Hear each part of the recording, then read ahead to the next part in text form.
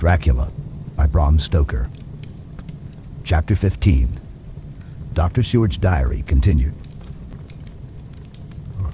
For a while sheer anger mastered me.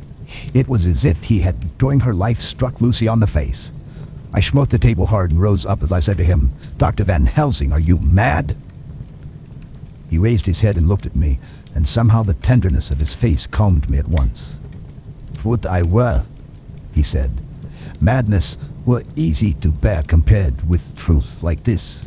Oh, my friend, why, think you, did I go so far round? Why take so long to tell so simple a thing? Was it because I hate you and have hated you all my life? Was it because I wished to give you pain? Was it that I wanted now so late revenge for that time when you saved my life and from a fearful death? Ah, no." "Forgive me," said I. He went on, "My friend, it was because I wished to be gentle in the breaking to you, for I know you have loved that so sweet lady. But even yet I do not expect you to believe. It is so hard to accept at once any abstract truth that we may doubt such to be possible when we have always believed the know of it. It is more hard still to accept so sad the concrete truth, and of such a one as Miss Lucy. Tonight, I go to prove it. Dare you come with me?" This staggered me. A man does not like to prove such a truth. Byron accepted from the category jealousy. "And prove the very truth he most abhorred." He saw my hesitation and spoke. "The logic is simple. No madman's logic this time, jumping from tussock to tussock in a misty bog. If it not be true, then proof will be relief. At worst it will not harm. If it be true, there is the dread. Yet every dread should help my cause, for it is some need of belief. Come, I tell you what I propose. First, that we go off and see that child in hospital. Dr. Vincent of North Hospital, what the papers say child is friend of mine, and I think of yours since you were in class at Amsterdam. He will let two scientists see his case, if he will not let two friends. We shall tell him nothing, but only that we wish to learn, and then... He took a key from his pocket and held it up. "And then we spend the night, you and I, in the churchyard where Lucy lies. This is the key that locked the tomb. I had it from the coffin man to give to Arthur." My heart sank within me, for I felt that there was some fearful ordeal before us. I could do nothing, however, so I plucked up what heart I could, and said that we had better hasten, as the afternoon was passing. We found the child awake. It had had a sleep and taken some food, and altogether was going on well. Dr. Vincent took the bandage from its throat and showed us the punctures. There was no mistaking the similarity to those which had been on Lucy's throat. They were smaller and the edges looked fresher, that was all. We asked Vincent to what he attributed them, and he replied that it must have been a bite of some animal, perhaps a rat, but for his own part he was inclined to think it was one of the bats which are so numerous on the northern heights of London. "Out of so many harmless ones," he said, "there may be some wild specimen from the south of a more malignant species. Some sailor may have brought one home and it managed to escape, or even from the zoological gardens a young one may have got loose, or one be bred there from a vampire. These things do occur, you know. Only 10 days ago a wolf got out and was, I believe, traced up in this direction. For a week after, the children were playing nothing but Red Riding Hood on the heath, and in every alley in the place, until this blue fur lady scare came along. Since then it has been quite a gala time with them. Even this poor little mite, when he woke up today, asked the nurse if he might go away. When she asked him why he wanted to go, he said he wanted to play with the blue fur lady. I hope," said Van Helsing, "that when you are sending the child home, you will caution its parents to keep strict watch over it. These fancies to stray are most dangerous, and if the child were to remain out another night, it would probably be fatal. But in any case, I suppose you will not let it away for some days?" "Certainly not. Not for a week at least. Longer if the wound is not healed." Our visit to the hospital took more time than we had reckoned on, and the sun had dipped before we came out. When Van Helsing saw how dark it was, he said, "That is not hurry. It is more late than I thought. Come, let us seek somewhere that we may eat, and then we shall go on our way. We dined at Jack Straw's castle along with a little crowd of bicyclists and others who were genially noisy. About 10 o'clock we started from the inn. It was then very dark, and the scattered lamps made the darkness greater when we were once outside their individual radius. The professor had evidently noted the road we were to go, for he went on unhesitatingly, but as for me, I was in quite a mix-up as to locality. As we went further, we met fewer and fewer people, till at last we were somewhat surprised when we met even the patrol of horse police going their usual suburban round. At last, we reached the wall of the churchyard, which we climbed over.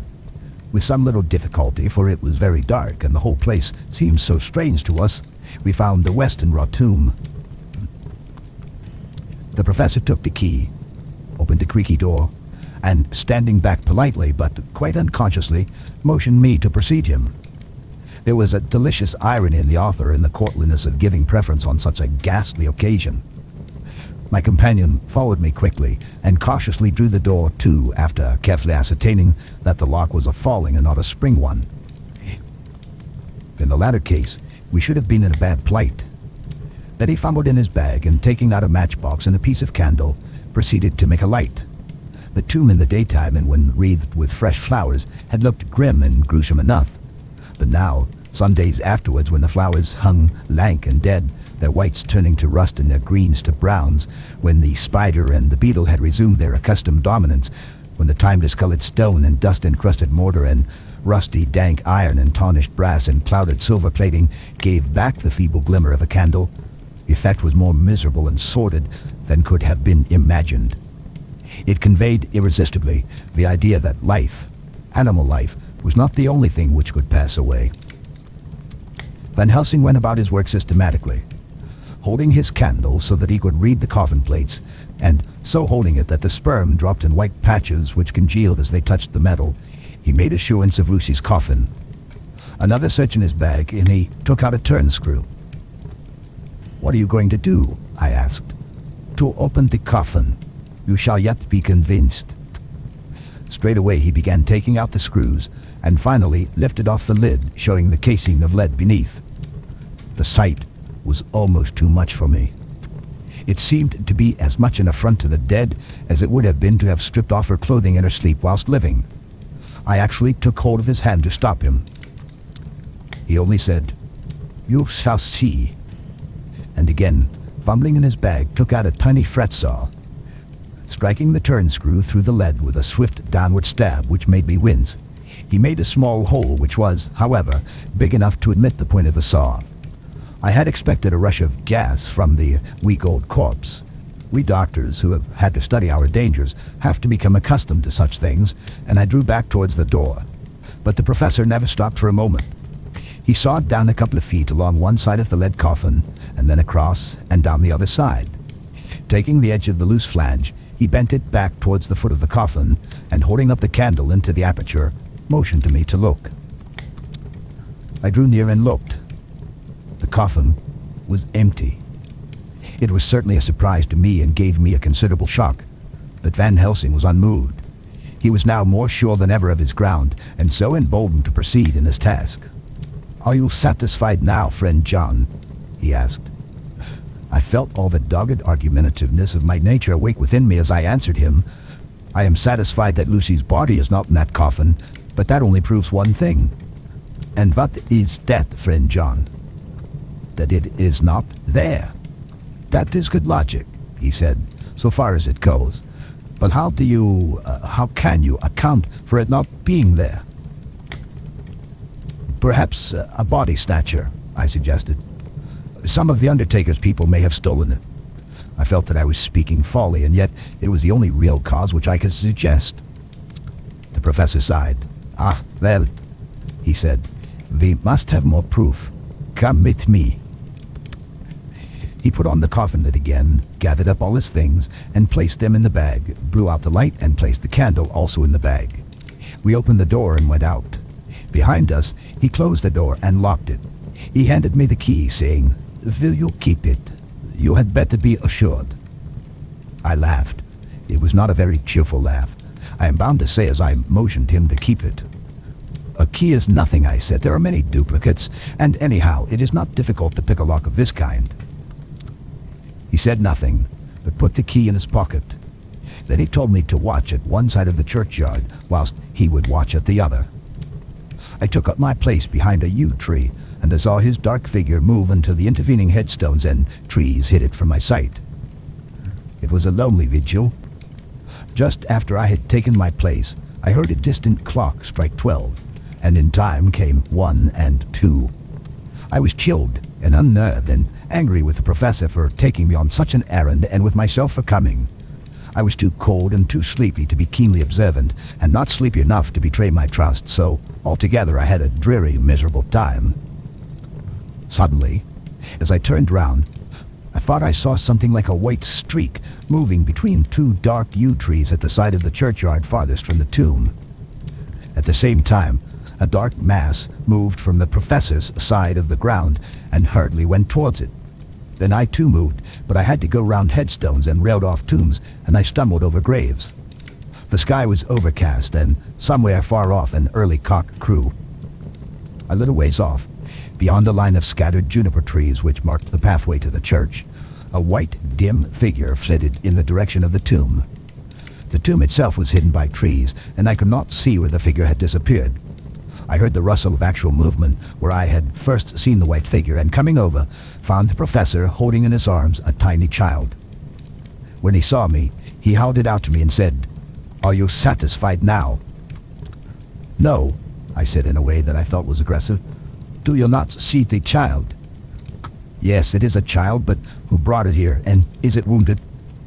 "We shall see," said the professor, and with one impulse, we took our way out of the churchyard, he carrying the sleeping child. When we had got some little distance away, we went into a clump of trees and struck a match and looked at the child's throat. It was without a scratch or scar of any kind. "Was I right?" I asked triumphantly. "We were just in time," said the professor thankfully. We had now to decide what we were to do with the child, and so consulted about it. If we were taken to a police station, we should have to give some account of our movements during the night. At least, we should have had to make some statement as to how we had come to find the child. So finally, we decided that we would take it to the heath, and when we heard a policeman coming, would leave it where he could not fail to find it. We would then seek our way home as quickly as we could. All fell out well. At the edge of Hampstead Heath, we heard a policeman's heavy tramp, and laying the child on the pathway, we waited and watched until he saw it as he flashed his lantern to and fro. We heard his exclamation of astonishment, and then we went away silently. By good chance, we got a cab near the Spaniards and drove to town. I cannot sleep, so I make this entry, but I must try to get a few hours' sleep, as Van Helsing is to call for me at noon. He insists that I go with him on another expedition. 27 September. It was 2 o'clock before we found a suitable opportunity for our attempt. The funeral held at noon was all completed, and the last stragglers of the mourners had taken themselves lazily away when, looking carefully from behind a clump of alder trees, we saw the sexton lock the gate after him. We knew that we were safe till morning did we desire it, but the professor told me that we should not want more than an hour at most. Again, I felt that horrid sense of the reality of things in which any effort of imagination seemed out of place, and I realized distinctly the perils of the law which we were incurring in our unhallowed work. Besides, I felt it was all so useless. Outrageous as it was to open a leaden coffin to see if a woman dead nearly a week were really dead, it now seemed the height of folly to open the tomb again when we knew from our evidence of our own eyesight that the coffin was empty. I shrugged my shoulders, however, and rested silent, for Van Helsing had a way of going on his own road no matter who remonstrated. He took the key, opened the vault, and again courteously motioned me to proceed.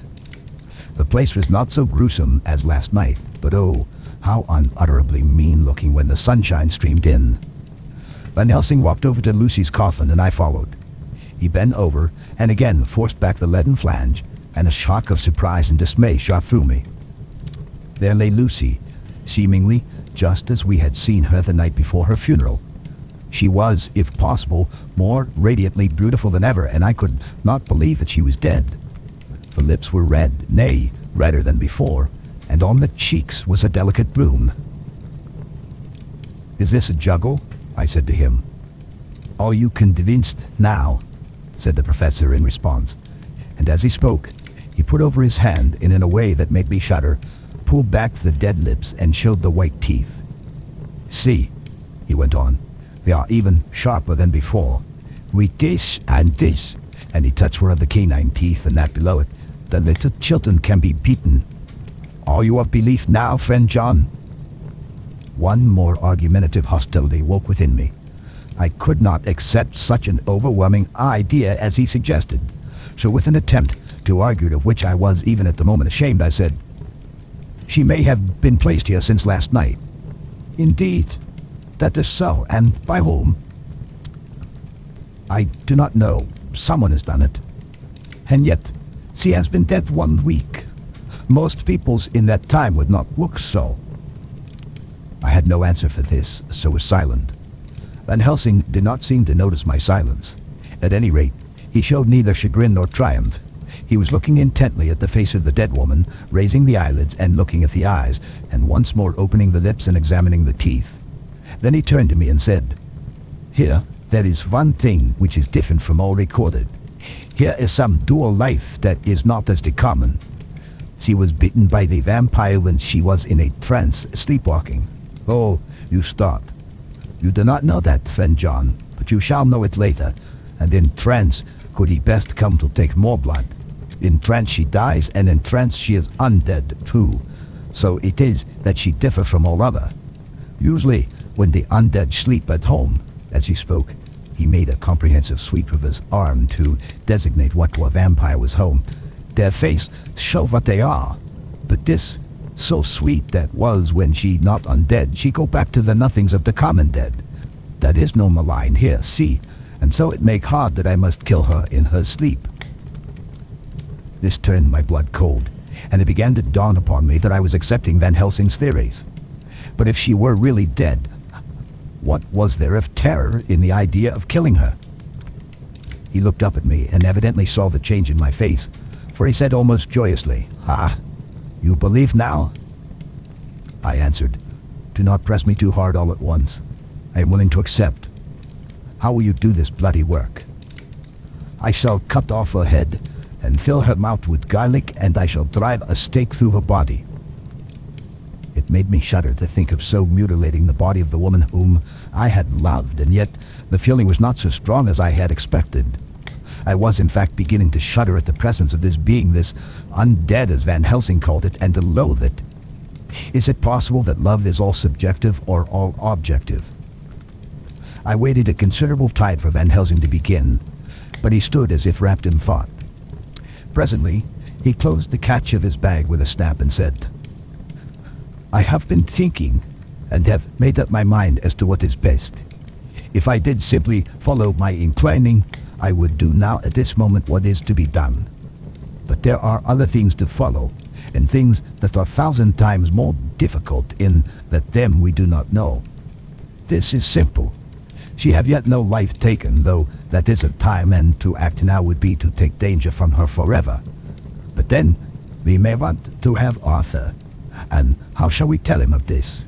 If you who saw the wounds on Lucy's throat and saw the wounds so similar on the child's at the hospital, if you who saw the coffin empty last night and full today with a woman who have not changed only to be more rose and more beautiful in a week after she died, if you know of this and know of the white figure last night that brought the child to the churchyard, and yet of your own senses you did not believe, how then can I expect Arthur, who knows none of these things, to believe?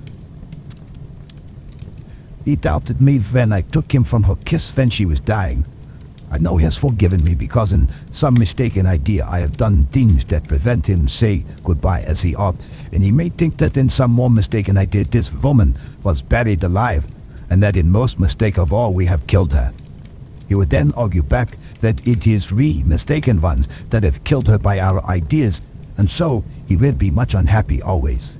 Yet he can never be sure, and that is worst of all. And he will sometimes think that she he loved was buried alive, and that will paint his dream with horrors of what she must have suffered. And again, he will think that we may be right, and that his so beloved was, after all, an undead. No. I've told him once, and since then I learned much. Now since I know it is all true, 100,000 times more do I know that he must pass through the bitter waters to reach the sweet. He, poor fellow, must have 1 hour that will make the very face of heaven grow black to him. Then we can act for good all round and send him peace. My mind is made up. Let us go. You return home for tonight to your asylum and see that all be well. As for me, I shall spend the night here in this churchyard in my own way. Tomorrow night you will come to me to the Berkeley Hotel at 10 o'clock. I shall send for Arthur to come too, and also that so fine young man of America that gave his blood. Later, we shall all have work to do. I come with you so far as Piccadilly and there dine, for I must be back here before the sun set. So we locked the tomb and came away, and got over the wall of the churchyard, which was not much of a task, and drove back to Piccadilly.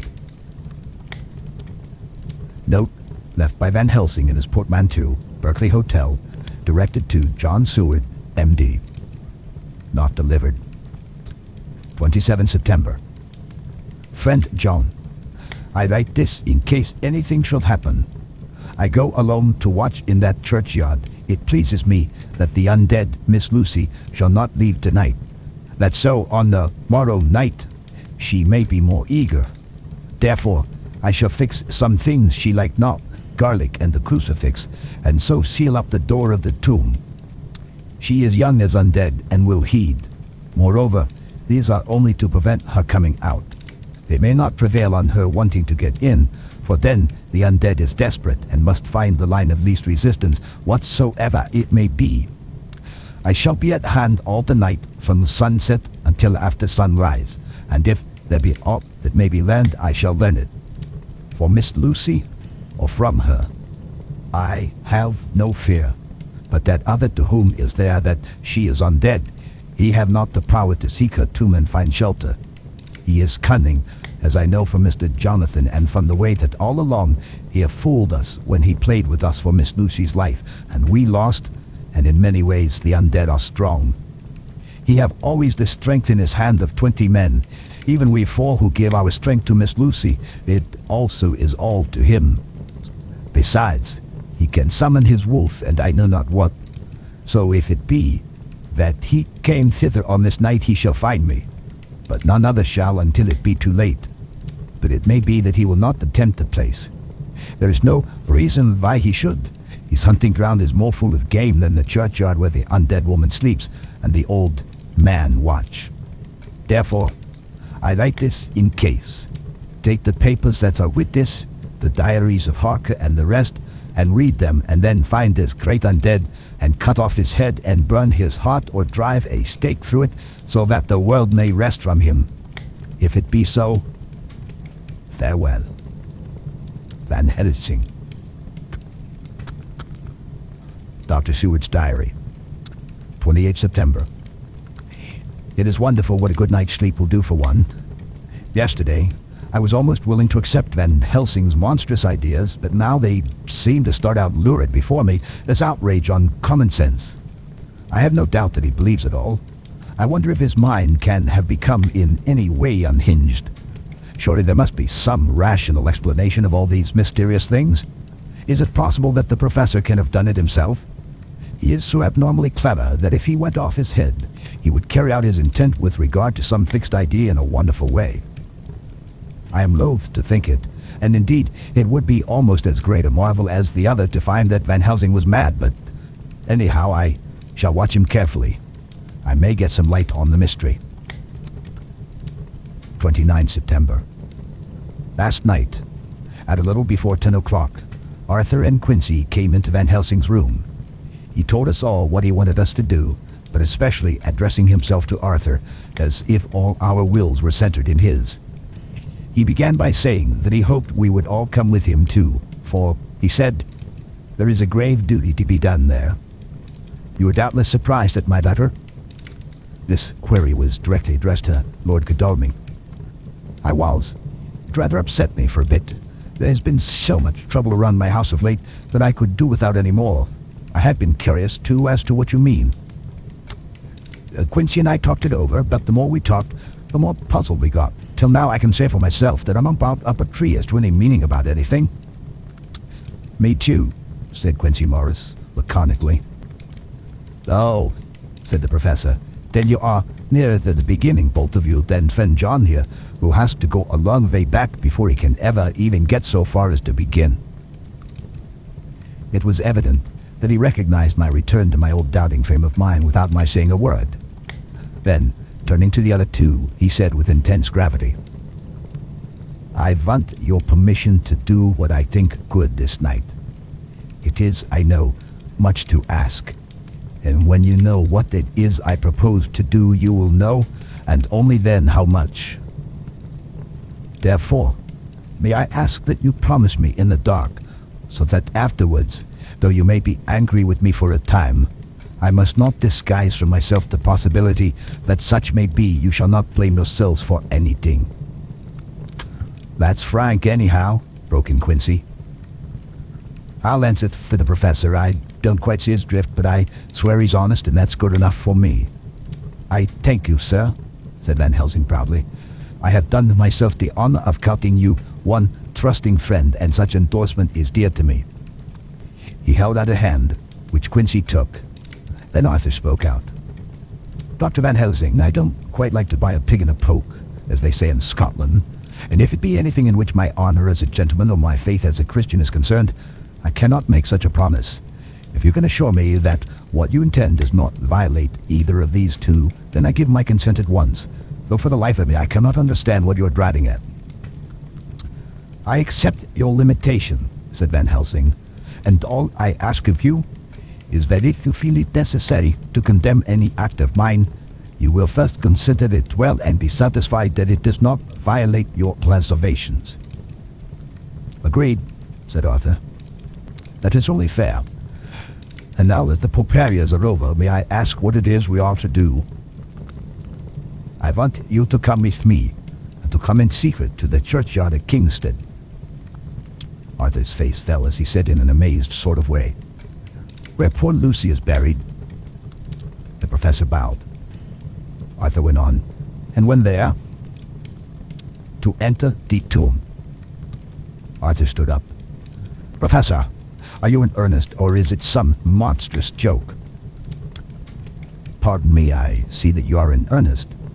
He sat down again, but I could see that he sat firmly and proudly as one who is on his dignity. There was silence until he asked again, and when in the tomb, to open the coffin. That is too much, he said, angrily, rising again. I am willing to be patient in all things that are reasonable, but in this desecration of the grave of one who... He fairly choked with indignation. The professor looked pityingly at him. If I could spare you one pang, my poor friend, he said, God knows I would. But this night our feet must tread in thorny paths, or later and forever, the feet you love must walk in paths of flame. Arthur looked up with set white face and said, Take care, sir. Take care. Would it not be well to hear what I have to say? Said Van Helsing, and then you will at least know the limit of my purpose. Shall I go on? That's fair enough, broke in Morris. After a pause, Van Helsing went on, evidently with an effort. Miss Lucy is dead, is it not so? Yes. Then there can be no wrong to her. But if she be not dead... Arthur jumped to his feet. Good God, he cried. What do you mean? Has there been any mistake? Has she been buried alive? He groaned in anguish that not even hope could soften. I did not say she was alive, my child. I did not think it. I go no further than to say that she might be undead. Undead? Not alive? What do you mean? Is this all a nightmare, or what is it? There are mysteries which men can only guess at, which age by age they may solve only in part.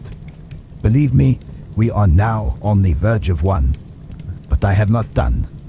May I cut off the head of dead Miss Lucy?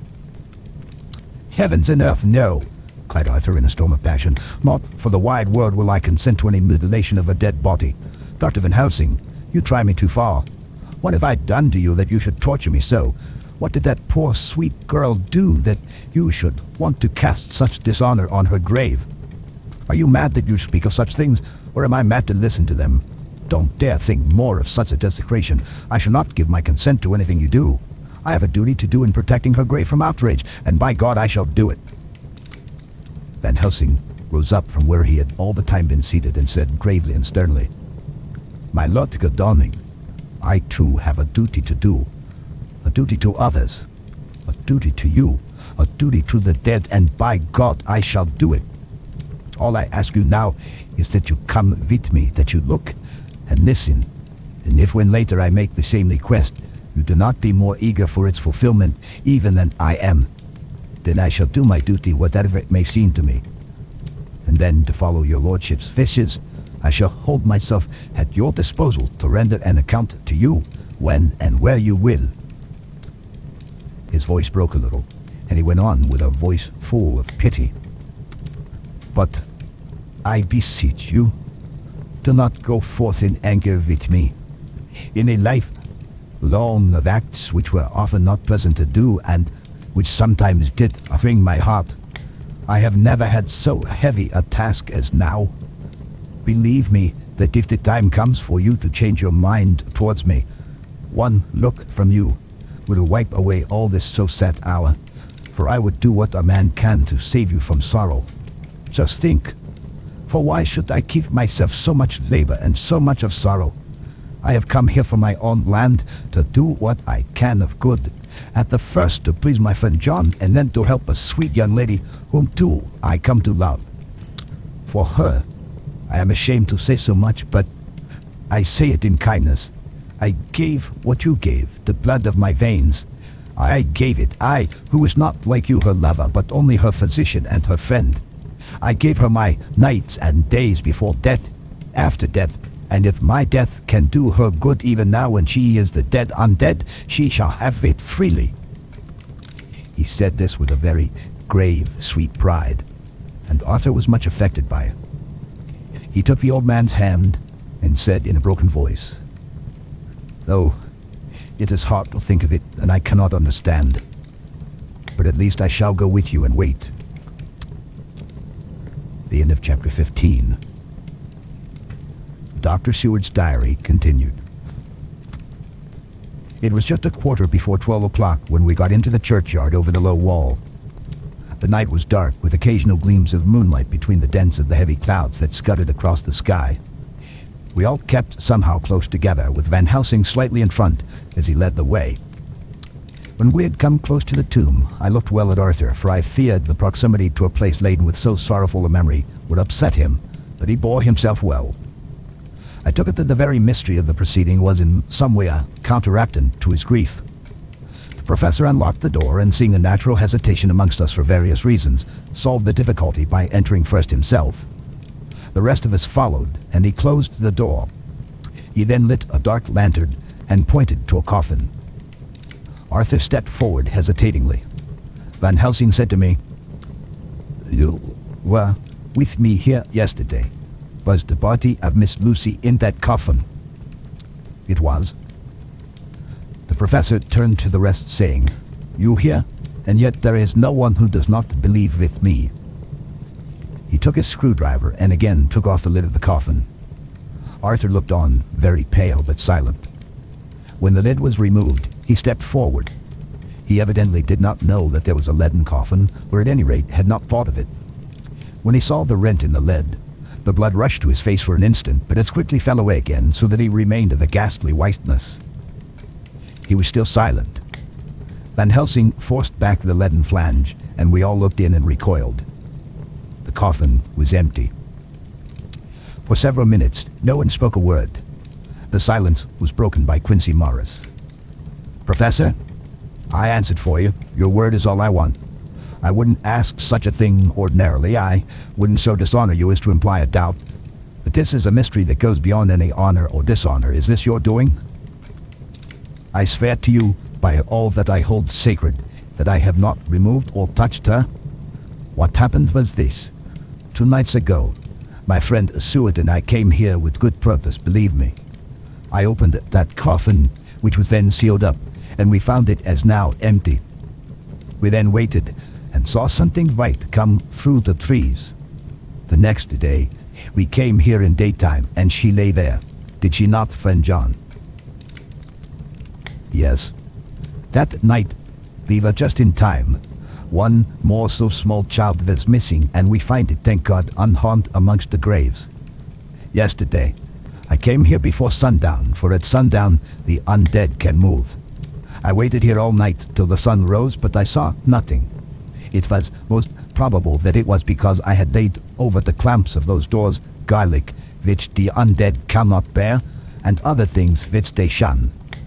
Last night there was no exodus, so tonight before the sundown, I took away my garlic and other things, and so it is, we find this coffin empty. But bear with me. So far there is much that is strange. Wait you with me outside, unseen and unheard, and things much stranger are yet to be. So, here he shut the dark slide of his lantern. Now to the outside. He opened the door and we filed out, he coming last and locking the door behind him. Oh, but it seemed fresh and pure in the night air after the terror of that vault. How sweet it was to see the clouds race by, and the passing gleams of the moonlight between the scudding clouds crossing and passing, like the gladness and sorrow of a man's life. How sweet it was to breathe the fresh air that had no taint of death and decay. How humanizing to see the red lighting of the sky beyond the hill, and to hear far away the muffled roar that marks the life of a great city. Each, in his own way, was solemn and overcome. Arthur was silent, and was, I could see, striving to grasp the purpose and the inner meaning of this mystery. I was myself tolerably patient, and half inclined again to throw aside doubt and to accept Van Helsing's conclusions. Quincy Morris was phlegmatic in the way of a man who accepts all things, and accepts them in the spirit of cool bravery, with hazard of all he has at stake. Not being able to smoke, he cut himself a good-sized plug of tobacco and began to chew. As to Van Helsing, he was employed in a definite way. First, he took from his bag a mass of what looked like thin, wafer-like biscuit, which was carefully rolled up in a white napkin. Next, he took out a double handful of some whitish stuff like dough or putty. He crumbled the wafer up fine and worked it into the mass between his hands.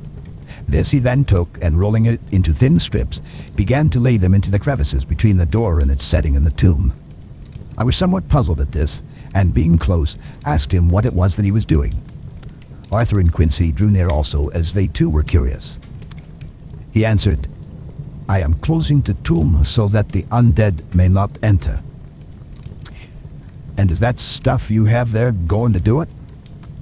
"It is." "What is that which you are using?" This time the question was by Arthur. Van Helsing reverently lifted his hat as he answered, "Dear host, I brought it from Amsterdam. I have an indulgence." It was an answer that appalled the most skeptical of us, and we felt individually that in the presence of such earnest purpose as the professor's, a purpose which could thus use to him the most sacred of things, it was impossible to distrust. In respectful silence, we took the places assigned to us close round the tomb, but hidden from the sight of anyone approaching. I pitied the others, especially Arthur. I had myself been apprenticed by my former visits to this watching horror, and yet I, who had up to an hour ago repudiated the proofs, felt my heart sink within me. Never did tombs look so ghastly white. Never did cypress, or yew, or juniper so seem the embodiment of funeral gloom. Never did tree or grass wave or rustle so ominously.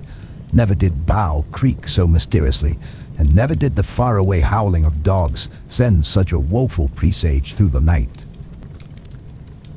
There was a long spell of silence, big, aching, void, and then from the professor a keen "shh." He pointed, and far down the avenue of yews we saw a white figure advance, a dim white figure which held something dark at its breast. The figure stopped, and at the moment a ray of moonlight fell upon the masses of driving clouds and showed in startling prominence a dark-haired woman dressed in the cerements of the grave. We could not see the face, for it was bent down over what we saw to be a fair-haired child. There was a pause and a sharp little cry, such as a child gives in sleep, or a dog as it lies before the fire in dreams. We were starting forward, but the professor's warning hand, seen by us as he stood behind a yew tree, kept us back. And then, as we looked, the white figure moved forwards again. It was now near enough for us to see clearly, and the moonlight still held. My own heart grew cold as ice as I could hear the gasp of Arthur as we recognized the features of Lucy Westenra, but yet how changed. The sweetness was turned to adamantine, heartless cruelty, and the purity to voluptuous wantonness. Van Helsing stepped out, and obedient to his gesture, we all advanced too. The four of us ranged in a line before the door of the tomb. Van Helsing raised his lantern and drew the slide. By the concentrated light that fell on Lucy's face, we could see that the lips were crimson with fresh blood, and that the stream had trickled over her chin and stained the purity of her lawn death robe. We shuddered with horror. I could see by the tremulous light that even Van Helsing's iron nerve had failed. Arthur was next to me, and if I had not seized his arm and held him up, he would have fallen. When Lucy, I call the thing that was before us Lucy because it bore her shape, saw us, she drew back with an angry snarl, such as a cat gives when taken unawares. Then her eyes ranged over us. Lucy's eyes in form and color, but Lucy's eyes unclean and full of hellfire instead of the pure, gentle orbs we knew. At that moment, the remnant of my love passed into hate and loathing. Had she then to be killed, I could have done it with savage delight. As she looked, her eyes blazed with unholy light, and the face became wreathed with a voluptuous smile. Oh God, how it made me shudder to see it. With a careless motion, she flung to the ground, callous as a devil, the child that up to now she had clutched strenuously to her breast, growling over it as a dog growls over a bone. The child gave a sharp cry and lay there moaning. There was a cold-bloodedness in the act which wrung a groan from Arthur. When she advanced to him with outstretched arms and a wanton smile, he fell back and hid his face in his hands. She still advanced, however, and with a languorous, voluptuous grace said, "Come to me, Arthur. Leave these others and come to me. My arms are hungry for you. Come and we can rest together. Come, my husband, come." There was something diabolically sweet in her tones, something of the tinkling of glass when struck which rang through the brains even of us who heard the words addressed to another. As for Arthur, he seemed under a spell. Moving his hands from his face, he opened wide his arms. She was leaping for them when Van Helsing sprang forward and held between them his little golden crucifix. She recoiled from it, and with a suddenly distorted face full of rage dashed past him as if to enter the tomb. When within a foot or two of the door, however, she stopped, as if arrested by some irresistible force. Then she turned, and her face was shown in the clear burst of moonlight and by the lamp, which had now no quiver from Van Helsing's nerves. Never did I see such baffled malice on a face, and never, I trust, shall such ever be again seen by mortal eyes. The beautiful color became livid. The eyes seemed to throw out sparks of hellfire. The brows were wrinkled as though the folds of flesh were the coils of Medusa's snakes, and the lovely blood-stained mouth grew to an open square, as in the passion masks of the Greeks and Japanese. If ever a face meant death, if looks could kill, we saw it at that moment. And so for full half a minute, which seemed an eternity, she remained between the lifted crucifix and the sacred closing of her means of entry. Van Helsing broke the silence by asking Arthur, "Answer me, oh my friend. Am I to proceed in my work?" "Do as you will, friend. Do as you will. There can be no horror like this ever any more." And he groaned in spirit. Quincy and I simultaneously moved towards him and took his arms. We could hear the click of the closing lantern as Van Helsing held it down. Coming close to the tomb, he began to remove from the chinks some of the sacred emblem which he had placed there. We all looked on with horrified amazement as we saw, when he stood back, the woman with a corporeal body as real as that moment as our own, pass through the interstice where scarce a knife blade could have gone. We all felt a glad sense of relief when we saw the professor calmly restoring the strings of putty to the edges of the door. When this was done, he lifted the child and said, "Come now, my friends. We can do no more till tomorrow. There is funeral at noon, so here we shall all come before long after that. The friends of the dead will all be gone by 2, and when the sexton locks the gate, we shall remain. Then There is more to do, but not like this of tonight. As for this little one, he is not much harmed, and by tomorrow night he shall be well. We shall leave him where the police will find him as on the other night, and then to home." Coming close to Arthur, he said, "My friend Arthur, you have had a sore trial, but after, when you look back, you will see how it was necessary. You are now in the bitter waters, my child. By this time tomorrow you will, please God, have passed them and have drunk of the sweet waters. So, do not mourn over much. Till then I shall not ask you to forgive me." Arthur and Quincy came home with me, and we tried to cheer each other on the way. We had left behind the child in safety and were tired, so we all slept with more or less reality of sleep.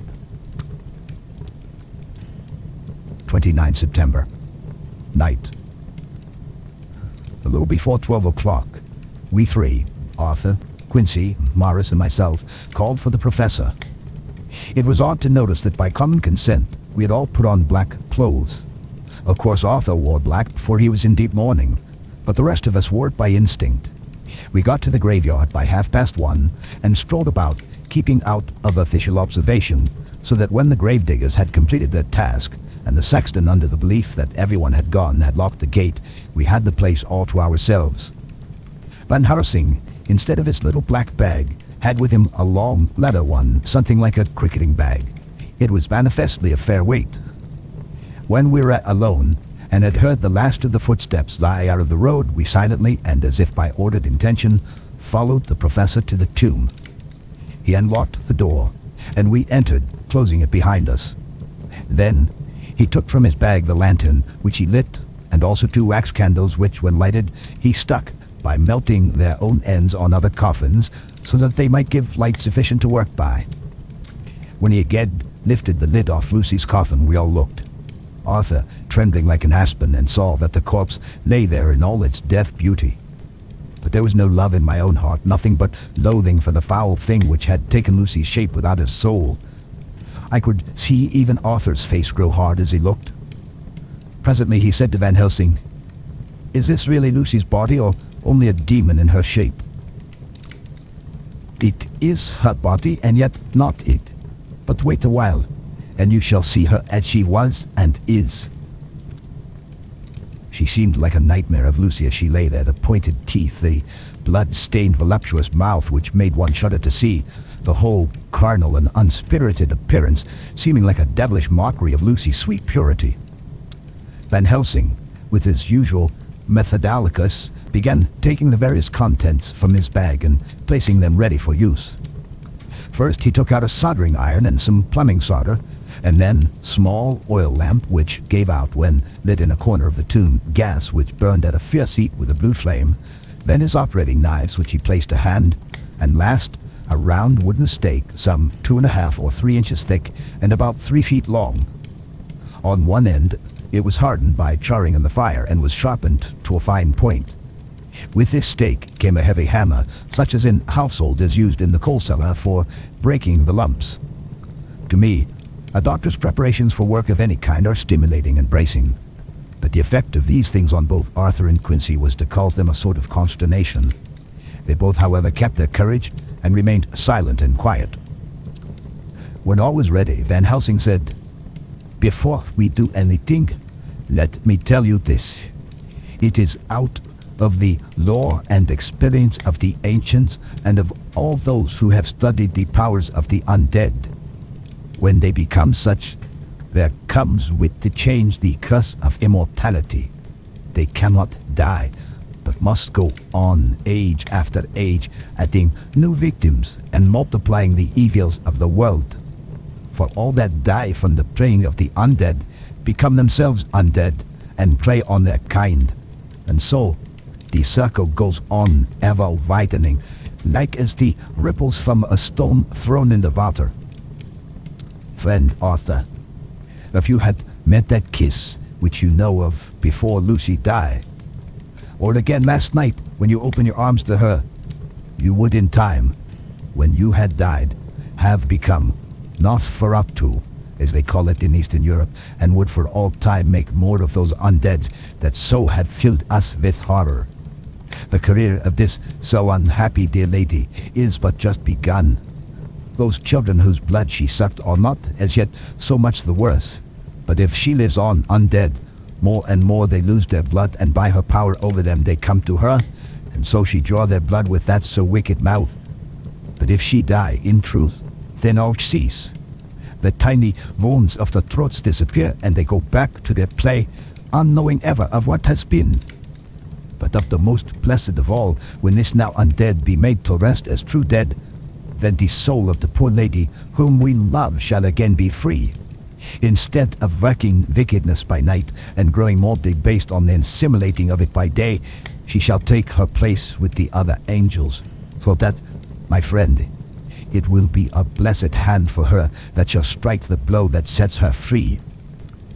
To this I am willing, but is there none amongst us who has a better right? Will it be no joy to think of hereafter in the silence of the night when sleep is not? It was my hand that sent her to the stars. It was the hand of him that loved her best, the hand that of all she would herself have chosen, had it been to her to choose. Tell me if there be such a one amongst us. We all looked at Arthur. He saw too what we all did, the infinite kindness which suggested that his should be the hand which would restore Lucy to us as a holy and not an unholy memory. He stepped forward and said bravely, though his hand trembled, and his face was as pale as snow, "My true friend, from the bottom of my broken heart, I thank you. Tell me what I am to do, and I shall not falter." Van Helsing laid a hand on his shoulder and said, "Brave lad, a moment's courage and it is done. This stake must be driven through her. It will be a fearful ordeal, be not deceived in that. But it will be only a short time, and you will then rejoice more than your pain was great. From this grim tomb you will emerge as though you tread on air. But you must not falter when once you have begun. Only think that we, your true friends, are around you, and that we pray for you all the time." "Go on," said Arthur hoarsely. "Tell me what I am to do." "Take this stake in your left hand, ready to place to the point over the heart, and the hammer in your right.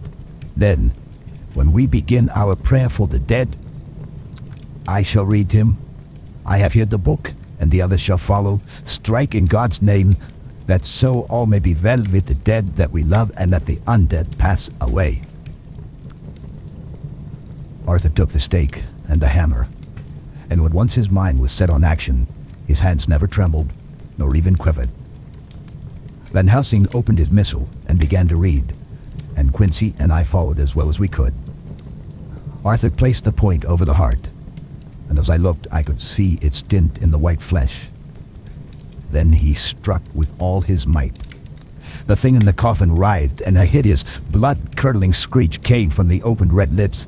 The body shook and quivered and twisted in wild contortions. The sharp white teeth champed together till the lips were cut and the mouth was smeared with a crimson foam. But Arthur never faltered. He looked like a figure of four as his untrembling arm rose and fell, driving deeper and deeper the mercy-bearing stake, whilst the blood from the pierced heart welled and spurted up around it. His face was set, and high duty seemed to shine through it. The sight of it gave us courage, so that our voices seemed to ring through the little vault. And then, the writhing and quivering of the body became less, and the teeth seemed to champ, and the face to quiver. Finally, it lay still. The terrible task was over. The hammer fell from Arthur's hand. He reeled, and would have fallen had we not caught him. The great drops of sweat sprang from his forehead, and his teeth came in broken gasps. It had indeed been an awful strain on him, and had he not been forced to his task by more than human considerations, he could never have gone through with it. For a few minutes, we were so taken up with him that we did not look towards the coffin. When we did, however, a murmur of startled surprise ran from one to the other of us. We gazed so eagerly that Arthur rose, for he had been seated on the ground and came and looked too. And then a glad, strange light broke over his face and dispelled altogether the gloom of horror that lay upon it. There in the coffin lay no longer the foul thing that we had so dreaded and grown to hate, that the work of her destruction was yielded as a privilege to the one best entitled to it, but Lucy, as we had seen her in life, with her face of unequaled sweetness and purity. True that there, as we had seen them in life, the traces of care and pain and waste, but these were all dear to us, for they marked her truth to what we knew. One and all, we felt that the holy calm that lay like sunshine over the wasted face and form was all an earthly token and symbol of the calm that was to reign forever. Van Helsing came and laid his hand on Arthur's shoulder and said to him, "And now, Arthur, my friend, dear lad, am I not forgiven?" The reaction of the terrible strain came as he took the old man's hand in his, and raising it to his lips, pressed it and said, "Forgiven? God bless you that you have given my dear one her soul again, and me peace." He put his hands on the professor's shoulder and, laying his head on his breast, cried for a while silently, whilst we stood unmoving. When he raised his head, Van Helsing said to him, "And now, my child, you may kiss her. Kiss her dead lips, if you will, as she would have you to, if for her to choose. For she is not the grinning devil now, not any more the foul thing for all eternity. No longer she is the devil's undead. She is God's true dead, whose soul is with him." Arthur bent and kissed her, and then we sent him and Quincy out of the tomb. The professor and I sawed the top off the stake, leaving the point of it in the body. Then we cut off the head and filled the mouth with garlic. We soldered up the leaden coffin, screwed on the coffin lid, and gathering up our belongings, came away. When the professor locked the door, he gave the key to Arthur. Outside, the air was sweet, the sun shone, and the birds sang, and it seemed as if all nature were tuned to a different pitch. There was gladness and mirth and peace everywhere, for we were at rest ourselves on one account, and we were glad, though it was with a tempered joy. Before we moved away, Van Helsing said, "Now, my friends, one step of our work is done, one the most harrowing to ourselves. But there remains a greater task, to find out the author of all this sorrow and to stamp him out. I have clues which we can follow, but it is a long task and a difficult one, and there is danger in it and pain. Will you not all help me? We have learned to believe, all of us, is it not so? And since so, do we not see our duty? Yes, and do we not promise to go on to the bitter end?" Each in turn we took his hand, and the promise was made. "Then," said the professor as we moved off, "2 nights hence, you shall meet with me and dine together at 7 o'clock with friend John. I shall entreat 2 others, 2 that you know not as yet, and I shall be ready to all our work show and our plans unfold. Friend John, you come with me home, for I have much to consult you about, and you can help me. Tonight I leave for Amsterdam, but shall return tomorrow night, and then begins our great quest. But first I shall have much to say, so that you may know what to do and to dread. Then our promise shall be made to each other anew, for there is a terrible task before us, and once our feet are on the plowshare, we must not draw back." The end of chapter 16. Dr. Seward's diary continued. When we arrived at the Berkeley Hotel, Van Helsing found a telegram awaiting him. "Am coming up by train. Jonathan at Whitby. Important news. Mina Harker." The professor was delighted. "Ah, that wonderful Madam Mina," he said. "Pearl among women. She arrived, but I cannot stay. She must go to your house, friend John. You must meet her at station. Telegraph her en route so that she may be prepared." When the wire was dispatched, he had a cup of tea. Over it, he told me of a diary kept by Jonathan Harker when abroad, and gave me a typewritten copy of it, as also of Mrs. Harker's diary at Whitby. "Take these," he said, "and study them well. When I have returned, you will be master of all the facts, and we can then better enter on our inquisition. Keep them safe, for there is in them much of treasure. You will need all your faith, even you who have had such an experience as that of today. What is here told," he laid his hand heavily and gravely on the packet of papers as he spoke, "may be the beginning of the end to you and me and many another, or it may sound the knell of the undead who walk the earth. Read all, I pray you, with the open mind, and if you can add in any way to the story here told, do so, for it is all important. You have kept a diary of all these so strange things, is it not so?" "Yes." "Then we shall go through all these together when we meet." He then made ready for his departure and shortly drove off to Liverpool Street. I took my way to Paddington, where I arrived about 15 minutes before the train came in. The crowd melted away after the bustling fashion common to arrival platforms, and I was beginning to feel uneasy lest I might miss my guest, when a sweet-faced, dainty-looking girl stepped up to me and after a quick glance said, "Dr. Seward, is it not?" "And you are Mrs. Harker," I answered at once, whereupon she held out her hand. "I knew you from the description of poor dear Lucy, but—" She stopped suddenly, and a quick blush overspread her face. The blush that rose to my own cheek somehow set us both at ease, for it was a tacit answer to her own. I got her luggage, which included a typewriter, and we took the Underground to Fenford Street, after I had sent a wire to my housekeeper to have a sitting room and a bedroom prepared at once for Mrs. Harker. In due time, we arrived.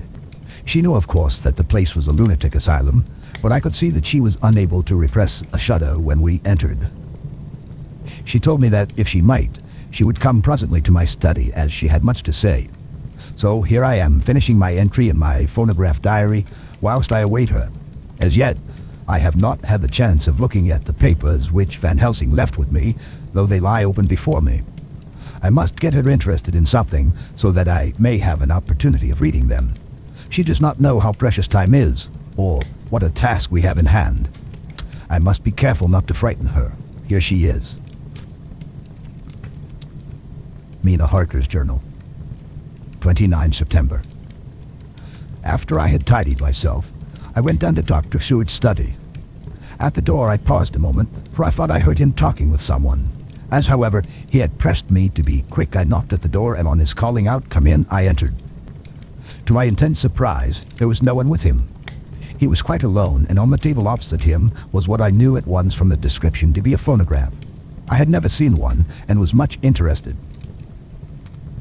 "I hope I did not keep you waiting," I said, "but I stayed at the door as I heard you talking and thought there was someone with you." "Oh," he replied with a smile, "I was only entering my diary." "Your diary?" I asked him in surprise. "Yes," he answered, "I keep it in this."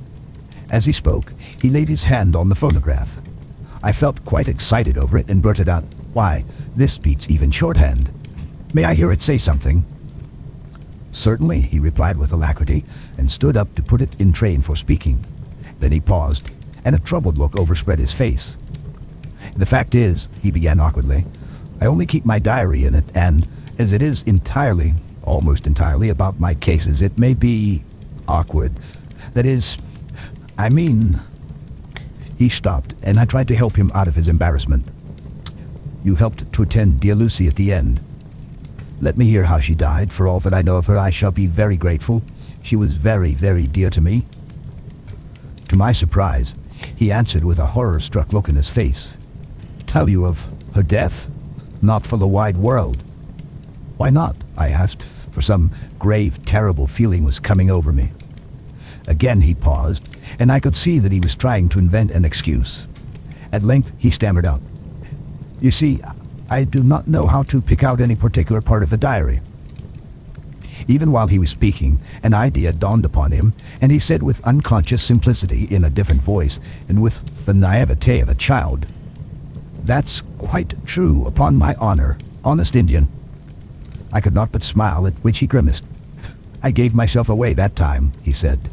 "But do you know that, although I have kept the diary for months past, it never once struck me how I was going to find any particular part of it, in case I wanted to look it up." By this time, My mind was made up that the diary of a doctor who attended Lucy might have something to add to the sum of our knowledge of that terrible being, and I said boldly, "Then, Dr. Seward, you had better let me copy it out for you on my typewriter." He grew to a positively deathly pallor as he said, "No, no, no. For all the world I wouldn't let you know that terrible story." That it was terrible. My intuition was right. For a moment I thought, and as my eyes ranged the room, unconsciously looking for something or some opportunity to aid me, they lit on a great batch of typewriting on the table.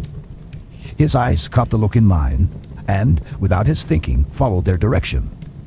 As they saw the parcel, he realized my meaning. "You do not know me," I said.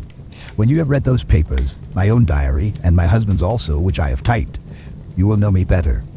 I have not faltered in giving every thought of my own heart in this cause, but of course you do not know me yet, and I must not expect you to trust me so far." He is certainly a man of noble nature. Poor dear Lucy was right about him. He stood up and opened a large drawer in which were arranged in order a number of hollow cylinders of metal covered with dark wax, and said, "You are quite right. I did not trust you because I did not know you, but I know you now, and let me say that I should have known you long ago. I know that Lucy told you of me. She told me of you, too. May I make the only atonement in my power? Take the cylinders and hear them. The first half dozen of them are personal to me, and they will not horrify you. Then you'll know me better. Dinner will by then be ready. In the meantime, I shall read over some of these documents and shall be better able to understand certain things." He carried the phonograph himself up to my sitting room and adjusted it for me. Now I shall learn something pleasant, I am sure, for it will tell me the other side of a true love episode of which I know one side already. Dr. Seward's Diary, 29 September. I was so absorbed in that wonderful diary of Jonathan Harker and that other of his wife that I let the time run on without thinking. Mrs. Harker was not down when the maid came to announce dinner, so I said, "She is possibly tired. Let dinner wait an hour," and I went on with my work. I had just finished Mrs. Harker's diary when she came in. She looked sweetly pretty, but very sad, and her eyes were flushed with crying. This somehow moved me much. Of late, I have had calls for tears, God knows. But the relief of them was denied me, and now the sight of those sweet eyes, brightened by recent tears, went straight to my heart. So I said as gently as I could, "I greatly fear I have distressed you." "Oh, no, not distressed me," she replied, "but I have been more touched than I can say by your grief. That is a wonderful machine, but it is cruelly true. It told me in its very tones the anguish of your heart.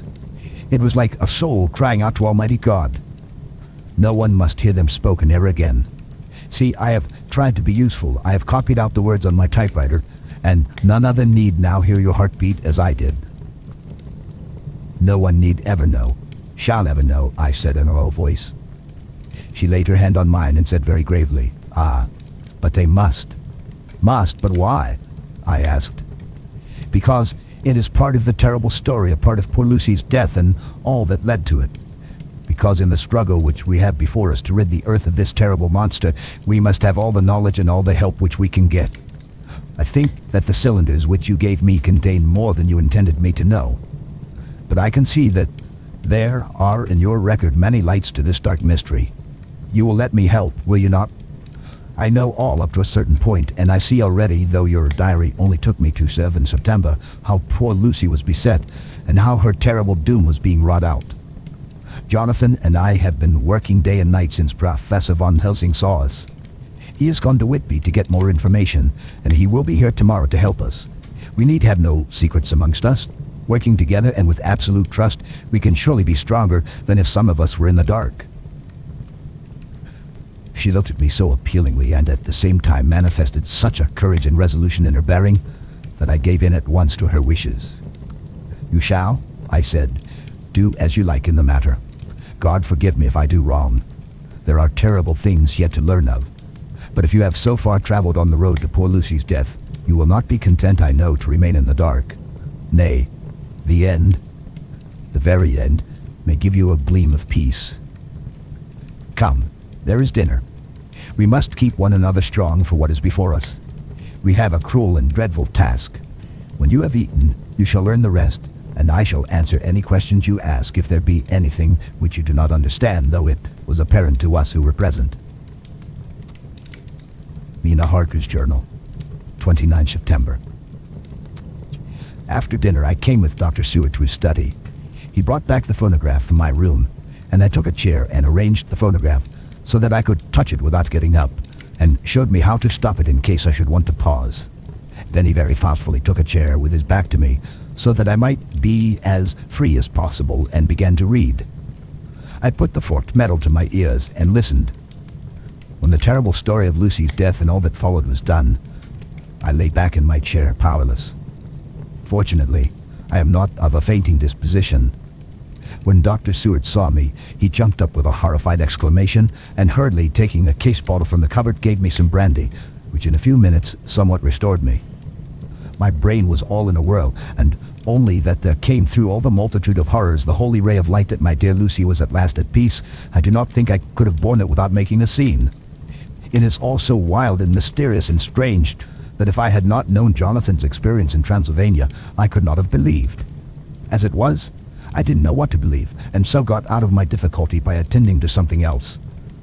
I took the cover off my typewriter and said to Dr. Seward, "Let me write this all out now. We must be ready for Dr. Van Helsing when he comes. I've sent a telegram to Jonathan to come on here when he arrives in London from Whitby. In this manner, dates are everything, and I think that if we get all of our material ready and have every item put in chronological order, we shall have done much. You tell me that Lord Godalming and Mr. Morris are coming too. Let us be able to tell them when they come." He accordingly set the phonograph at a slow pace, and I began to typewrite from the beginning of the 17th cylinder. I used manifold, and so took 3 copies of the diary, just as I had done with the rest. It was late when I got through, but Dr. Seward went about his work of going his round of the patients. When he had finished, he came back and sat near me, reading, so that I did not feel too lonely whilst I worked. How good and thoughtful he is. The world seems full of good men, even if there are monsters in it. Before I left him, I remembered what Jonathan put in his diary of the professor's perturbation at reading something in an evening paper at the station at Exeter, so, seeing that Dr. Seward keeps his newspapers, I borrowed the files of the Westminster Gazette and the Pall Mall Gazette and took them to my room. I remember how much the Daily Graph and the Whitby Gazette, of which I had made cuttings, had helped us to understand the terrible events at Whitby when Count Dracula landed. So I shall look through the evening paper since then, and perhaps I shall get some new light. I am not sleepy, and the work will help to keep me quiet. Dr. Seward's diary, 30 September. Mr. Harker arrived at 9 o'clock. He got his wife's wire just before starting. He is uncommonly clever, if one can judge from his face, and full of energy. If this journal be true, and judging by one's own wonderful experiences it must be, he is also a man of great nerve. That going down to the vault a second time was a remarkable piece of daring. After reading his account of it, I was prepared to meet a good specimen of manhood, but hardly the quiet, businesslike gentleman who came here today. Later. After lunch, Harker and his wife went back to their own room, and as I passed a while ago, I heard the click of the typewriter. They are hard at it. Mrs. Harker says that knitting together in chronological order every scrap of evidence they have will prove helpful. Harker has got the letters between the consignee of the boxes at Whitby and the carriers in London who took charge of them. He is now reading his wife's transcript of my diary. I wonder what they make out of it. Here it is. Strange that it never struck me that the very next house might be the Count's hiding place. Goodness knows that we had enough clues from the conduct of the patient Renfield. The bundle of letters relating to the purchase of the house were with the transcript. Oh, if we only had them earlier, we might have saved poor Lucy. Stop. That way madness lies. Harker has gone back and is again collecting material.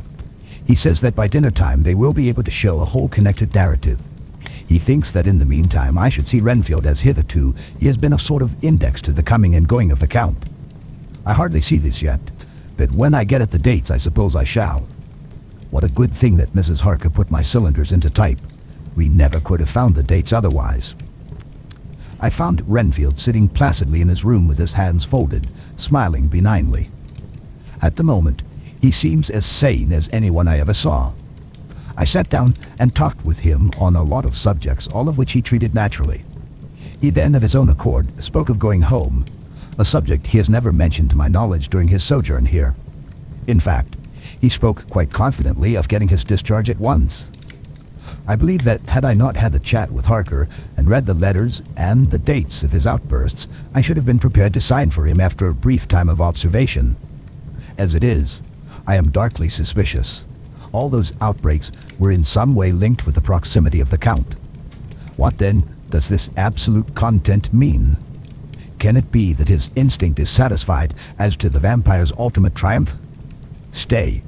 He is himself the Zoophagus, and in his wild ravings outside the chapel door of the deserted house, he always spoke of Master. This all seems confirmation of our idea. However, after a while I came away. My friend is just a little too sane at present to make it safe to probe him too deep with questions. He might begin to think and then... So I came away. I mistrust these quiet moods of his, so I have given the attendant a hint to look closely after him and to have a straight waistcoat ready in case of need. Jonathan Harker's Journal. 29 September. In train to London. When I received Mr. Billington's courteous message that he would give me any information in his power, I thought it best to go down to Whitby and make, on the spot, such inquiries as I wanted. It was now my object to trace that horrid cargo of the Count's to its place in London. Later, we may be able to deal with it. Billington Jr., a nice lad, met me at the station and brought me to his father's house, where they had decided that I must spend the night. They are hospitable, with true Yorkshire hospitality, give a guest everything, and leave him to do as he likes. They all knew that I was busy and that my stay was short, and Mr. Billington had already in his office all the papers concerning the consignment of boxes. It gave me almost a turn to see again one of the letters which I had seen on the Count's table before I knew of his diabolical plans. Everything had been carefully thought out and done systematically and with precision. He seemed to have been prepared for every obstacle which might be placed by accident in the way of his intentions being carried out. To use an Americanism, he had taken no chances, and the absolute accuracy with which his instructions were fulfilled was simply the logical result of his care. I saw the invoice and took note of it. 50 cases of common earth to be used for experimental purposes. Also, the copy of the letter to Carter Patterson and their reply. Of both these I got copies. This was all the information Mr. Billington could give me, so I went down to the port and saw the Coast Guards, the customs officers, and the harbor master, who kindly put me in communication with the men who had actually received the boxes. Their tally was exact with the list, and they had nothing to add to the simple description, 50 cases of common earth, except that the boxes were main and mortal heavy, and that shifting them was dry work. One of them added that it was hard lines that there wasn't any gentleman, such like yourself, Squire, to show some sort of appreciation of their efforts in a liquid form. Another put in a rider that the thirst then generated was such that even the time which had elapsed had not completely allayed. Needless to add, I took care before leaving to lift, forever and adequately, this source of reproach. 30 September. The station master was good enough to give me a line to his old companion, the station master at King's Cross, so that when I arrived there in the morning, I was able to ask him about the arrival of the boxes. He too put me at once in communication with the proper officials, and I saw that their tally was correct with the original invoice. The opportunities of acquiring an abnormal thirst had been here limited. A noble use of them had, however, been made, and again I was compelled to deal with the result in ex post facto manner. From thence, I went to Carter Patterson's central office, where I met with the utmost courtesy. They looked up the transaction in their daybook and letter book, and at once telephoned to their King's Cross office for more details. By good fortune, the men who did the teaming were waiting for work, and the official at once sent them over, sending also by one of them the waybill and all the papers connected with the delivery of the boxes at Carfax. Here again, I found the tally agreeing exactly. The carrier's men were able to supplement the paucity of the written words with a few more details. These were, I shortly found, connected almost solely with the dusty nature of the job and the consequent thirst engendered in the operators. On my affording an opportunity, through the medium of the currency of the realm, of the allaying at a later period this beneficial evil, one of the men remarked, "That 'ere house, governor, is the rummiest I ever was in. Blimey, but it ain't been touched since 100 years. There was dust that thick in the place that you might have slept on it without hurting any of your bones.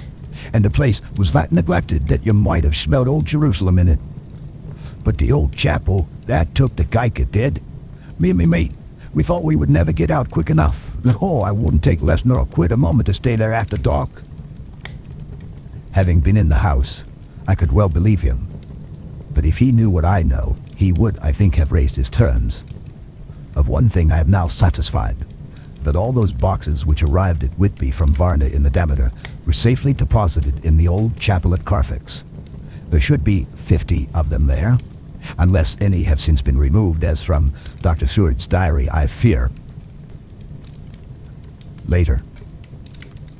Mina and I have worked all day, and we have put all the papers into order. Mina Harker's Journal, 30 September. I am so glad that I hardly know how to contain myself. It is, I suppose, the reaction from the haunting fear which I have had that this terrible affair and the reopening of his old wound might act detrimentally on Jonathan. I saw him leave for Whitby with as brave a face as he could, but I was sick with apprehension. The effort has, however, done him good. He was never so resolute, never so strong, never so full of volcanic energy as at present. It is just as that dear, good Professor Van Helsing said, he is true grit, and he improves under strain that would kill a weaker nature. He came back full of life and hope and determination. We have got everything in order for tonight. I feel myself quite wild with excitement. I suppose one ought to pity anything so hunted as the Count. That is just it.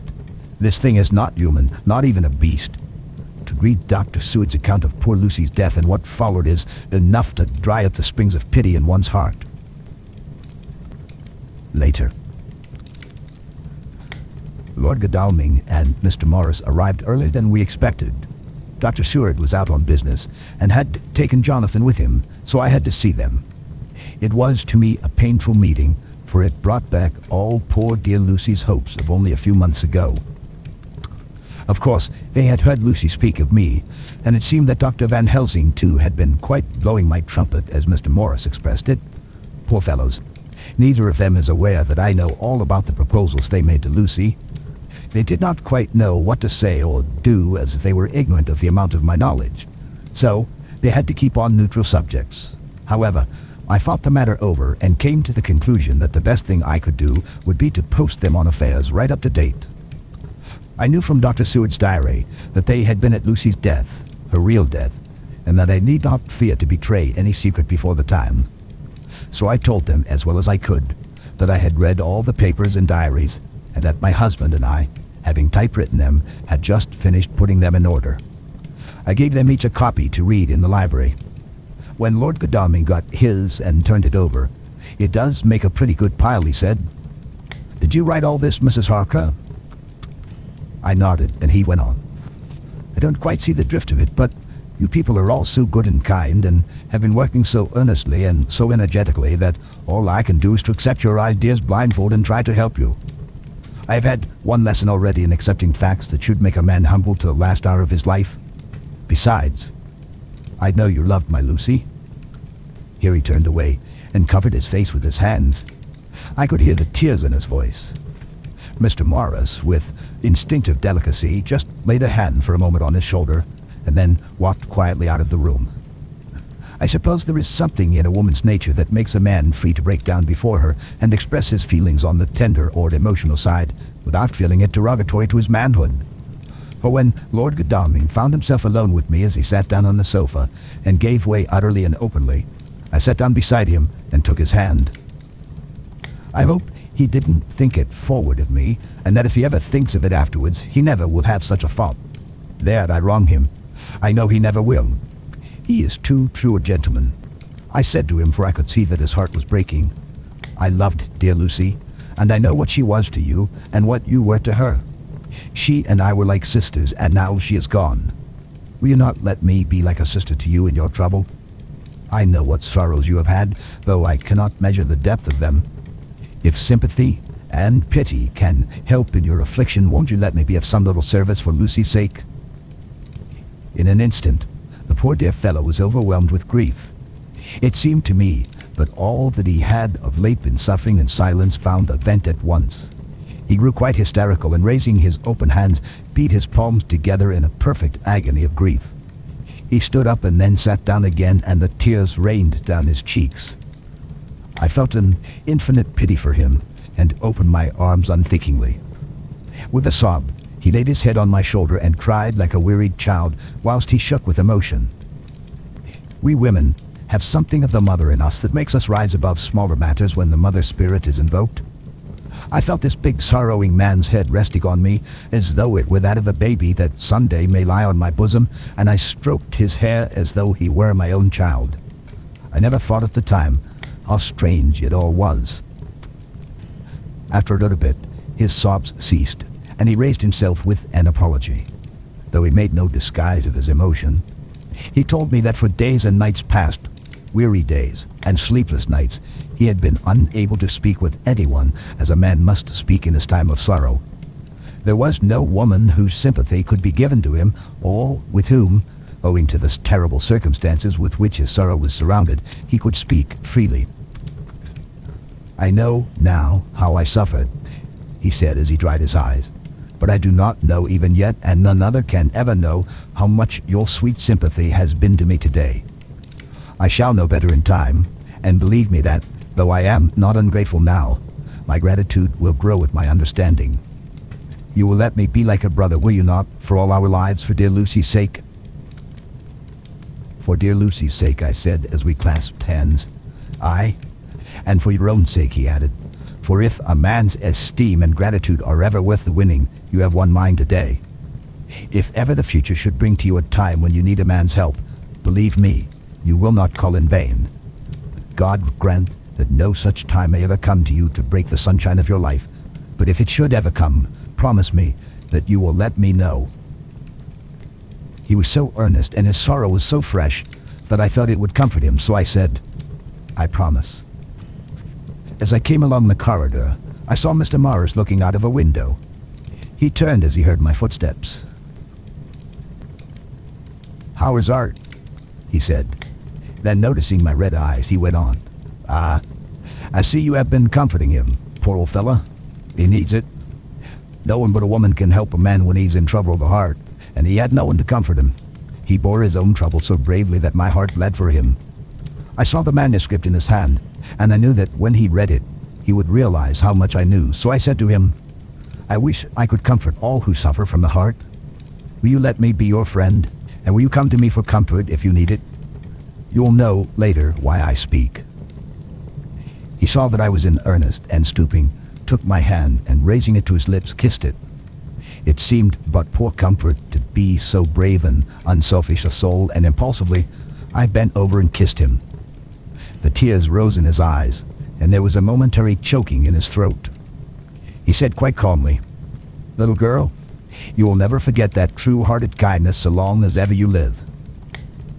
Then he went into the study to his friend. Little girl, the very words he had used to Lucy, and oh, but he proved himself a friend. The end of chapter 17. Dr. Seward's diary, 30 September. I got home at 5 o'clock and found that Godalming and Morris had not only arrived, but had already studied the transcript of the various diaries and letters which Harker had not yet returned from his visit to the carrier's man, of whom Dr. Hennessy had written to me. Mrs. Harker gave us a cup of tea, and I can honestly say that, for the first time since I have lived in it, this old house seemed like home. When we had finished, Mrs. Harker said, "Dr. Seward, may I ask a favor? I want to see your patient, Mr. Renfield. Do let me see him. What you have said of him in your diary interests me so much."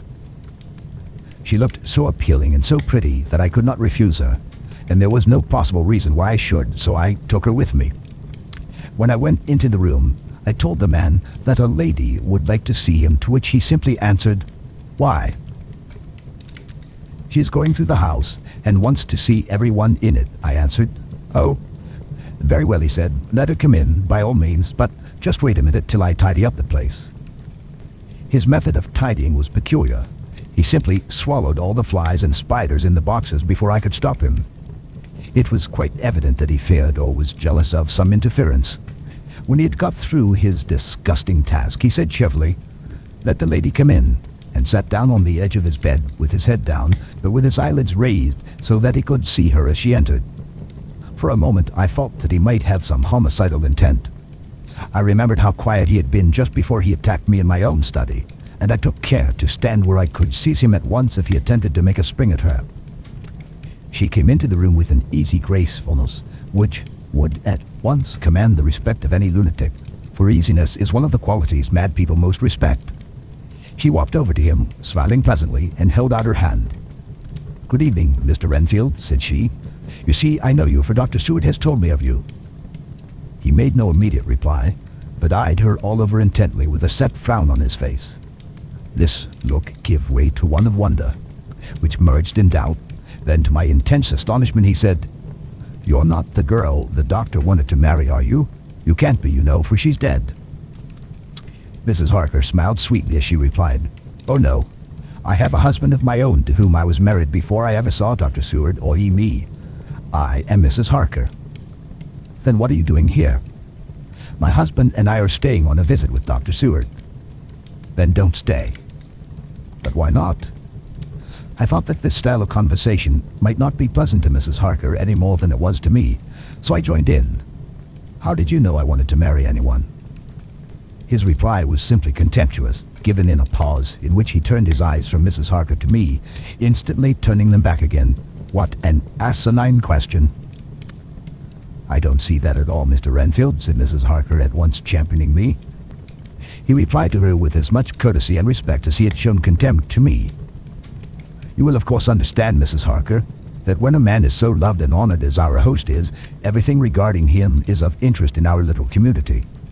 Dr. Seward is loved not only by his household and his friends, but even by his patients, who, being some of them hardly in mental equilibrium, are apt to distort causes and effects.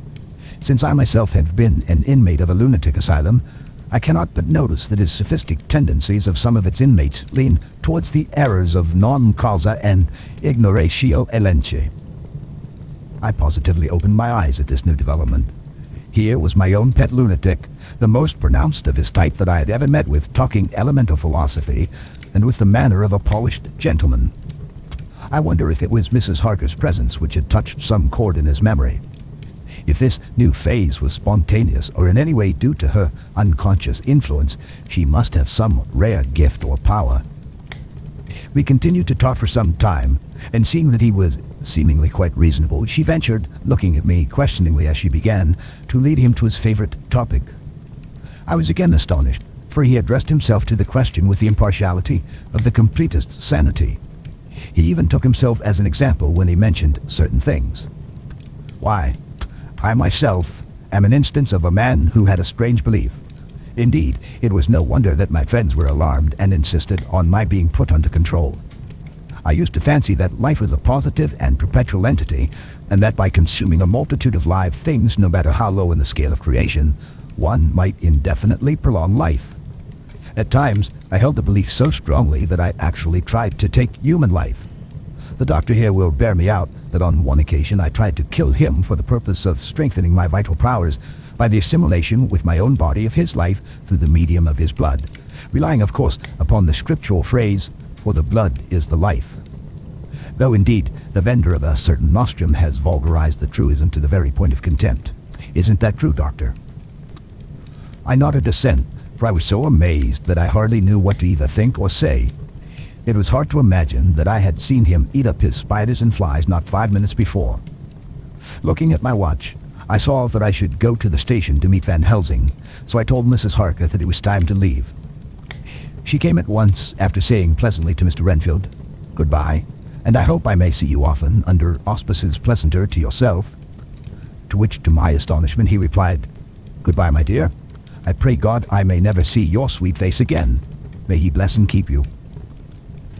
When I went to the station to meet Van Helsing, I left the boys behind me. Poor Art seemed more cheerful than he has been since Lucy first took ill, and Quincy is more like his own bright self than he has been for many a long day. Van Helsing stepped from the carriage with the eager nimbleness of a boy. He saw me at once and rushed up to me, saying, "Ah, friend John, how goes all?" "Well, so, I have been busy, for I come here to stay if need be. All affairs are settled with me, and I have much to tell. Madamina is with you, yes, and her so fine husband, and Arthur and my friend Quincy, they are with you too. Good." As I drove to the house, I told him of what had passed, and of how my own diary had come to be of some use through Mrs. Harker's suggestion, at which the professor interrupted me. "Ah, that wonderful Madamina. She has man's brain, a brain that a man should have were he much gifted, and a woman's heart. The good God fashioned her for a purpose, believe me, when he made that so good combination. Friend John, up to now fortune has made that woman of help to us. After tonight, she must not have to do with this so terrible affair. It is not good that she run a risk so great. We men are determined, nay, are we not pledged to destroy this monster? But it is no part for a woman. Even if she be not harmed, her heart may fail her in so much and so many horrors, and hereafter she may suffer both in waking from her nerves and in sleep from her dreams. And besides, she is young woman, and not so long married. There may be other things to think of sometime, if not now. You tell me she has wrote all, then she must consult with us, but tomorrow she say goodbye to this work, and we go alone."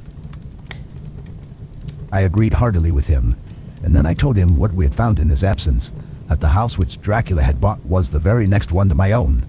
He was amazed, and a great concern seemed to come on him.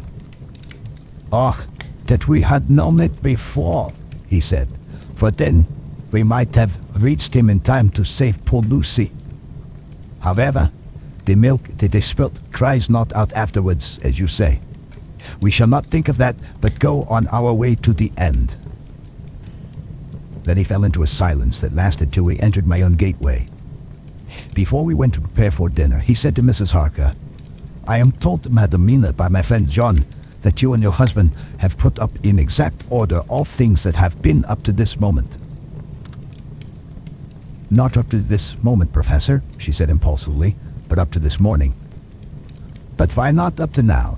We have seen hitherto how good light all the little things have made. We have told our secrets, and yet no one who has told is the worse for it."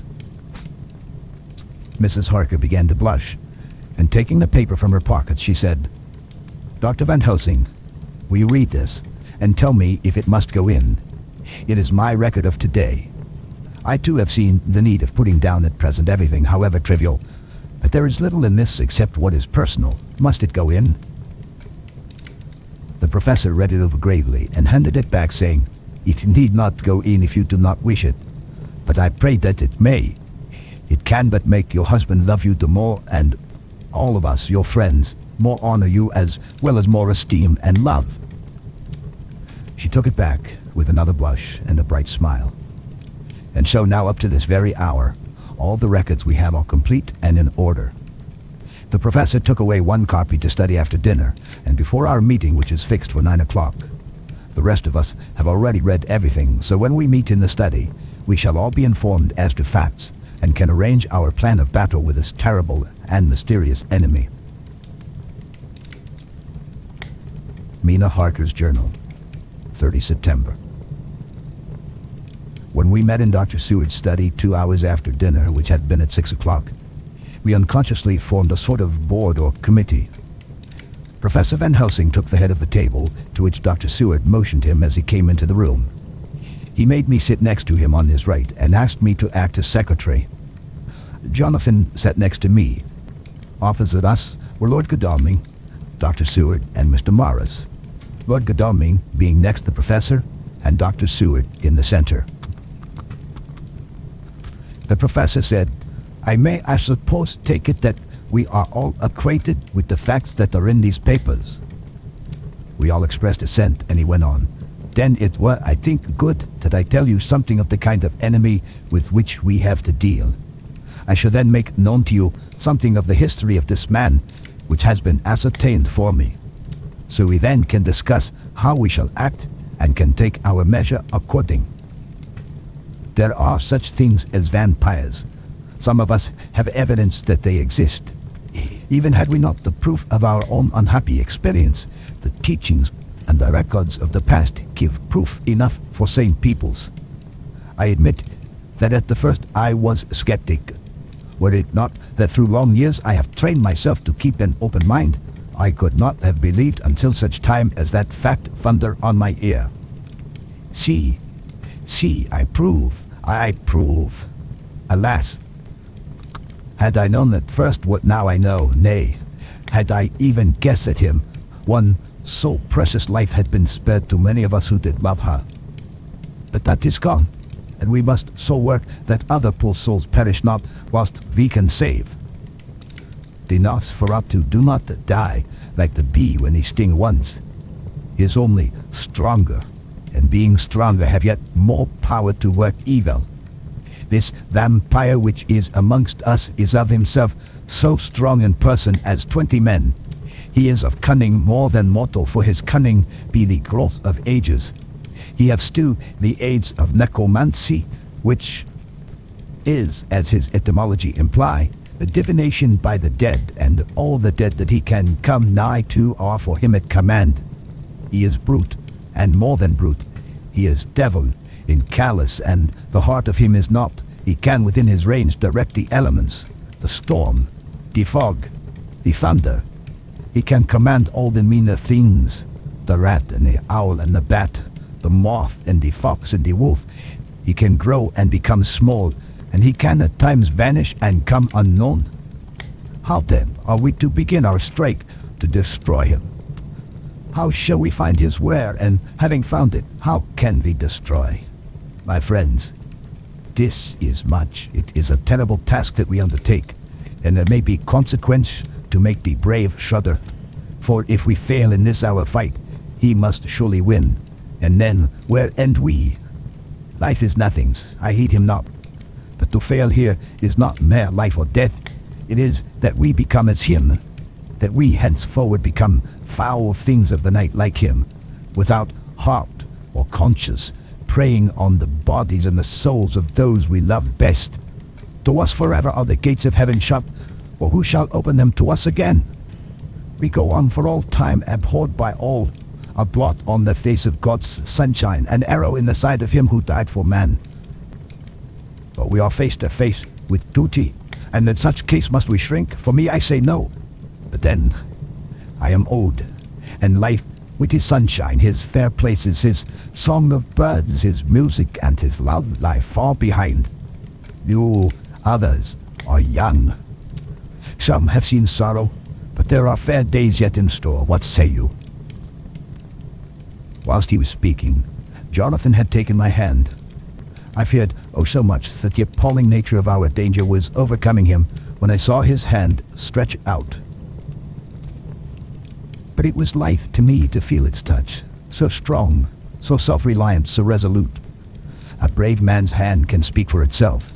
It does not even need a woman's love to hear its music. When the professor had done speaking, my husband looked in my eyes and I in his. There was no need for speaking between us. I answer for Mina and myself, he said. Count me in, Professor, said Mr. Quincy Morris, laconically as usual. I am with you, said Lord Godalming, for Lucy's sake, if for no other reason. Dr. Seward simply nodded. The professor stood up, and after laying his golden crucifix on the table, held out his hand on either side. I took his right hand, and Lord Godalming his left. Jonathan held my right with his left, and stretched across to Mr. Morris. So as we all took hands, our solemn compact was made. I felt my heart icy cold, but it did not even occur to me to draw back. We resumed our places, and Dr. Van Helsing went on with a sort of cheerfulness which showed that the serious work had begun. It was to be taken as gravely and in as businesslike a way as any other transaction of life. Well, you know what we have to contend against, but we too are not without strength. We have on our side power of combination, a power denied to the vampire kind. We have sources of science. We are free to act and think, and the hours of the day and the night are ours equally. In fact, so far as our powers extend, they are unfettered, and we are free to use them. They have self-devotion in a cause and an end to achieve which is not a selfish one. These things are much. Now let us see how far the general powers arrayed against us are restricted, and how the individual cannot. In fine, let us consider the limitations of the vampire in general, and of this one in particular. All we have to go on are traditions and superstitions. These do not at the first appear much, when the matter is one of life and death, nay, of more than either life or death. Yet must we be satisfied in the first place because we have to be, for no other means is at our control, and secondly, because after all these things, tradition and superstition are everything. Does not the belief in vampires rest for others, though not, alas, for us or men? A year ago, which of us would have received such a possibility in the midst of our scientific, skeptical, matter-of-fact 19th century? We even scouted a belief that we saw justified under our own very eyes. Take it then that the vampire and the belief in his limitations and his cure rest for the moment on the same base. For let me tell you, he is known everywhere that men have been. In old Greece, in old Rome. He flourished in Germany all over, in France, in India, even in the Channel Seas, and in China, so far from us in all ways, there even is he, and the peoples for him at this day. He have followed the wake of the Berserker, Icelander, the devil-begotten Hun, the Slav, the Saxon, and the Magyar. So far then, we have all we may act upon. And let me tell you that very much of the beliefs are justified by what we have seen in our own so unhappy experience. The vampire live on and cannot die by mere passing of the time. He can flourish when that he can fatten on the blood of the living. Even more, we have seen amongst us that he can even grow younger, that his vital faculties grow strenuous and seem as though they refresh themselves when his special problem is aplenty. But he cannot flourish without his diet. He eat not as others. Even friend Jonathan, who lived with him for weeks, did never see him eat. Never. He throws no shadow. He make in the mirror no reflect, as again Jonathan observed. He has the strength of many of his hand. Witness against Jonathan when he shut the door against the wolves, and when he helped him from the diligence too. He can transform himself to wolf as we gather from the ship arrival in Whitby, where he tear open the dog. He can be as bad as Madam Mina saw him on the window at Whitby, and as our friend John saw him fly from this so near house, and as my friend Quincy saw him at the window of Miss Lucy. He can come in mist, which he create. That noble ship's captain proved him of this, but from what we know, the distance he can make this mist is limited, and it can only be around himself. He come on moonlight rays as elemental dust, as again Jonathan saw those sisters in the castle of Dracula. He becomes so small, we ourselves saw Miss Lucy, ere she was at peace, slip through a hairbreadth space at the tomb door. He can, when once he find his way, come out from anything or into anything, no matter how close it be bound or even fused up with fire, solder you call it. He can see in the dark, no small power, this in a world which is one half shut from the light. Ah, but hear me through. He can do all these things, yet he is not free. Nay, he is even more prisoner than the slave of the galley, than the madman in his cell. He cannot go where he lists. He who is not of nature has yet to obey some of nature's laws. Why, we know not. He may not enter anywhere at the first, unless there be someone of the household who bid him to come, though afterwards he can come as he please. His power ceases as does that of all evil things at the coming of the day. Only at certain times can he have limited freedom. If he not be at the place whither he is bound, he can only change himself at noon or at next sunrise or sunset. These things we are told, and in this record of ours they have proof by inference. Thus, whereas he can do as he will within his limit, when he have his earth home, his coffin home, his hell home, the place unhallowed, as we saw when he went to the grave of the suicide at Whitby. Still, at other time he can only change when the time come. It is said, too, that he can only pass running water at the slack or the flood of the tide. Then there are things which so afflict him that he has no power, as the garlic that we know of. And as for things sacred as this symbol, my crucifix, that was amongst us, even now when we resolve to them he is nothing, but in their presence he take his place far off and silent with respect. There are others too which I shall tell you of, lest in our seeking we may need them. The branch of wild rose on his coffin keep him that he move not from it. A sacred bullet fired into the coffin kill him, so that he be true dead. And as for the stake through him, we know already of its piece, or the cut off head that giveth rest. We have seen it with our eyes. Thus, when we find the habitation of this man that was, we can confine him to his coffin and destroy him if we obey what we know. But he is clever. I have asked my friend Arminius of Budapest University to make his record, and from all the means that are, he tell me of what he has been. He must indeed have been that Voivode Dracula, who won his name against the Turk over the great river on the very frontier of Turkey land.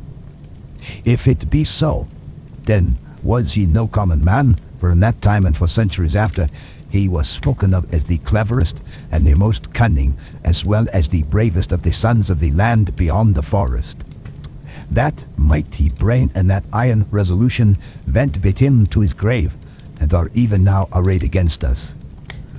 The Draculas were, says Arminius, a great and noble race, though now and again were scions who were held by their coevals to have had dealings with the evil one.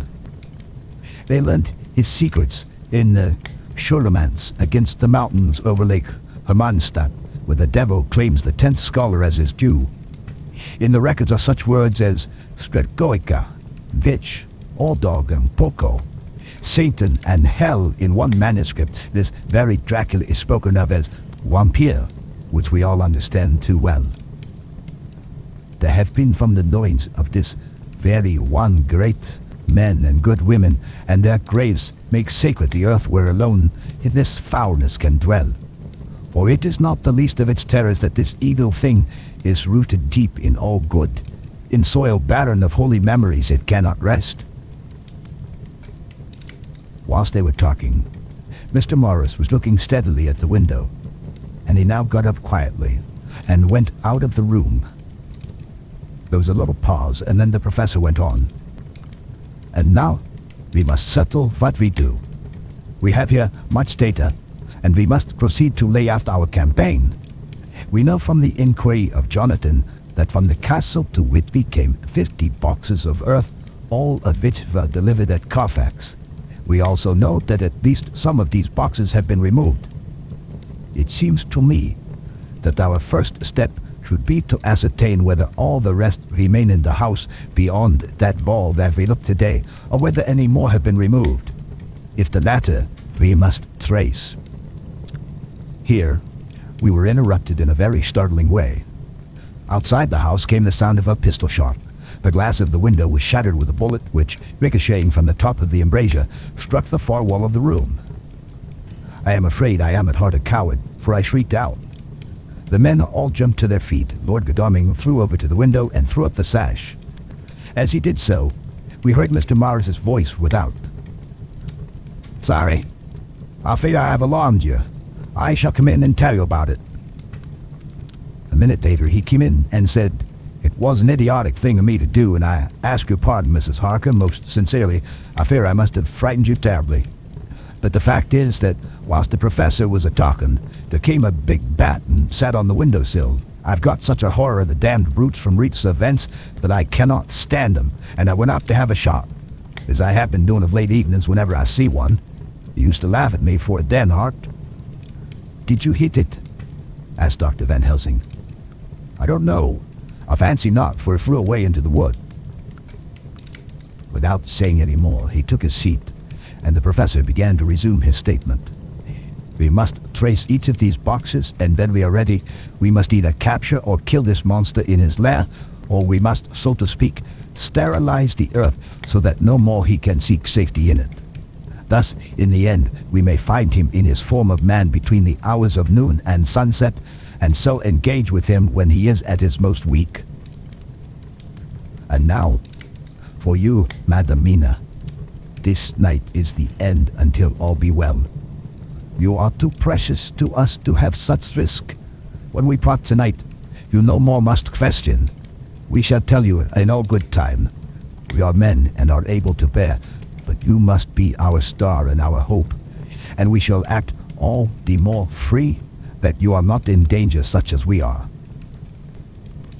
All the men, even Jonathan, seemed relieved, but it did not seem to me good that they should brave danger and perhaps lessen their safety, strength being the best safety, through care of me. But their minds were made up, and though it was a bitter pill for me to swallow, I could say nothing, save to accept the chivalrous care of me. Mr. Morris resumed the discussion. As there's no time to lose, I'd vote we have a look at his house right now. Time is everything with him, and swift action on our part may save another victim. I own that my heart began to fail me when the time for action came so close. But I did not say anything, for I had a greater fear that if I appeared as a drag or a hindrance to their work, they might even leave me out of their counsels altogether. They have now gone off to Carfax, with means to get into the house.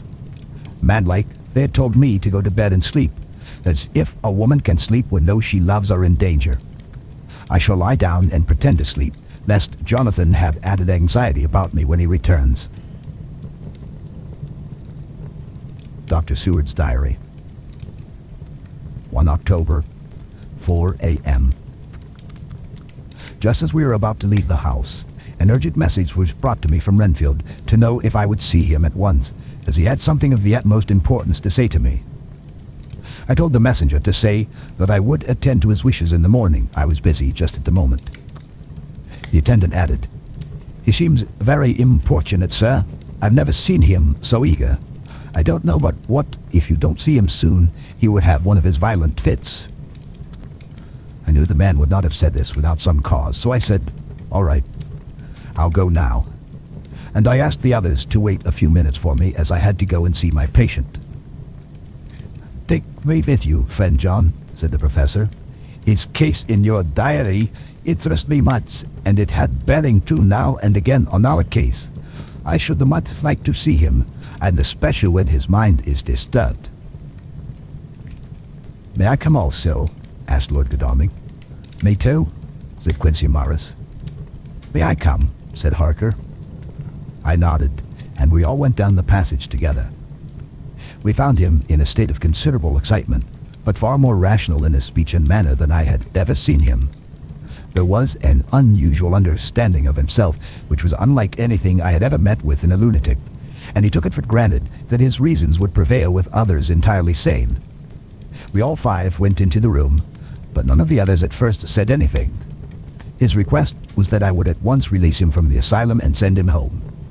This he backed up with arguments regarding his complete recovery and adduced his own existing sanity. "I appeal to your friends," he said. "They will perhaps not mind sitting in judgment on my case. By the way, you have not introduced me." I was so much astonished that the oddness of introducing a madman in an asylum did not strike me at the moment, and besides, there was a certain dignity in the man's manner, so much of the habit of equality, that I at once made the introduction. Lord Godalming, Professor Van Helsing, Mr. Quincy Morris of Texas, Mr. Jonathan Harker, Mr. Renfield.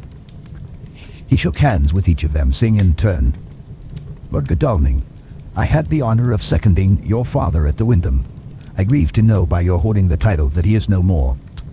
He was a man loved and honored by all who knew him, and in his youth was, I have heard, the inventor of a burnt rum punch, much patronized on Derby night.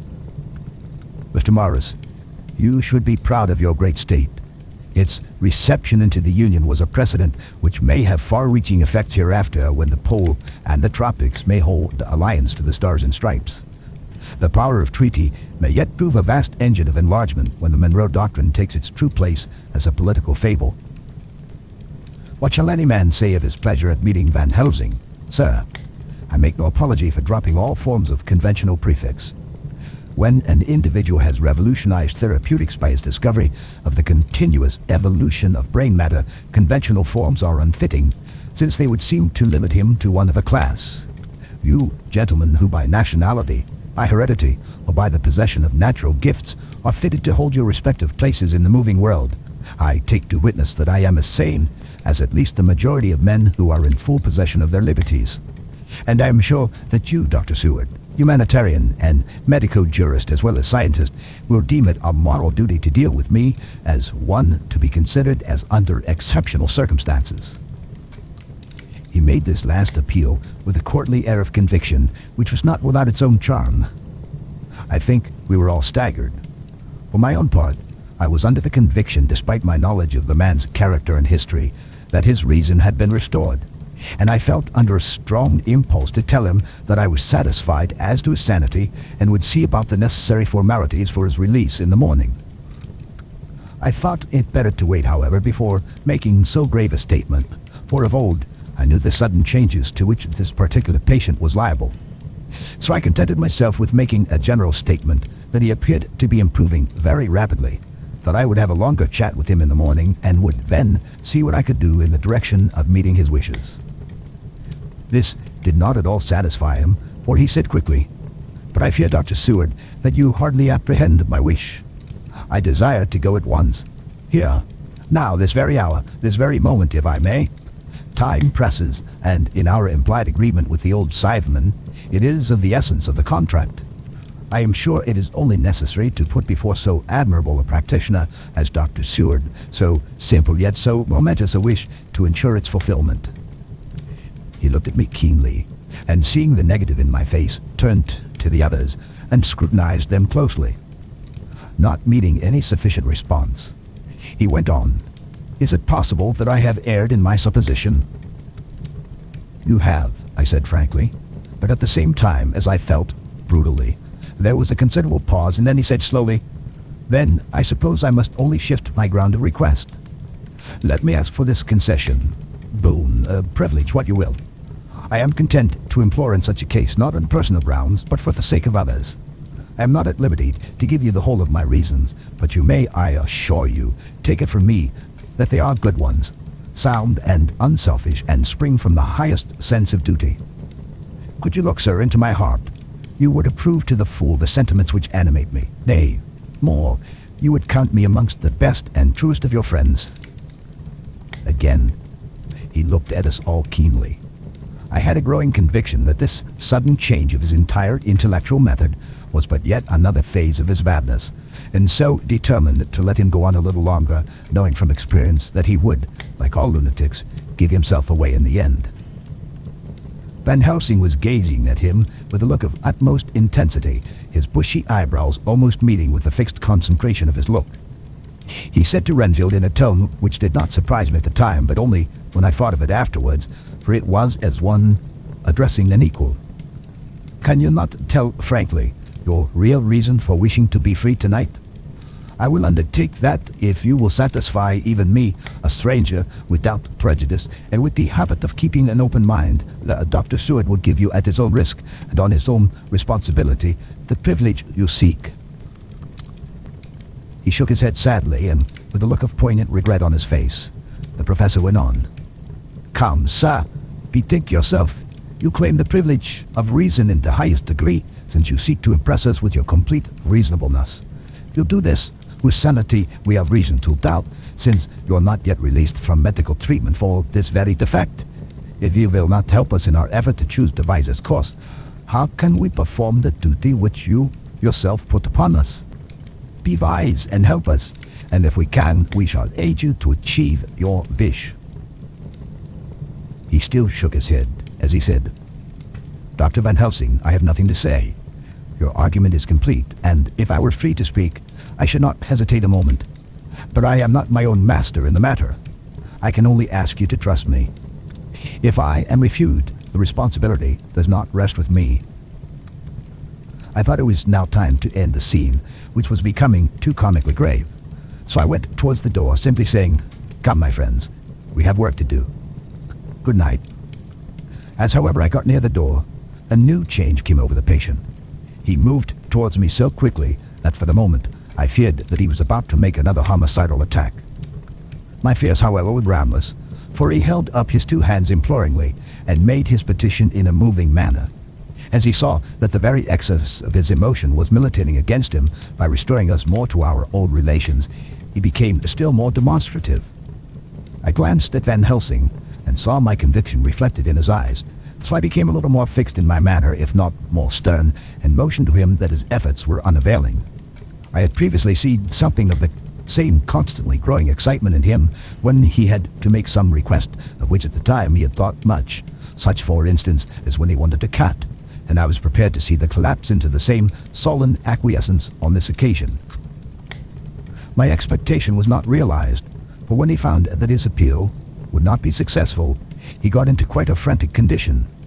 He threw himself on his knees and held up his hands, wringing them in plaintive supplication, and poured forth a torrent of entreaty, with the tears rolling down his cheeks, and his whole face and form expressive of the deepest emotion.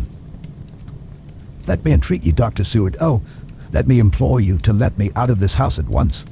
Send me away how you will, and where you will. Send keepers with me, with whips and chains. Let them take me in a straight waistcoat, manacled and leg iron, even to jail. But let me go out of this. You don't know what you do by keeping me here. I am speaking from the very depths of my heart, of my very soul. You don't know whom you wrong or how, and I may not tell. Woe is me. I may not tell. By all you hold sacred, by all you hold dear, by your love that is lost, by your hope that lives, for the sake of the Almighty, take me out of this and save my soul from guilt. Can't you hear me, man? Can't you understand? Will you never learn? Don't you know that I am sane and earnest now, that I am no lunatic in a mad fit, but a sane man fighting for his soul? Oh, hear me, let me go, let me go, let me go." I thought that the longer this went on, the wilder he would get, and so would bring on a fit. So I took him by the hand and raised him up. "Come," I said sternly. "No more of this. We have had quite enough already. Get to your bed and try to behave more discreetly." He suddenly stopped and looked at me intently for several moments. Then without a word, he rose and, moving over, sat down on the side of the bed. The collapse had come as on former occasions, just as I had expected. When I was leaving the room, last of our party, he said to me in a quiet, well-bred voice, "You will, I trust, Dr. Seward, do me the justice to bear in mind later on that I did what I could to convince you tonight." The end of Chapter 18. Jonathan Harker's Journal, 1 October, 5 a.m. I went with the party to the search with an easy mind, for I think I never saw Mina so absolutely strong and well. I am so glad that she consented to hold back and let us men do the work. Somehow, it was a dread to me that she was in this fearful business at all. But now that her work is done, and that it is due to her energy and brains and foresight that the whole story is put together in such a way that every point tells, she may well feel that her part is finished, and that she can henceforth leave the rest to us. We were, I think, all a little upset by the scene with Mr. Renfield. When we came away from his room, we were silent till we got back to the study. Then Mr. Morris said to Dr. Seward, "Say, Jack, if that man wasn't attempting a bluff, he is about the sanest lunatic I ever saw. I'm not sure, but I believe that he had some serious purpose, and if he had, it was pretty rough on him not to get a chance."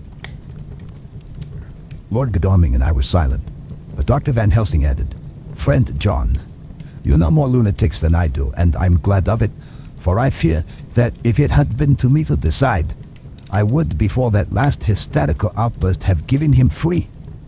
But we live and learn, and in our present task, we must take no chance, as my friend Quincy would say, all is best as they are." Dr. Seward seemed to answer them both in a dreamy kind of way. "I don't know but that I agree with you. If that man had been an ordinary lunatic, I would have taken my chance of trusting him. But he seems so mixed up with the Count in an indexy kind of way that I am afraid of doing anything wrong by helping his fads. I can't forget how he prayed with almost equal fervor for a cat, and then tried to tear my throat out with his teeth. Besides, he called the Count Lord and Master, and he may want to get out to help him in some diabolical way. That horrid thing has the wolves and the rats and his own kind to help him, so I suppose he isn't above trying to use a respectable lunatic. He certainly did seem earnest, though. I only hope we have done what is best. These things, in conjunction with the wild work we have in hand, help to unnerve a man. The professor stepped over, and laying his hand on his shoulder, said in his grave, kindly way, "Friend John, have no fear. We are trying to do our duty in a very sad and terrible case. We can only do as we deem best. What else have we to hope for except the pity of the good God?" Lord Godalming had slipped away for a few minutes, but now he returned. He held up a little silver whistle as he remarked, "That old place may be full of rats, and if so, I've got an antidote on call." Having passed the wall, we took our way to the house, taking care to keep in the shadows of the trees on the lawn when the moonlight shone out. When we got to the porch, the professor opened his bag and took out a lot of things which he laid on the step, sorting them into 4 little groups, evidently one for each. Then he spoke. "My friends, we are going into a terrible danger, and we need arms of many kinds. Our enemy is not merely spiritual. Remember that he has the strength of 20 men, and that though our necks or our windpipes are of the common kind and therefore breakable or crushable, his are not amenable to mere strength. A stronger man or a body of men more strong in all than him can at certain times hold him, but they cannot hurt him as we can be hurt by him. We must therefore guard ourselves from his touch. Keep this near your heart." As he spoke, he lifted a little silver crucifix and held it out to me. I, being nearest to him, "Put these flowers round your neck." Here he handed me a wreath of withered garlic blossoms. For other enemies more mundane, this revolver and this knife, and for Adenol, these so small electric lamps which you can fasten to your breast, and for all and above all, at the last, this, which we must not desecrate needless. This was a portion of sacred wafer, which he put in an envelope and handed to me. Each of the others was similarly equipped. "Now," he said, "Friend John, where are the skeleton keys? If so that we can open the door, we need not break house by the window as before at Miss Lucy's." Dr. Seward tried 1 or 2 skeleton keys, his mechanical dexterity as a surgeon standing him in good stead. Presently he got one to suit. After a little playback and forward, the bolt yielded, and with a rusty clang, shot back. We pressed on the door. The rusty hinges creaked, and it slowly opened. It was startlingly like the image conveyed to me in Dr. Seward's diary of the opening of Miss Westenra's tomb. I fancy that the same idea seemed to strike the others, for with one accord they shrank back.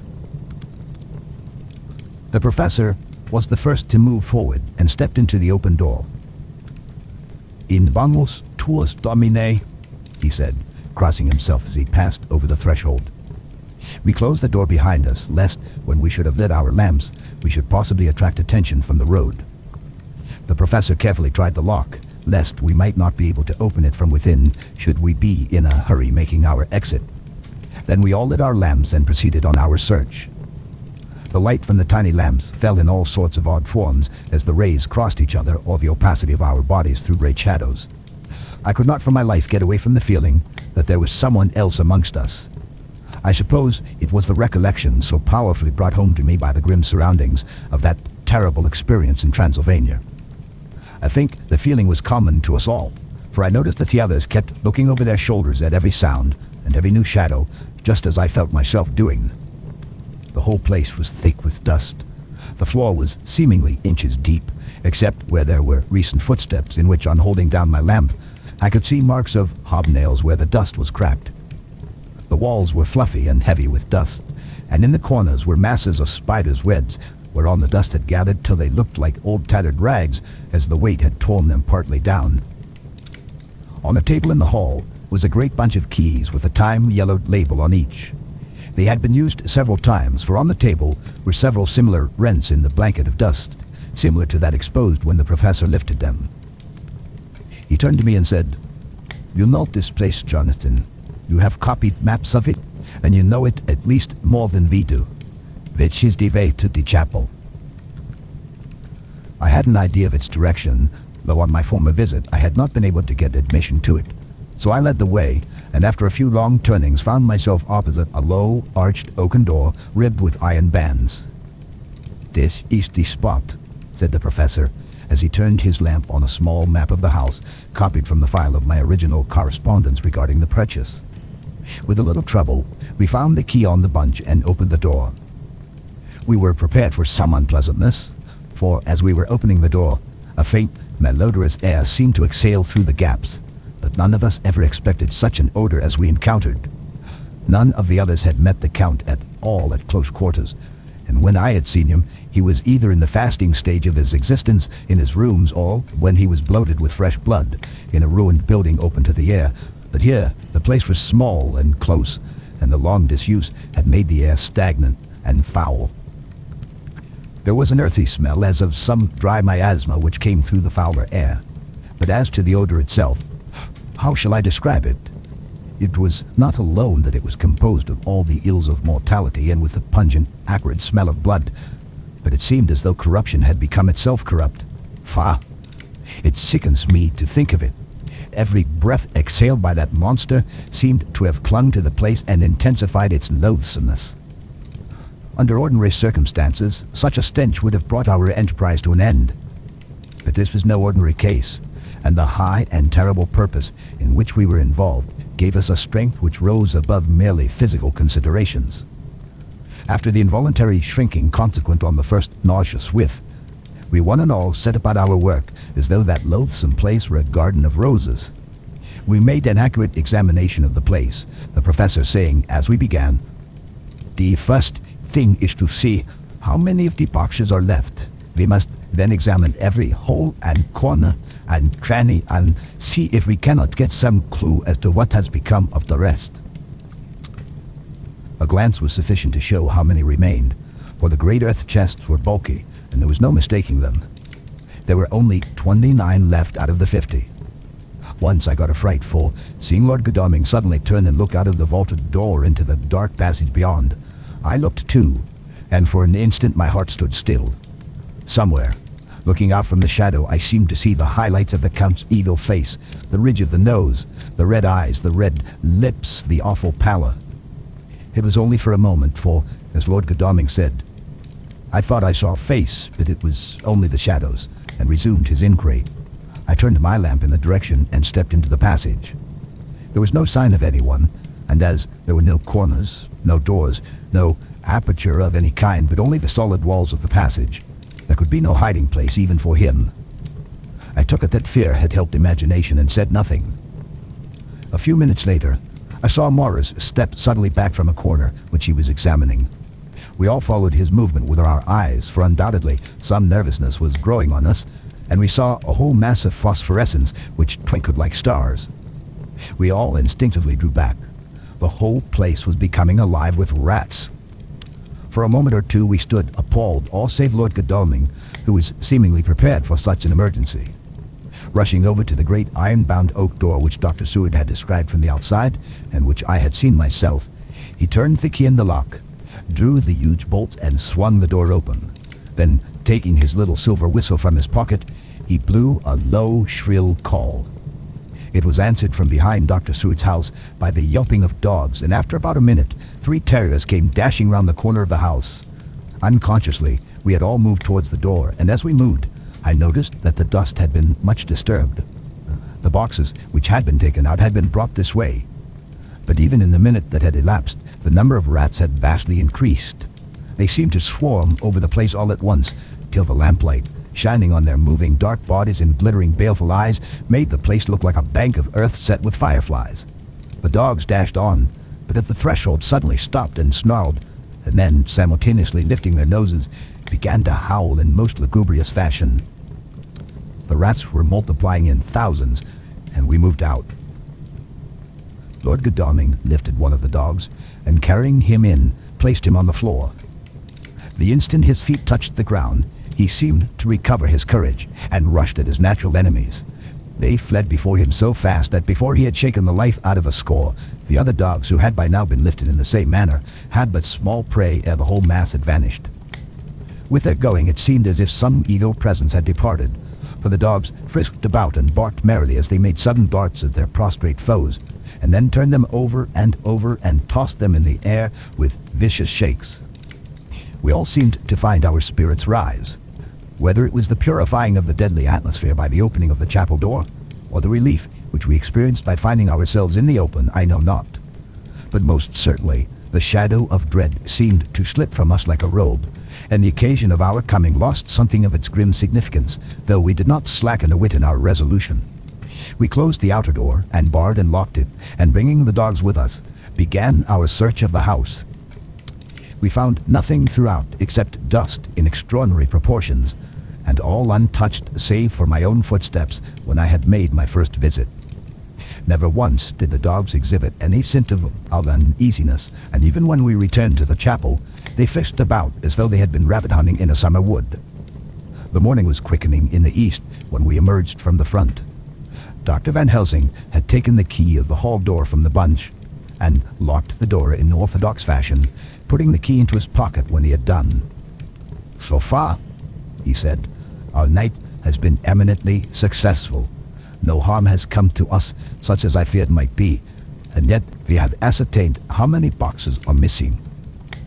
More than all do I rejoice that this, our first, and perhaps our most difficult and dangerous step, has been accomplished without the bringing thereinto our most sweet Madam Mina, or troubling her waking or sleeping thoughts with sights and sounds and smells of horror which she might never forget. One lesson too we have learned, if it be allowable to argue a particularity, that the brute beasts which are to the Count's command are yet themselves not amenable to his spiritual power. For look, these rats that would come to his call just as from his castle top he summons the wolves to your going, and to that poor mother's cry, though they come to him, they run pell-mell from the so little dogs of my friend Arthur. We have other matters before us, other dangers, other fears, and that monster.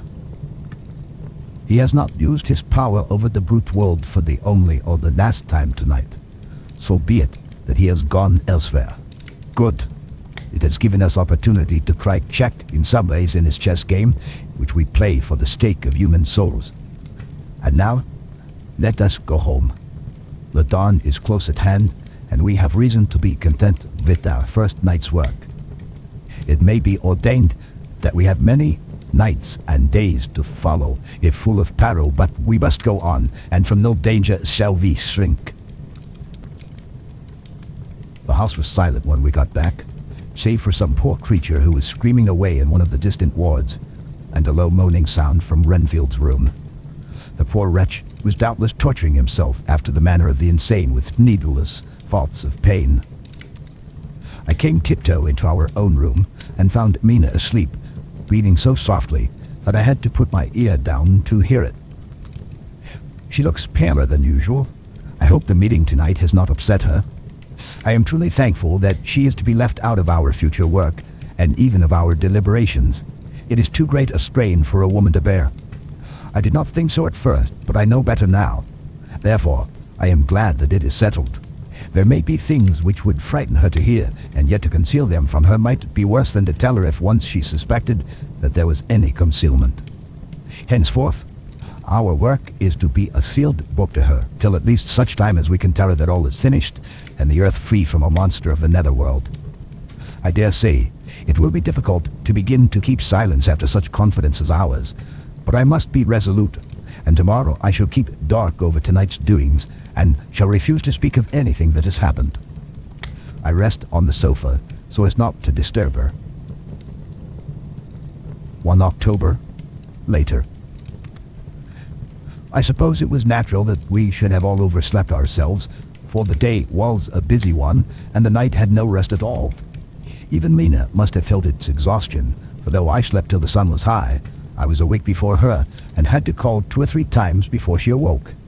Indeed, she was so sound asleep that for a few seconds she did not recognize me, but looked at me with a sort of blank terror, as one looks who had been awakened out of a bad dream.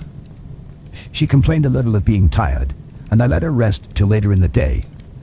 We now know of 21 boxes having been removed, and if it be that several were taken in any of these removals, we may be able to trace them all. Such will, of course, immensely simplify our labor, and the sooner the matter is attended to, the better.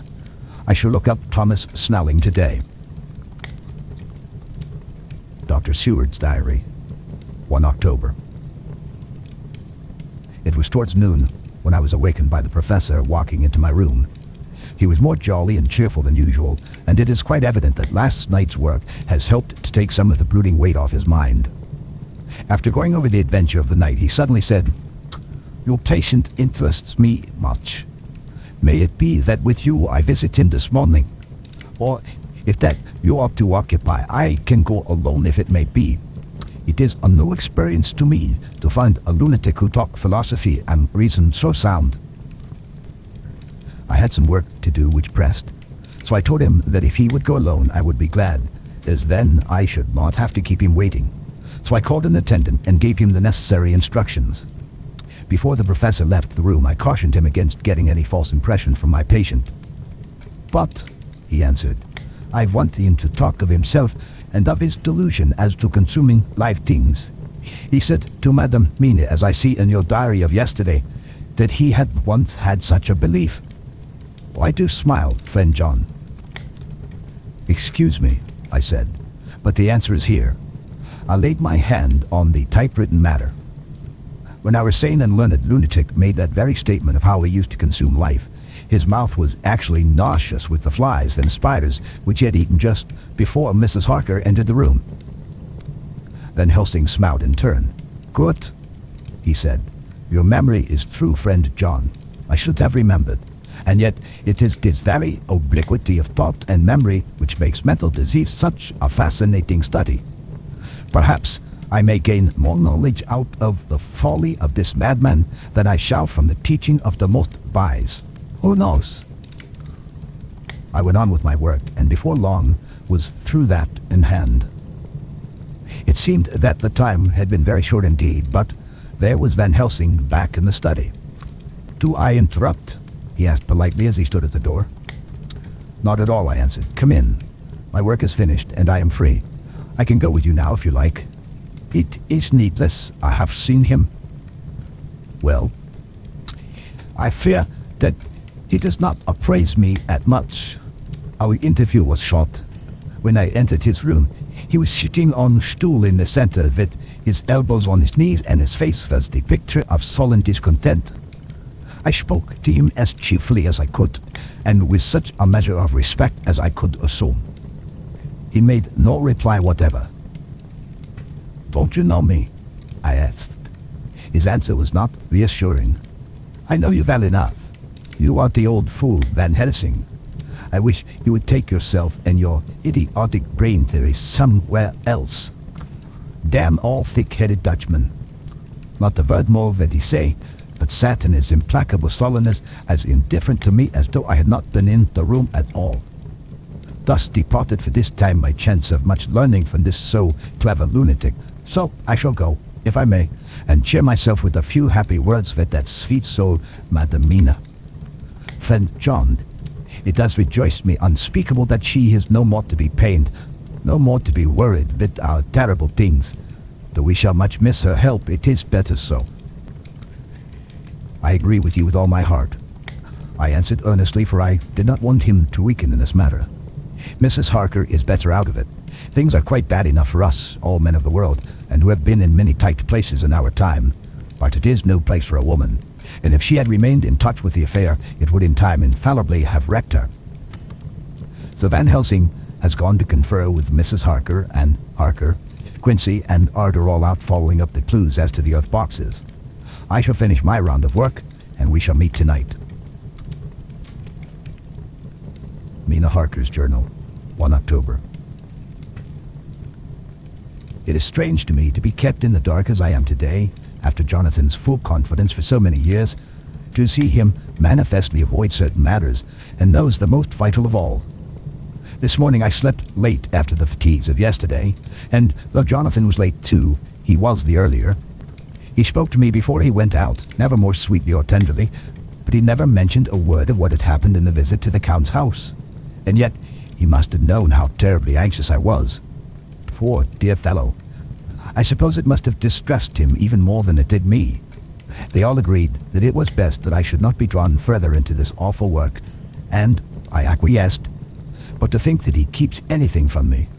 And now, I am crying like a silly fool when I know it comes from my husband's great love and from the good wishes of those other strong men.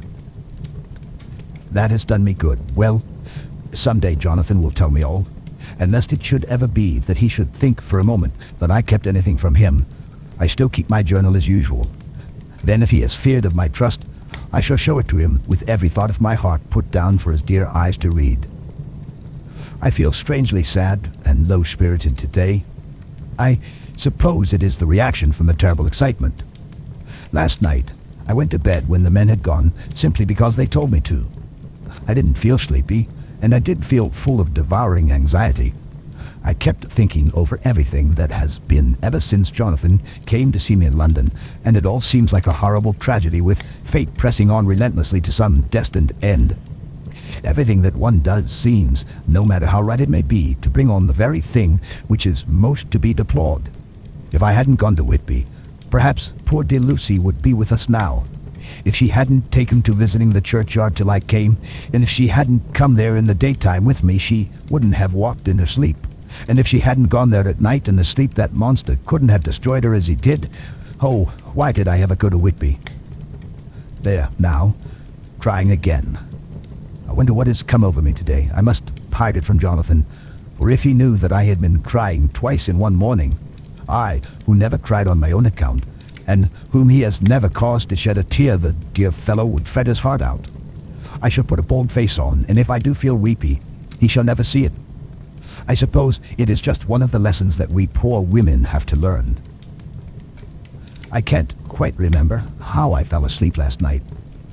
I remember hearing the sudden barking of the dogs and a lot of queer sounds like praying on a very tumultuous scale from Mr. Renfield's room, which is somewhere under this.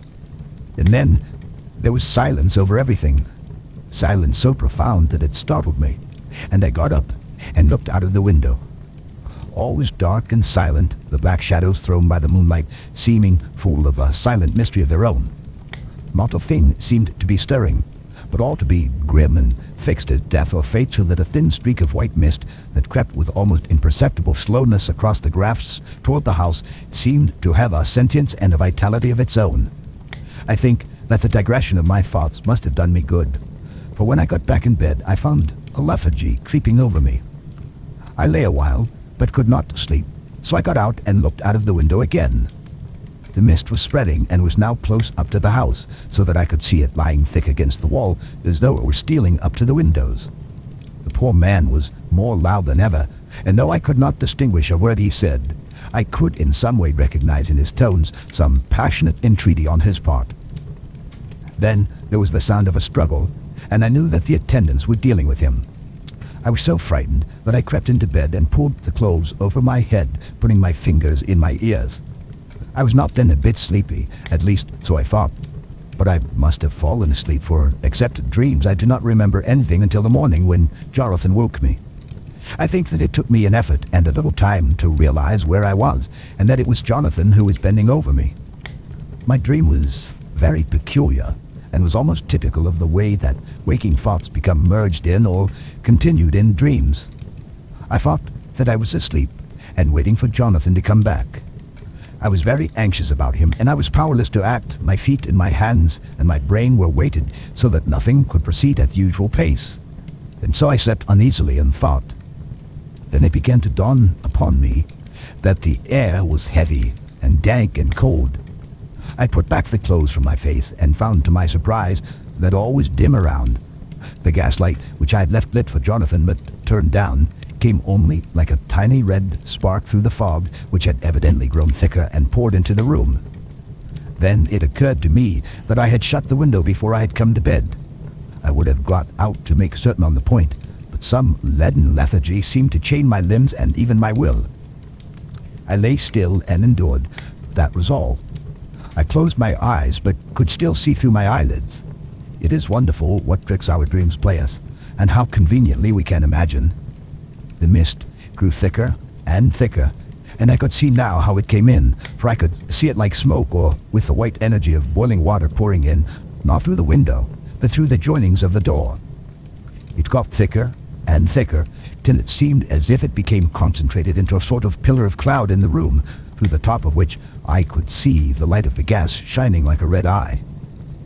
Things began to whirl through my brain, just as the cloudy column was now whirling in the room, and through it all came the scriptural words, "A pillar of cloud by day, and of fire by night."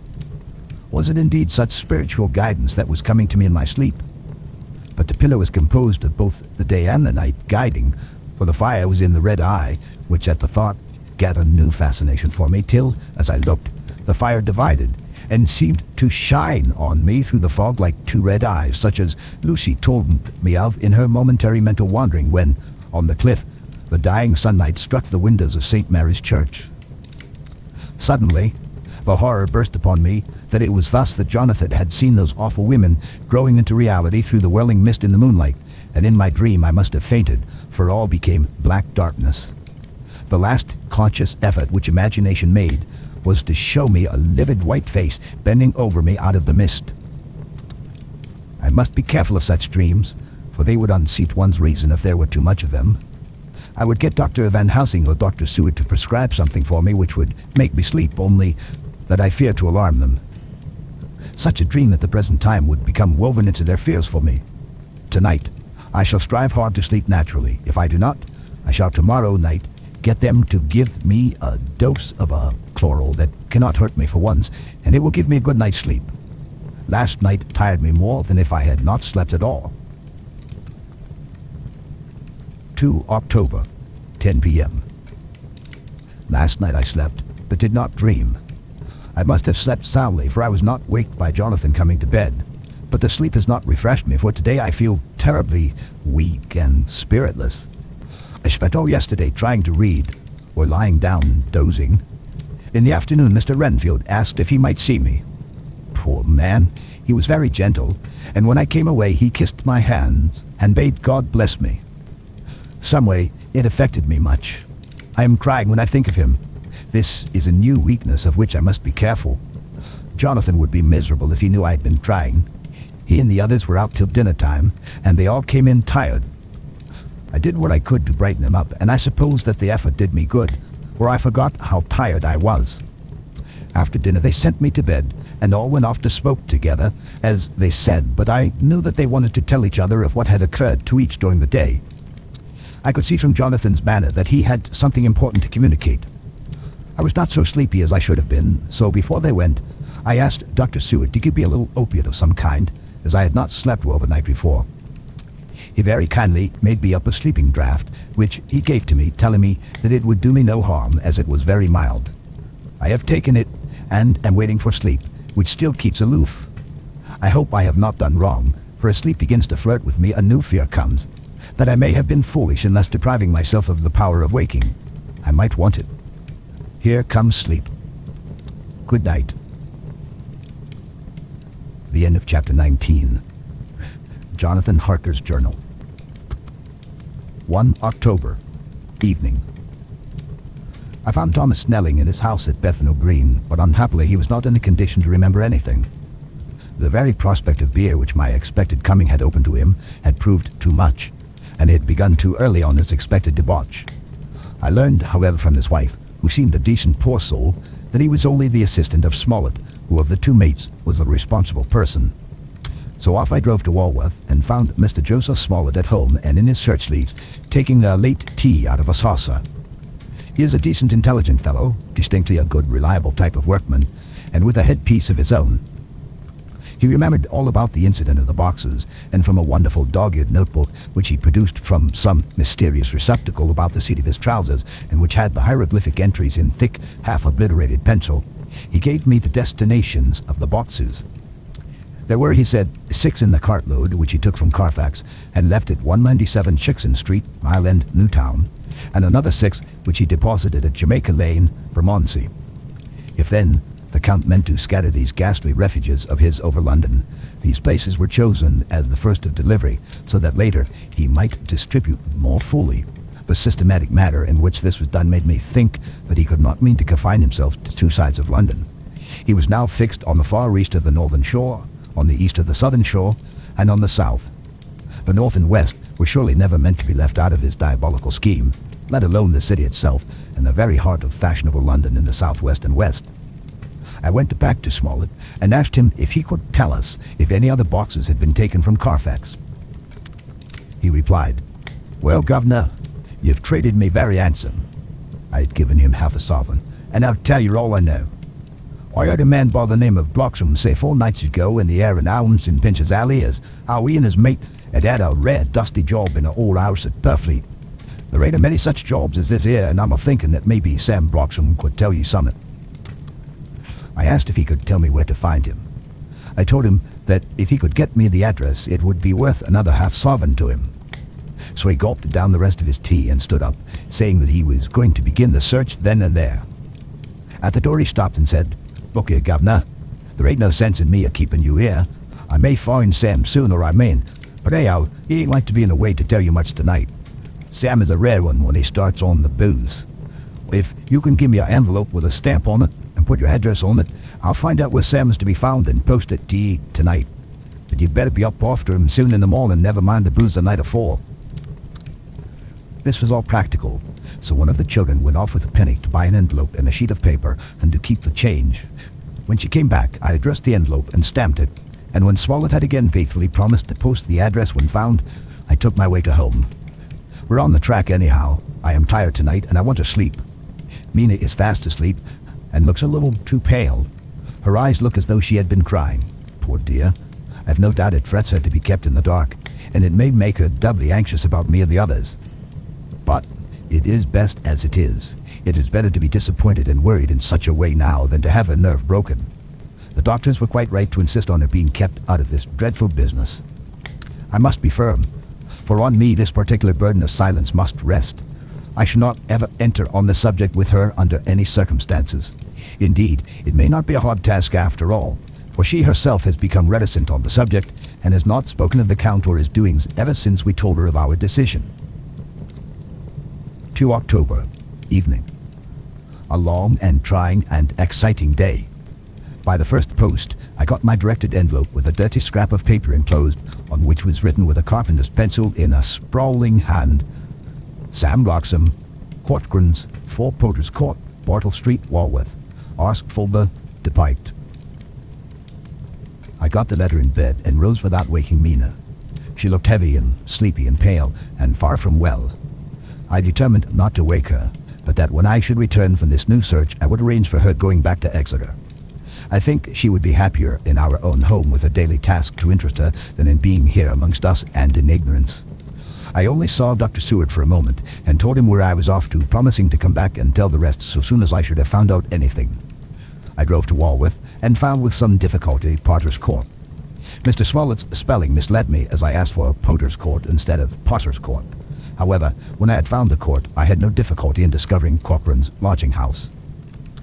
When I asked the man who came to the door for the Depite, he shook his head and said, "I didn't know him. There ain't no such a person here. I never heard of him in all my bloomin' days. Don't believe there ain't nobody of that kind living here or anywheres." I took out Smollett's letter, and as I read it, it seemed to me that the lesson of the spelling of the name of the court might guide me. "What are you?" I asked. "I'm the deputy," he answered. I saw at once that I was on the right track. Phonetic spelling had again misled me. A half-crown tip put the deputy's knowledge at my disposal, and I learned that Mr. Bloxham, who had slept off the remains of his beer on the previous night at Corcoran's, had left for his work at Poplar at 5 o'clock that morning. He could not tell me where the place of work was situated, but he had a vague idea that it was some kind of a newfangled warehouse, and with this slender cue I had to start for Poplar. It was 12 o'clock before I got any satisfactory hint of such a building, and this I got at a coffee shop where some workmen were having their dinner. One of them suggested that there was being erected at Cross Angel Street a new cold storage building, and as this suited the condition of a newfangled warehouse, I at once drove to it. An interview with a surly gatekeeper and a surveyor foreman, both of whom were appeased with the coin of the realm, put me on the track of Boxham. He was sent for on my suggestion that I was willing to pay his day's wages to his foreman for the privilege of asking him a few questions on a private matter. He was a smart enough fellow, though rough of speech and bearing. When I had promised to pay for his information and given him an earnest, he told me that he had made 2 journeys between Carfax and a house in Piccadilly, and had taken from this house to the latter 9 great boxes, main heavy ones, with a horse and cart hired by him for this purpose. I asked him if he could tell me the number of the house in Piccadilly, to which he replied, "Well, governor, I forgets the number, but it was only a few door from a big white church or something of that kind, not long built. It was a dusty old house too, though nothing to the dustiness of the house we took the bloomin' boxes from." "How did you get in if both houses were empty?" "There was the old party what engaged me a-waiting in the house at Purfleet. He helped me to lift the boxes and put them in the dray. Curse me, but he was the strongest chap I ever struck, and him a old fellow with a white mustache, one that thin you would think he couldn't throw a shatter." How this phrase thrilled through me. Why, he took up his end of the boxes like they was pounds of tea, and me a puffin' and a blowin' afore I could upend mine anyhow, and I'm no chicken neither. "How did you get into the house in Piccadilly?" I asked. "He was there too. He must have started off and got there afore me, for when I rung up the bell, he came and opened the door himself and helped me carry the boxes into the hall." "The whole 9? I asked. "Yups. There was 5 in the first load and 4 in the second. It was main dry work, and I don't so well remember how I got home." I interrupted him. "Were the boxes left in the hall?" "Yes. It was a big hall, and there was nothing else in it." I made one more attempt to further matters. "You didn't have a key?" "Never used no key, nor nothing. The old gent, he opened the door himself and shut it again when I drove off.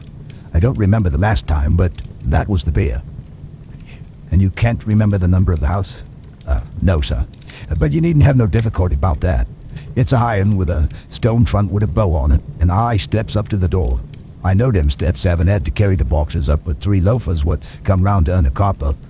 The old gent gave them shillings, and they'd see 'em they got so much they wanted more. But he took one of 'em by the shoulder and was like to throw him down the steps till the lot of 'em went away a cussing." I thought that with this description I could find the house, so having paid my friend for his information, I started off for Piccadilly. I had gained a new, painful experience. The Count could, it was evident, handle the earth boxes himself. If so, time was precious, for now that he had achieved a certain amount of distribution, he could, by choosing his own time, complete the task unobserved. At Piccadilly Circus, I discharged my cab and walked westward. Beyond the Junior Constitutional, I came across the house described, and was satisfied that this was the next of the layers arranged by Dracula. The house looked as though it had been long untenanted. The windows were encrusted with dust, and the shutters were up. All the framework was black with time, and from the iron the paint had mostly scaled away. It was evident that up to lately there had been a large notice board in front of the balcony. It had, however, been roughly torn away, the uprights which had supported it still remaining. Behind the rails of the balcony, I saw there were some loose boards whose raw edges looked white. I would have given a good deal to have been able to see the notice board intact, as it would perhaps have given some clue to the ownership of the house. I remembered my experience of the investigation and purchase of Carfax, and I could not but feel that if I could find the former owner, there might be some means discovered of gaining access to the house. There was at present nothing to be learned from the Piccadilly side, and nothing could be done, so I went round to the back to see if anything could be gathered from this quarter. The mews were active, the Piccadilly houses being most in occupation. I asked one or two of the grooms and helpers whom I saw around if they could tell me anything about the empty house. One of them said he heard it had been lately taken, but he couldn't say from whom. He told me, however, that up to the very lately there had been a notice board of "for sale" up, and that perhaps Mitchell, Sons and Candy, the house agents, could tell me something, as he thought he remembered seeing the name of that firm on the board.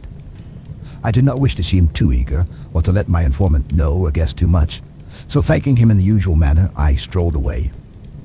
It was now growing dusk, and the autumn night was closing in, so I did not lose any time. Having learned the address of Mitchell, Sons and Candy from a directory at the Berkeley, I was soon at their office in Sackville Street. The gentleman who saw me was perfectly suave in manner, but uncommunicative in equal proportion. Having once told me that the Piccadilly house, which throughout our interview he called a mansion, was sold. He considered my business as concluded. When I asked who had purchased it, he opened his eyes, thought wider, and paused a few seconds before replying, "It is sold, sir." "Pardon me," I said with equal politeness, "but I have a special reason for wishing to know who purchased it." Again, he paused longer and raised his eyebrows still more. "It is sold, sir," was again his laconic reply. "Surely," I said, "you do not mind letting me know so much?" "But I do mind," he answered. "The affairs of their clients are absolutely safe in the hands of Mitchell, Sons and Candy." This was manifestly a prig of the first water, and there was no use arguing with him. I thought I had best meet him on his own ground, so I said, "Your client, sir, are happy in having so resolute a guardian of their confidence. I am myself a professional man." Here I handed him my card. In this instance, I am not prompted by curiosity. I act on the part of Lord Godalming, who wishes to know something of the property which was, he understood, lately for sale. These words put a different complexion on affairs. He said, "I would like to oblige you if I could, Mr. Harker, and especially would I like to oblige his lordship. We once carried out a small matter of renting some chambers for him when he was the Honourable Arthur Holmwood. If you'll let me have his lordship's address, I will consult the house on the subject and will, in any case, communicate with his lordship by tonight's post. It will be a pleasure if we can so far deviate from our rules as to give the required information to his lordship." I wanted to secure a friend and not to make an enemy, so I thanked him, gave the address of Dr. Seward's, and came away. It was now dark, and I was tired and hungry. I got a cup of tea at the Aerated Bread Company and came down to Purfleet by the next train. I found all the others at home. Mina was looking tired and pale, but she made a gallant effort to be bright and cheerful. It wrung my heart to think that I had had to keep anything from her, and so caused her inquietude. Thank God this will be the last night of her looking on at our conferences, and feeling the sting of our not showing our confidence.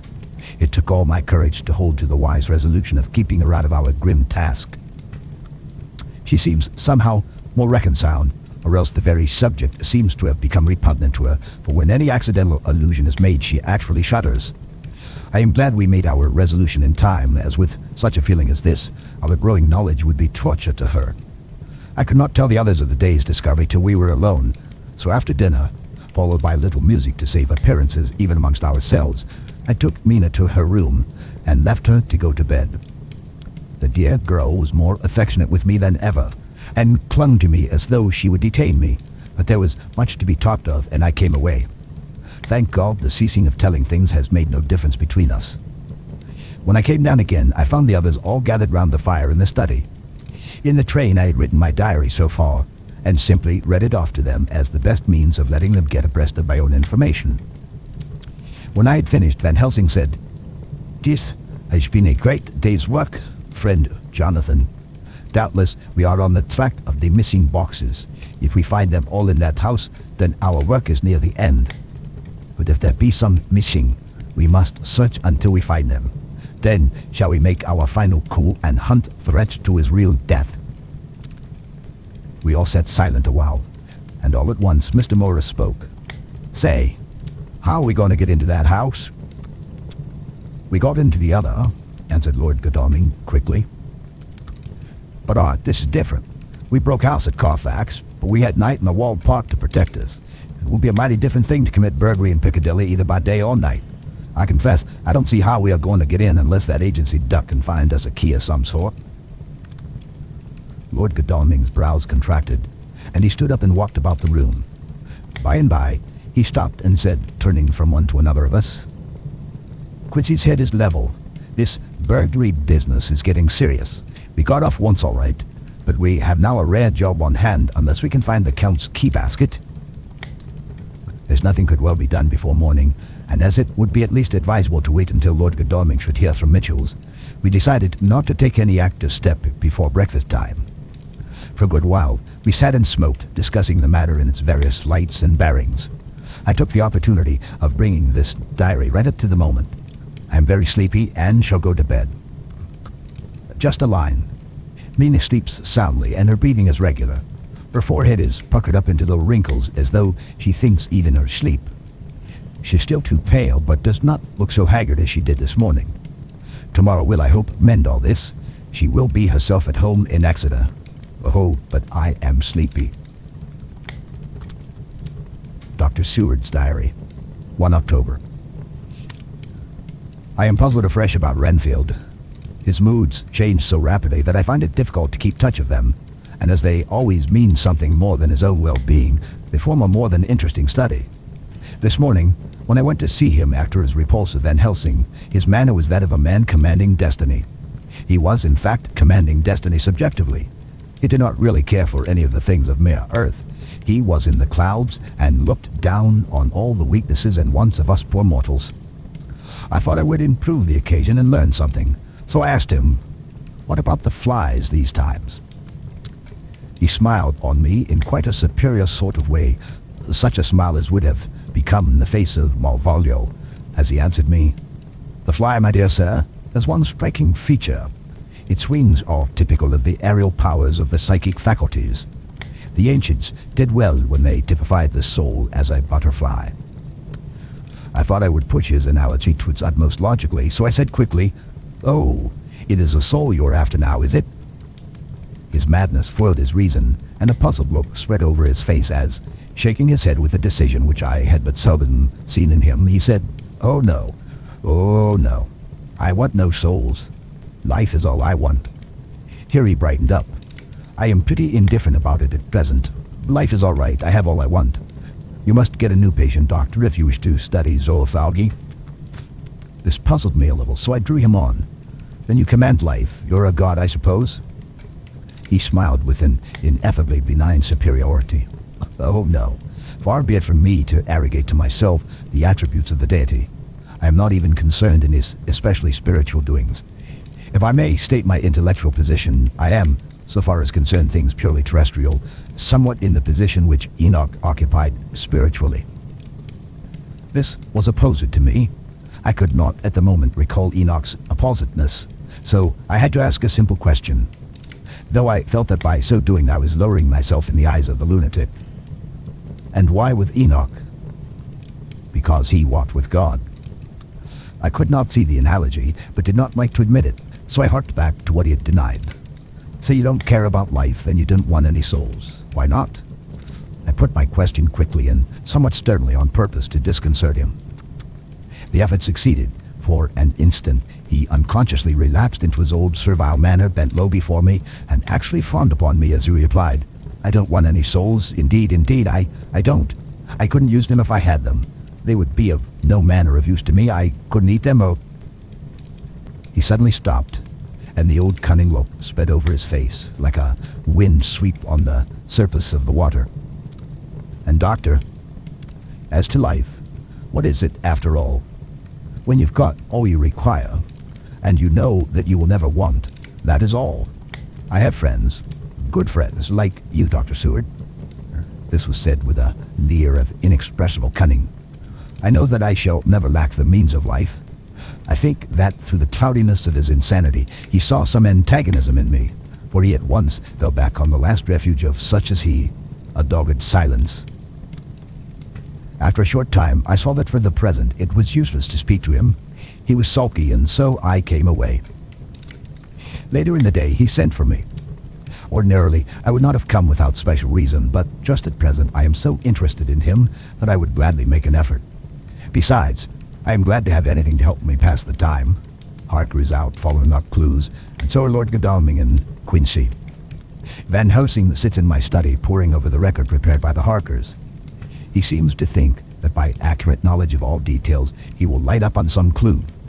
He does not wish to be disturbed in the work without cause. I would have taken him with me to see the patient, only I thought that after his last repulse he may not care to go again. There was also another reason. Renfield might not speak so freely before a third person as when he and I were alone. I found him sitting in the middle of the floor on his stool, a pose which is generally indicative of some mental energy on his part. When I came in, he said at once, as though the question had been waiting on his lips, "What about souls?" It was evident then that my surmise had been correct. Unconscious cerebration was doing its work, even with the lunatic. I determined to have the matter out. "What about them yourself?" I asked. He did not reply for a moment, but looked all around him and up and down, as though he expected to find some inspiration for an answer. "I don't want any souls," he said in a feeble, apologetic way. The matter seemed preying on his mind, and so I determined to use it, to be cruel only to be kind. So I said, "You like life, and you want life?" "Oh, yes, but that is all right. You needn't worry about that." "But," I asked, "how are we to get the life without getting the soul also?" This seemed to puzzle him, so I followed it up. "A nice time you'll have sometime when you're flying out here with the soul of thousands of flies and spiders and birds and cats buzzing and twittering and moaning all around you. You've got the live, you know, and you must put up with their souls." Something seemed to affect his imagination, for he put his fingers into his ears and shut his eyes, screwing them up tightly just as a small boy does when his face is being soaked. There was something pathetic in it that touched me. It also gave me a lesson, for it seemed that before me was a child, only a child, though the features were worn and the stubble on the jaws was white. It was evident that he was undergoing some process of mental disturbance, and knowing how his past moods had interpreted things seemingly foreign to himself, I thought I would enter into his mind as well as I could and go with him. The first step was to restore confidence, so I asked him, speaking pretty loud so that he would hear me through his closed ears, "Would you like some sugar to get your flies around again?" He seemed to wake up all at once and shook his head. With a laugh, he replied, "Not much. Flies are poor things after all." After a pause, he added, "But I don't want their souls buzzing round me all the same." "Or spiders?" I went on. "Blow spiders. What's the use of spiders? There isn't anything in them to eat or—" He stopped suddenly, as though reminded of a forbidden topic. So, I thought to myself, this is the second time he has suddenly stopped at the word drink. What does it mean?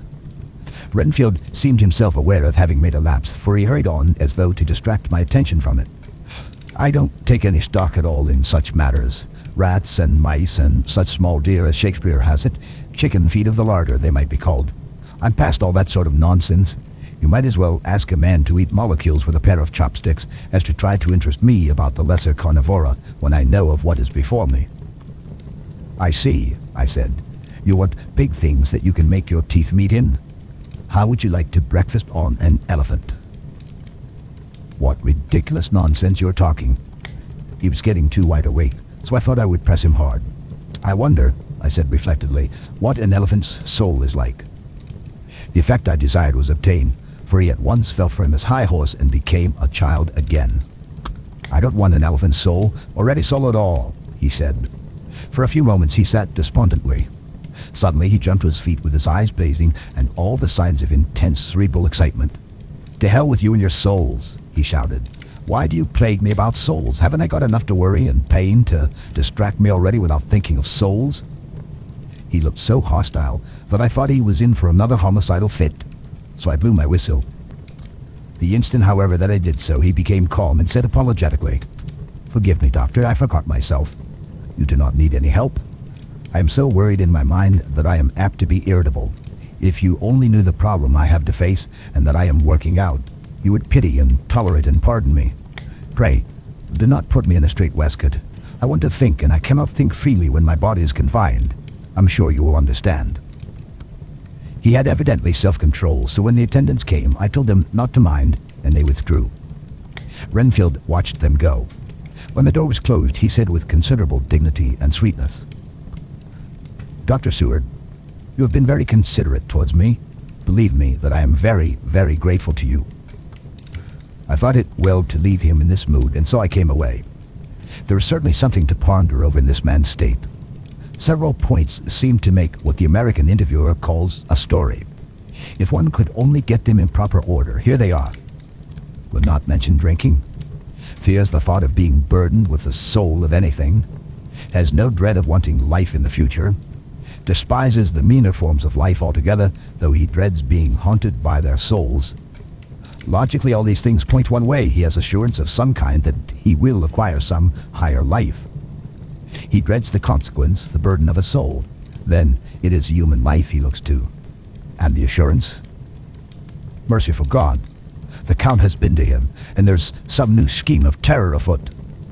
Later, I went after my round to Van Helsing and told him my suspicion. He grew very grave, and after thinking the matter over for a while, asked me to take him to Renfield. I did so. As we came to the door, we heard the lunatic within singing gaily, as he used to do in the time which now seems so long ago. When we entered, we saw with amazement that he had spread out his sugar as of old. The flies, lethargic with the autumn, were beginning to buzz into the room. We tried to make him talk of the subject of our previous conversation, but he would not attend. He went on with his singing, just as though we had not been present. He had got a scrap of paper and was folding it into a notebook. We had to come away as ignorant as we went in. He is a curious case indeed. We must watch him tonight. Letter. Mitchell, Sons and Candy, to Lord Godalming. 1 October. My Lord, we are at all times only too happy to meet your wishes. We beg, with regard to the desire of your lordship, expressed by Mr. Harker on your behalf, to supply the following information concerning the sale and purchase of number 347 Piccadilly. The original vendors are the executors of the late Mr. Archibald Winter Suffield. The purchaser is a foreign nobleman, Count de Ville, who effected the purchase himself, paying the purchase money in notes over the counter, if your lordship will pardon us using so vulgar an expression. Beyond this, we know nothing whatever of him. We are, my lord, your lordship's humble servants, Mitchell, Sons and Candy. Dr. Seward's Diary. 2 October. I placed a man in the corridor last night and told him to make an accurate note of any sound he might hear from Renfield's room, and gave him instructions that if there should be anything strange he was to call me. After dinner, when we had all gathered round the fire in the study, Mrs. Harker having gone to bed, we discussed the attempts and discoveries of the day. Harker was the only one who had any result, and we are in great hopes that his clue may be an important one. Before going to bed, I went round to the patient's room and looked in through the observation trap. He was sleeping soundly. His heart rose and fell with regular respiration. This morning, the man on duty reported to me that, a little after midnight, he was restless and kept saying his prayers somewhat loudly. I asked him if that was all. He replied that it was all he heard. There was something about his manner so suspicious that I asked him point blank if he had been asleep. He denied sleep, but admitted to having dozed for a while. It is too bad that men cannot be trusted unless they are watched. Today Harker is out following up his clue, and Art and Quincy are looking after horses. Godalming thinks that it will be well to have horses always in readiness, for when we get the information which we seek, there will be no time to lose. We must sterilize all the imported earth between sunrise and sunset. We shall thus catch the Count at his weakest and without a refuge to fly to. Van Helsing is off to the British Museum looking up some authorities on ancient medicine. The old physicians took account of things which their followers do not accept, and the professor is searching for witch and demon cures which may be useful to us later. I sometimes think that we must be all mad and that we shall wake to sanity in strait waistcoats. Later. We have met again. We seem at last to be on the track, and our work of tomorrow may be the beginning of the end. I wonder if Renfield's quiet has anything to do with this. His moods have so followed the doings of the Count that the coming destruction of the monster may be carried to him some subtle way. If we could only get some hint as to what passed in his mind between the time of my argument with him today and his resumption of fly-catching, it might afford us a valuable clue. He is now seemingly quiet for a spell. Is he? That wild yell seemed to come from his room. The attendant came bursting into my room and told me that Renfield had somehow met with some accident. He had heard him yell, and when he went to him found him lying on his face, on the floor, all covered with blood. I must go at once. The end of chapter 20. Dr. Seward's Diary. 3 October. Let me put down with exactness all that happened as well as I can remember since last I made an entry. Not a detail that I can recall must be forgotten. In all calmness, I must proceed. When I came to Renfield's room, I found him lying on the floor on his left side in a glittering pool of blood. When I went to move him, it became at once apparent that he had received some terrible injuries. There seemed none of the unity of purpose between the parts of the body which marks even lethargic sanity. As the face was exposed, I could see that it was horribly bruised, as though it had been beaten against the floor. Indeed, it was from the face wounds that the pool of blood originated. The attendant, who was kneeling beside the body, said to me as we turned him over, "I think, sir, his back is broken. See, both his right arm and leg and the whole side of his face are paralyzed." How such a thing could have happened puzzled the attendant beyond measure. He seemed quite bewildered, and his brows were gathered in as he said, "I can't understand the two things. He could mark his face like that by beating his own head on the floor. I saw a young woman do it once at the Eversfield Asylum before anyone could lay hands on her. And I suppose he might have broken his neck by falling out of bed if he got in an awkward kink. But for the life of me, I can't imagine how the two things occurred. If his back was broke, he couldn't beat his head, and if his face was like that before the fall out of bed, there would be marks of it." I said to him, "Go to Dr. Van Helsing and ask him to kindly come here at once. I want him without an instant's delay." The man ran off, and within a few minutes the professor in his dressing gown and slippers appeared. When he saw Renfield on the ground, he looked keenly at him a moment and then turned to me. I think he recognized my thought in my eyes, for he said very quickly, manifestly for the ears of the attendant, "Ah, a sad accident. He will need very careful watching and much attention. I shall stay with you myself, but I shall first dress myself. If you will remain, I shall in a few minutes join you." The patient was now breathing stertorously, and it was easy to see that he had suffered some terrible injury. Van Helsing returned with extraordinary celerity, bearing with him a surgical case. He had evidently been thinking and had his mind made up, for almost before he looked at the patient, he whispered to me, "Send the attendant away. We must be alone with him when he becomes conscious after the operation." I said, "I think that will do now, Simmons. We have done all that we can at present. You had better go your round, and Dr. Van Helsing will operate. Let me know instantly if there be anything unusual anywhere." The man withdrew, and we went into a strict examination of the patient. The wounds of the face were superficial. The real injury was a depressed fracture of the skull, extending right up through the motor area. The professor thought a moment and said, "We must reduce the pressure and get back to normal conditions as far as can be. The rapidity of the suffusion shows the terrible nature of his injury. The whole motor area seems affected. The suffusion of the brain will increase quickly, so we must trephine at once or it may be too late." As he was speaking, there was a soft tapping at the door. I went over and opened it and found in the corridor without Arthur and Quincy in pajamas and slippers. The former spoke. "I heard your man call up Dr. Van Helsing and tell him of an accident, so I woke Quincy, or rather called for him as he was not asleep. Things are moving too quickly and too strangely for sound sleep for any of us these times. I've been thinking that tomorrow night will not see things as they have been. We'll have to look back and forward a little more than we have done. May we come in?" I nodded and held the door open till they had ended, then I closed it again.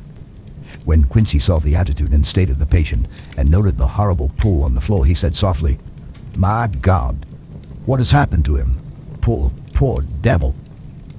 I told him briefly and added that we expected he would recover consciousness after the operation for a short time at all events. He went at once and sat down on the edge of the bed with Godalming beside him. We all watched in patience. "We shall wait," said Van Helsing, "just long enough to fix the best spot for trephining so that we may most quickly and perfectly remove the blood clot, for it is evident that the hemorrhage is increasing." The minutes during which we waited passed with fearful slowness. I had a horrible sinking in my heart, and from Van Helsing's face I gathered that he felt some fear or apprehension as to what was to come. I dreaded the words Renfield might speak. I was positively afraid to think, but the conviction of what was coming was on me, as I have read of men who have heard the death watch. The poor man's breathing came in uncertain gasps. Each instant he seemed as though he would open his eyes and speak, but then would follow a prolonged stertorous breath, and he would relapse into a more fixed insensibility. Inured as I was to sickbeds and death, this suspense grew and grew upon me. I could almost hear the beating of my own heart, and the blood surging through my temples sounded like blows from a hammer. The silence finally became agonizing. I looked at my companions, one after another, and saw from their flushed faces and damp brows that they were enduring equal torture. There was a nervous suspense over us all, as though overhead some dread bell would peal out powerfully when we should least expect it. At last there came a time when it was evident that the patient was sinking fast. He might die at any moment. I looked up at the professor and caught his eyes fixed on mine. His face was sternly set as he spoke. There is no time to lose. His words may be worth many lives. I have been thinking so as I stood here. It may be there is a soul at stake. We shall operate just above the ear. Without another word, he made the operation. For a few moments, the breathing continued to be stertorous. Then, there came a breath so prolonged that it seemed as though it would tear open his chest. Suddenly, his eyes opened and became fixed in a wild, helpless stare. This was continued for a few minutes, but then it was softened into a glad surprise, and from his lips came a sigh of relief. He moved convulsively, and as he did so, said, "I'll be quiet, Doctor. Tell them to take off the strait waistcoat. I have had a terrible dream, and it has left me so weak that I cannot move. What's wrong with my face? It feels all swollen and it smarts dreadfully." He tried to turn his head, but even with the effort his eyes seemed to grow glassy again, so I gently put it back. Then Van Helsing said in a quiet, grave tone, "Tell us your dream, Mr. Renfield." As he heard the voice, his face brightened through its mutilation, and he said, "That is Dr. Van Helsing. How good it is of you to be here. Give me some water. My lips are dry, and I shall try to tell you. I dreamed—" He stopped and seemed fainting. I called quietly to Quincy. "The brandy. It is in my study. Quick." He flew and returned with a glass, the decanter of brandy, and a carafe of water. We moistened the parched lips, and the patient quickly revived. It seemed, however, that his poor injured brain had been working in the interval, for when he was quite conscious, he looked at me piercingly with an agonized confusion, which I shall never forget, and said, "I must not deceive myself. It was no dream, but all a grim reality." Then his eyes roved around the room. As they caught sight of the two figures sitting patiently on the edge of the bed, he went on, "If I were not sure already, I would know from them." For an instant, his eyes closed, not with pain or sleep, but voluntarily, as though he were bringing all his faculties to bear. When he opened them, he said hurriedly, and with more energy than he had yet displayed, "Quick, Doctor, quick. I am dying. I feel that I have but a few minutes, and that I must go back to death, or worse.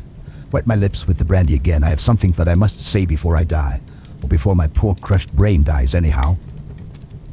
"Thank you. It was that night, after you left me, when I implored you to let me go away. I couldn't speak then, for I felt my tongue was tied. But I was as sane then, except in that way, as I am now. I was in an agony of despair for a long time after you left me. It seemed hours. Then there came a sudden peace to me. My brain seemed to become cool again, and I realized where I was. I heard the dogs bark behind our house, but not where he was." As he spoke, Van Helsing's eyes never blinked, but his hand came out and met mine and gripped it hard. He did not, however, betray himself. He nodded slightly and said, "Go on," in a low voice. Renfield proceeded. "He came up to the window in the mist as I had seen him often before, but he was solid then, not a ghost, and his eyes were fierce like a man's when angry. He was laughing with his red mouth. The sharp white teeth glinted in the moonlight when he turned to look back over the belt of trees to where the dogs were barking. I wouldn't ask him to come in at first, though I knew he wanted to, just as he had wanted all along. Then he began promising me things, not in words, but by doing them." He was interrupted by a word from the professor. "How?" "By making them happen, just as he used to send in the flies when the sun was shining. Great big fat ones with steel and sapphire on their wings, and big moths in the night with skull and crossbones on their backs." Van Helsing nodded to him as he whispered to me unconsciously, "The Acherontia atropos of the Sphinx, what you call the death's head moth?" The patient went on without stopping. Then he began to whisper, "Rats, rats, rats, hundreds, thousands, millions of them, and every one alive, and dogs to eat them, and cats too, all lives, all red blood with years of life in it, and not merely buzzing flies." I laughed at him, for I wanted to see what he could do. Then the dogs howled away behind the dark trees in his house. He beckoned me to the window. I got up and looked out, and he raised his hands and seemed to call out without using any words. A dark mass spread over the grass, coming on like the shape of a flame of fire. And then he moved the mist to the right and left, and I could see that there were thousands of rats with their eyes blazing red like his, only smaller. He held up his hand and they all stopped, and I thought he seemed to be saying, "All these lives will I give you, I and many more and greater through countless ages, if you will fall down and worship me." And then a red cloud like the color of blood seemed to close over my eyes, and before I knew what I was doing, I found myself opening the sash and saying to him, "Come in, Lord and Master." The rats were all gone, but he slid into the room through the sash, though it was only open an inch wide, just as the moon herself has often come in through the tiniest crack and has stood before me in all her size and splendor. His voice was weaker, so I moistened his lips with the brandy again, and he continued, but it seemed as though his memory had gone on working in the interval, for his story was further advanced. I was about to call him back to the point, but Van Helsing whispered to me, "Let him go on. Do not interrupt him. He cannot go back and maybe could not proceed at all if once he lost the thread of his thought." He proceeded. "All day I waited to hear from him, but he did not send me anything, not even a blowfly. And when the moon got up, I was pretty angry with him. When he did slide in through the window, though it was shut and did not even knock, I got mad with him. He sneered at me, and his white face looked out of the mist with his red eyes gleaming, and he went on as though he owned the whole place, and I was no one. He didn't even smell the same as he went by me. I couldn't hold him. I thought that somehow Mrs. Harker had come into the room." The two men sitting on the bed stood up and came over, standing behind him so that he could not see them, but where they could hear better. They were both silent, but the professor started and quivered. His face, however, grew grimmer and sterner still. Renfield went on without noticing. "When Mrs. Harker came in to see me this afternoon, she wasn't the same. It was like tea after the teapot has been watered." Here we all moved, but no one said a word. He went on. "I didn't know that she was here till she spoke, and she didn't look the same. I don't care for the pale people. I like them with lots of blood in them, and hers all seemed to have run out. I didn't think of it at the time, but when she went away I began to think, and it made me mad to know that he had been taking the life out of her. I could feel that the rest quivered as I did, but we remained otherwise still. So when he came tonight, I was ready for him. I saw the mist stealing in, and I grabbed it tight. I had heard that madmen have unnatural strength, and as I knew I was a madman at times anyhow, I resolved to use my power. And he felt it too, for he had to come out of the mist to struggle with me. I held tight, and I thought I was going to win, for I didn't mean him to take any more of her life till I saw his eyes. They burned into me, and my strength became like water. He slipped through it, and when I tried to cling to him, he raised me up and flung me down. There was a red cloud before me and a noise like thunder, and the mist seemed to steal away under the door." His voice was becoming fainter, and his breath more stertorous. Van Helsing stood up instinctively. "We know the rest now," he said. "He is here, and we know his purpose. It may not be too late. Let us be armed, the same as we were the other night, but lose no time, there is not an instant to spare." There was no need to put our fear, nay, our conviction into words. We shared them in common. We all hurried and took from our rooms the same things that we had when we entered the Count's house. The professor had his ready, and as we met in the corridor, he pointed to them significantly as he said, "They never leave me, and they shall not till this unhappy business is over. Be wise also, my friends. It is no common enemy that we deal with. Alas, alas, that dear Madam Mina should suffer." He stopped. His voice was breaking, and I do not know if rage or terror predominated in my own heart. Outside the Harkers' door we paused. Art and Quincy held back, and the latter said, "Should we disturb her?" "We must," said Van Helsing grimly. "If the door be locked, I shall break it in. May it not frighten her terribly? It is unusual to break into a lady's room." Van Helsing said solemnly, "You are always right, but this is life and death. All chambers are alike to the doctor, and even were they not, they are all as one to me tonight. Friend John, when I turn the handle, if the door does not open, do you put your shoulder down and shove, and you too, my friends, now." He turned the handle as he spoke, but the door did not yield. We threw ourselves against it. With a crash it burst open, and we almost fell headlong into the room. The professor did actually fall, and I saw across him as he gathered himself up from hands and knees. What I saw appalled me. I felt my hair rise like bristles on the back of my neck, and my heart seemed to stand still. The moonlight was so bright that through the thick yellow blind, the room was light enough to see.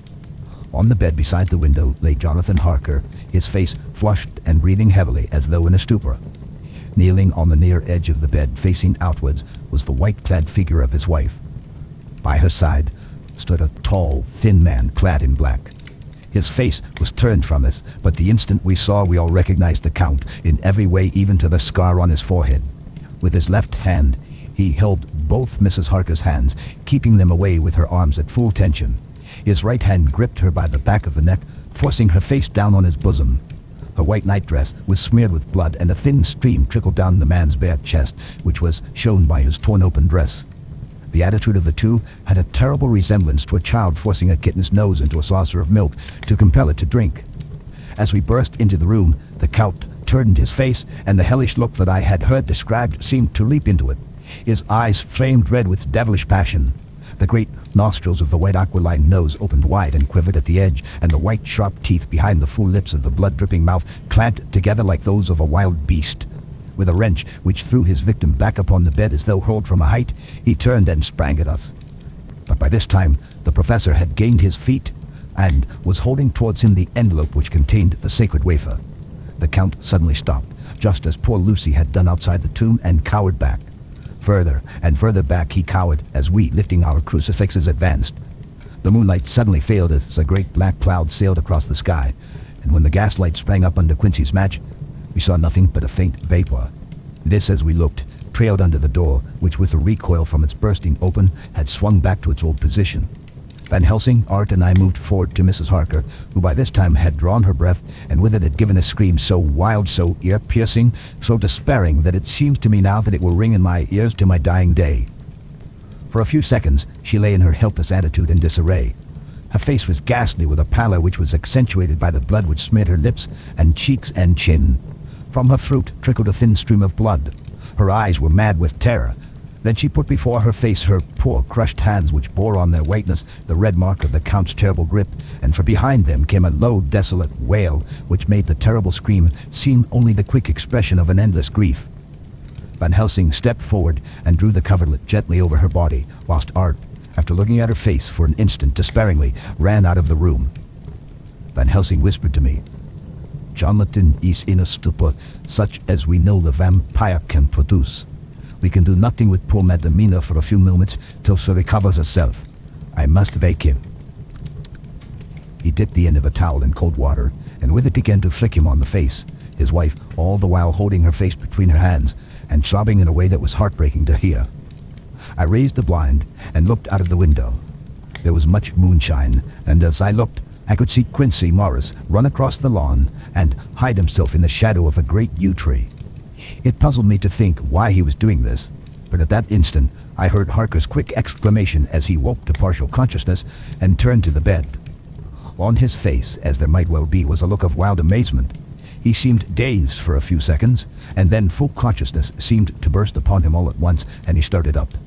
His wife was aroused by the quick movement, and turned to him with her arms stretched out, as though to embrace him. Instantly, however, she drew them in again, and putting her elbows together, held her hands before her face, and shuddered till the bed beneath her shook. "In God's name, what does this mean?" Harker cried out. "Dr. Seward! Dr. Van Helsing, what is it? What has happened? What is wrong? Mina, dear, what is it? What does that blood mean? My God, has it come to this?" And raising himself to his knees, he beat his hands wildly together. "Good God, help us! Help her, oh, help her!" With a quick movement, he jumped from bed and began to pull on his clothes, all the man in him awake at the need for instant exertion. "What has happened? Tell me about it," he cried without pausing. "Dr. Van Helsing, you love me, I know. Oh, do something to save her. It cannot have gone too far yet. Guard her while I look for him." His wife, through her terror and horror and distress, saw some sure danger to him. Instantly forgetting her own grief, she seized hold of him and cried out, "No, no, Jonathan, you must not leave me. I have suffered enough tonight, God knows, without the dread of his harming you. You must stay with me. Stay with these friends who will watch over you." Her expression became frantic as she spoke, and he, yielding to her, she pulled him down, sitting on the bedside, and clung to him fiercely. Van Helsing and I tried to calm them both. The professor held up his golden crucifix and said with wonderful calmness, "Do not fear, my dear. We are here, and whilst this is close to you, no foul thing can approach. You are safe for tonight, and we must be calm and take counsel together." She shuddered and was silent, holding down her head on her husband's breast. When she raised it, his white nightrobe was stained with blood where her lips had touched, and where the thin open wound in the neck had sent forth drops. The instant she saw it, she drew back with a low wail and whispered amidst choking sobs, "Unclean, unclean! I must touch him or kiss him no more. Oh, that it should be that it is I who am now his worst enemy, and whom he may have most cause to fear." To this, he spoke out resolutely. "Nonsense, Mina. It is a shame to me to hear such a word. I would not hear of it of you, and I shall not hear it from you. May God judge me by my deserts, and punish me with more bitter suffering than even this hour, if by any act or will of mine anything ever come between us." He put out his arms and folded her to his breast, and for a while she lay there sobbing.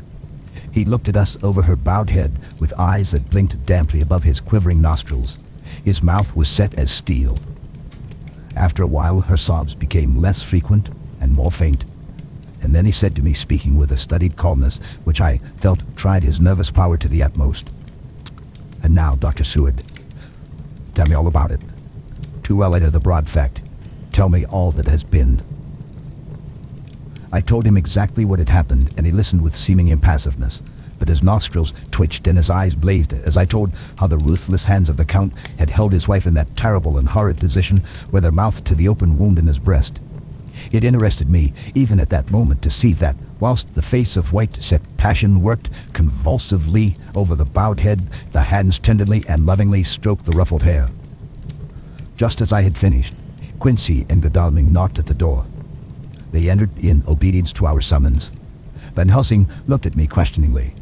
I understood him to mean that if we were to take advantage of their coming to divert, if possible, the thoughts of the unhappy husband and wife from each other and from themselves. So on nodding acquiescence to him, he asked them what they had seen or done, to which Lord Godalming answered, "I cannot see him anywhere in the passage or in any of our rooms. I looked in the study, but though he had been there, he had gone. He had, however—" He stopped suddenly, looking at the poor drooping figure on the bed. Van Helsing said gravely, "Go on, friend Arthur. We want here no more concealments. Our hope now is in knowing all. Tell freely." So Art went on.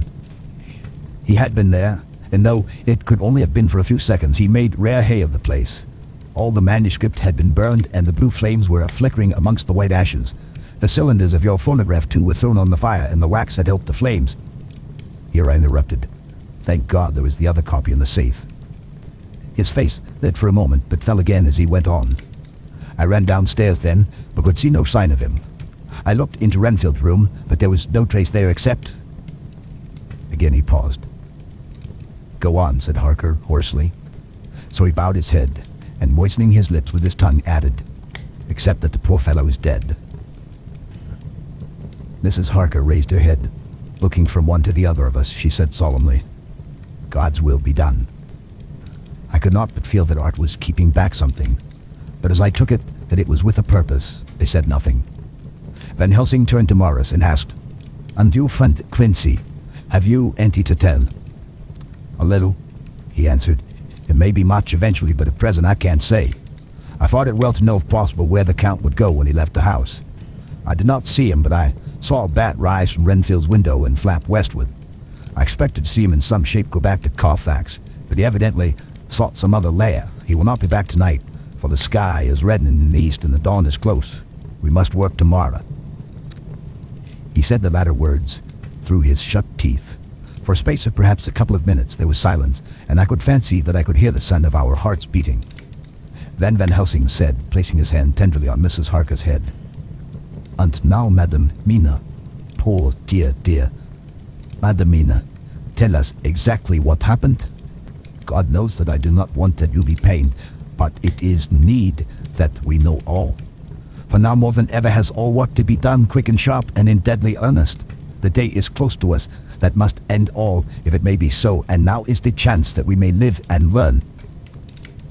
The poor dear lady shivered, and I could see the tension of her nerves as she clasped her husband close to her and bent her head lower and lower still on his breast. Then she raised her head, proudly, and held out one hand to Van Helsing, who took it in his, and after stooping and kissing it reverently, held it fast. The other hand was locked in that of her husband, who held his other arm thrown round her protectingly. After a pause in which she was evidently ordering her thoughts, she began. "I took the sleeping draught which you had so kindly given me, but for a long time it did not act. I seemed to become more wakeful, and myriads of horrible fancies began to crowd in upon my mind, all of them connected with death and vampires, with blood and pain and trouble." Her husband involuntarily groaned as she turned to him and said lovingly, "Do not fret, dear. You must be brave and strong and help me through the horrible task. If you only knew what an effort it is to me to tell of this fearful thing at all, you would understand how much I need your help." Well, I saw I must try to help the medicine to its work with my will if it was to do me any good, so I resolutely set myself to sleep. Sure enough, sleep must soon have come to me, for I remember no more. Jonathan, coming in, had not waked me, for he lay by my side when next I remember. There was in the room the same thin white mist that I had before noticed, but I forgot now. If you know of this, you will find it in my diary, which I shall show you later. I felt the same vague terror which had come to me before, and the same sense of some presence.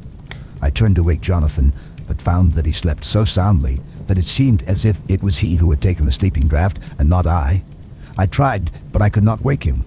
This caused me a great fear, and I looked around terrified. Then indeed my heart sank within me.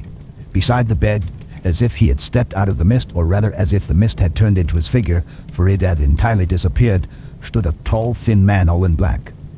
I knew him at once from the description of the others. The waxen face, the high aquiline nose, on which the light fell in a thin white line, the parted red lips with the sharp white teeth showing between, and the red eyes that I had seemed to see in the sunset on the windows of St. Mary's Church at Whitby. I knew, too, the red scar on his forehead where Jonathan had struck him. For an instant my heart stood still, and I would have screamed out, only that I was paralyzed. In the pause, he spoke in a sort of keen, cutting whisper, pointing, as he spoke to Jonathan. "Silence. If you make a sound, I shall take him and dash his brains out before your very eyes." I was appalled and was too bewildered to do or say anything.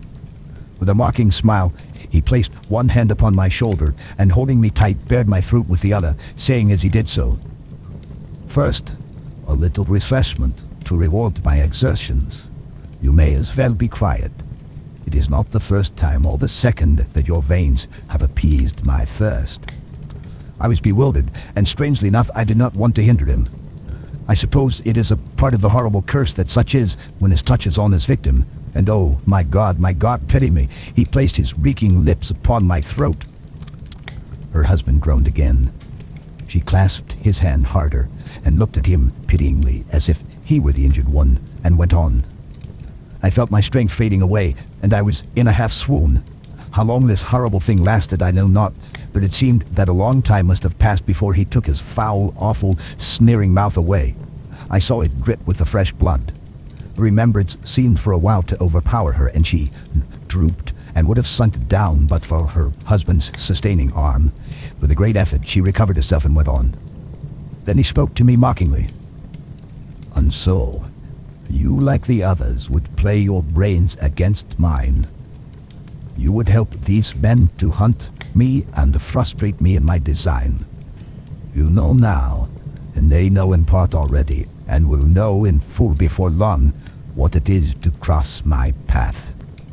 They should have kept their energies for use closer to home, whilst they played wits against me who commanded nations and intrigued for them and fought for them hundreds of years before they were born. I was countermining them. And you, their best beloved one, are now to me flesh of my flesh, blood of my blood, kin of my kin, my bountiful winepress for a while, and shall be later on my companion and my helper. You shall be avenged in turn, for not one of them but shall minister to your needs. But as yet you are to be punished for what you have done. You have aided in thwarting me. Now you shall come to my call. When my brain says come to you, you shall cross land or sea to do my bidding, and to that end, this.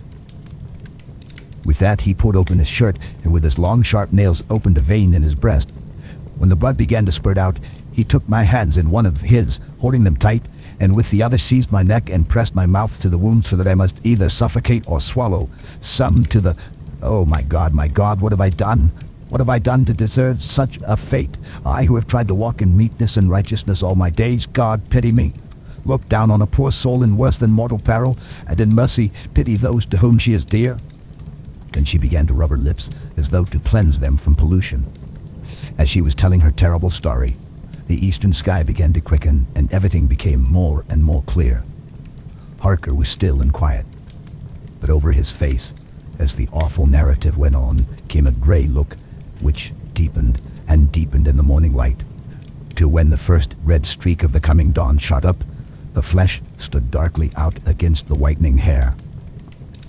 We have arranged that one of us is to stay within call of the unhappy pair till we can meet together and arrange about taking action. Of this I am sure. The sun rises today on no more miserable house in all the great round of its daily course. The end of chapter 21. Jonathan Harker's Journal. 3 October. As I must do something or go mad, I write this diary. It is now 6 o'clock, and we are to meet in the study in half an hour and take something to eat, for Dr. Van Helsing and Dr. Seward are agreed that if we do not eat, we cannot work our best. Our best will be, God knows, required today. I must keep writing at every chance, for I dare not stop to think. All, big and little, must go down. Perhaps at the end, the little things may teach us most. The teaching, big or little, could not have landed Mina or me anywhere worse than we are today. However, we must trust and hope. Poor Mina told me just now, with the tears running down her dear cheeks, that it is in trouble and trial that our faith is tested, that we must keep on trusting, and that God will aid us up to the end. The end. Oh my God, what end? To work, to work. When Dr. Van Helsing and Dr. Seward had come back from seeing poor Renfield, we went gravely into what was to be done. First, Dr. Seward told us that when he and Dr. Van Helsing had gone down to the room below, they had found Renfield lying on the floor, all in a heap. His face was all bruised and crushed in, and the bones of the neck were broken. Dr. Seward asked the attendant who was on duty in the passage if he had heard anything. He said that he had been sitting down. He confessed to half dozing when he heard loud voices in the room, and then Renfield had called out loudly several times, "God, God, God."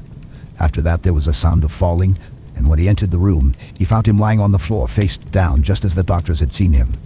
Van Helsing asked if he had heard voices, or a voice, and he said he could not say, that at first it had seemed to him as if there were two, but as there was no one in the room, it could have been only one. He could swear to it if required that the word God was spoken by the patient. Dr. Seward said to us when we were alone that he did not wish to go into the matter. The question of an inquest had to be considered, and it would never do to put forward the truth, as no one would believe it. As it was, he thought that on the attendant's evidence he could give a certificate of death by misadventure in falling from bed. In case the coroner should demand it, there would be a formal inquest, necessarily to the same result. When the question began to be discussed as to what should be our next step, the very first thing we decided was that Mina should be in full confidence, that nothing of any sort, no matter how painful, should be kept from her. She herself agreed as to its wisdom, and it was pitiful to see her so brave and yet so sorrowful and in such a depth of despair. There must be no concealment, she said. Alas, we have had too much already, and besides, there is nothing in all the world that can give me more pain than I have already endured than I suffer now. Whatever may happen, it must be of new hope or of new courage to me. Van Helsing was looking at her fixedly as she spoke and said suddenly, but quietly, "But, dear Madam Mina, are you not afraid? Not for yourself, but for others, from yourself, after what has happened?" Her face grew set in its lines, but her eyes shone with the devotion of a martyr as she answered, "Ah, no, for my mind is made up." "To what?" he asked gently, whilst we were all very still, for each in our own way we had a sort of vague idea of what she meant. Her answer came with direct simplicity, as though she was simply stating a fact. Because if I find it myself, and I shall watch keenly for it, a sign of harm to any that I love, I shall die. You would not kill yourself? He asked hoarsely. I would, if there were no friend who loved me, who would save me such a pain and so desperate an effort. She looked at him meaningly as she spoke. He was sitting down, but now he rose and came close to her and put his hand on her head, as he said solemnly, My child, there is such an one if it were for your good. For myself, I could hold it in my account with God to find such a euthanasia for you, even at this moment, if it were best, nay, were it safe. But my child... For a moment, he seemed choked, and a great sob rose in his throat. He gulped it down and went on. There are here some who would stand between you and death. You must not die. You must not die by any hand, but least of all your own. Until the other who has fouled your sweet life is true dead, you must not die. For if he is still with the quick undead, your death would make you even as he is. No, you must live. You must struggle and strive to live, though death would seem a boon unspeakable. You must fight death himself, though he come to you in pain or in joy, by the day or the night, in safety or in peril. On your living soul I charge that you do not die, nay, nor think of death till this great evil be past. The poor dear grew white as death, and shook and shivered, as I have seen a quicksand shake and shiver at the coming of the tide. We were all silent. We could do nothing.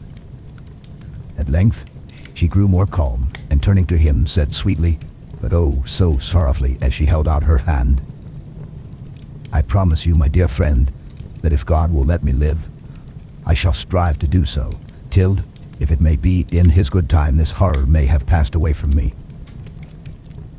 She was so good and brave that we all felt that our hearts were strengthened to work and endure for her, and we began to discuss what we were to do. I told her that she was to have all the papers in the safe, and all the papers or diaries and phonographs we might hereafter use, and was to keep the record as she had done before. She was pleased with the prospect of anything to do, if pleased could be used in connection with so grim an interest. As usual, Van Helsing had fought ahead of everyone else, and was prepared with an exact ordering of our work. It is perhaps well, he said, that our meeting after our visit to Carfax, we decided not to do anything with the earth boxes that lay there. Had we done so, the Count must have guessed our purpose and would doubtless have taken measures in advance to frustrate such an effort with regard to the others. But now, he does not know our intentions. Nay, more in all probability, he does not know that such a power exists to us as can sterilize his lairs so that he cannot use them as of old. We are now so much further advanced in our knowledge as to their disposition that, when we have examined the house in Piccadilly, we may track the very last of them. To they, then, is ours, and in it rests our hope. The sun that rose on our sorrow this morning guards us in its course. Until it sets tonight, that monster must retain whatever form he now has. He is confined within the limitations of his earthly envelope. He cannot melt into thin air nor disappear through cracks or chinks or crannies. If he go through a doorway, he must open the door like a mortal. And so we have this day to hunt out all his lairs and sterilize them. So we shall, if we have not yet catch him and destroy him, drive him to bay in some place where the catching and the destroying shall be in time sure. Here I started up, for I could not contain myself at the thought that the minutes and seconds so preciously laden with Mina's life and happiness were flying from us, since whilst we talked action was impossible. But Van Helsing held up his hand warningly. Nay, friend Jonathan, he said, in this, the quickest way home is the longest way, so your proverbs say. We shall all act and act with desperate quick when the time has come. I think, in all probable the key of the situation is in that house in Piccadilly. The Count may have many houses which he has bought. Of them, he will have deeds of purchase, keys, and other things. He will have paper that he write on. He will have his book of checks. There are many belongings that he must have somewhere. Why not in this place so central, so quiet, where he come and go by the front or the back at all hours, when in the very vast of the traffic there is none to notice? We shall go there and search that house, and then we learn what it holds. Then we do what our friend Arthur calls in his phrases of hunt, stop the earths, and so we run down our old fox. So, is it not? Then let us come at once, I cried. We are wasting the precious, precious time. The professor did not move, but simply said, and how are we to get into that house in Piccadilly? Anyway, I cried, we shall break in if it need be. And your police, where would they be, and what do they say? I was staggered, but I knew that if he wished to delay, he had a good reason for it.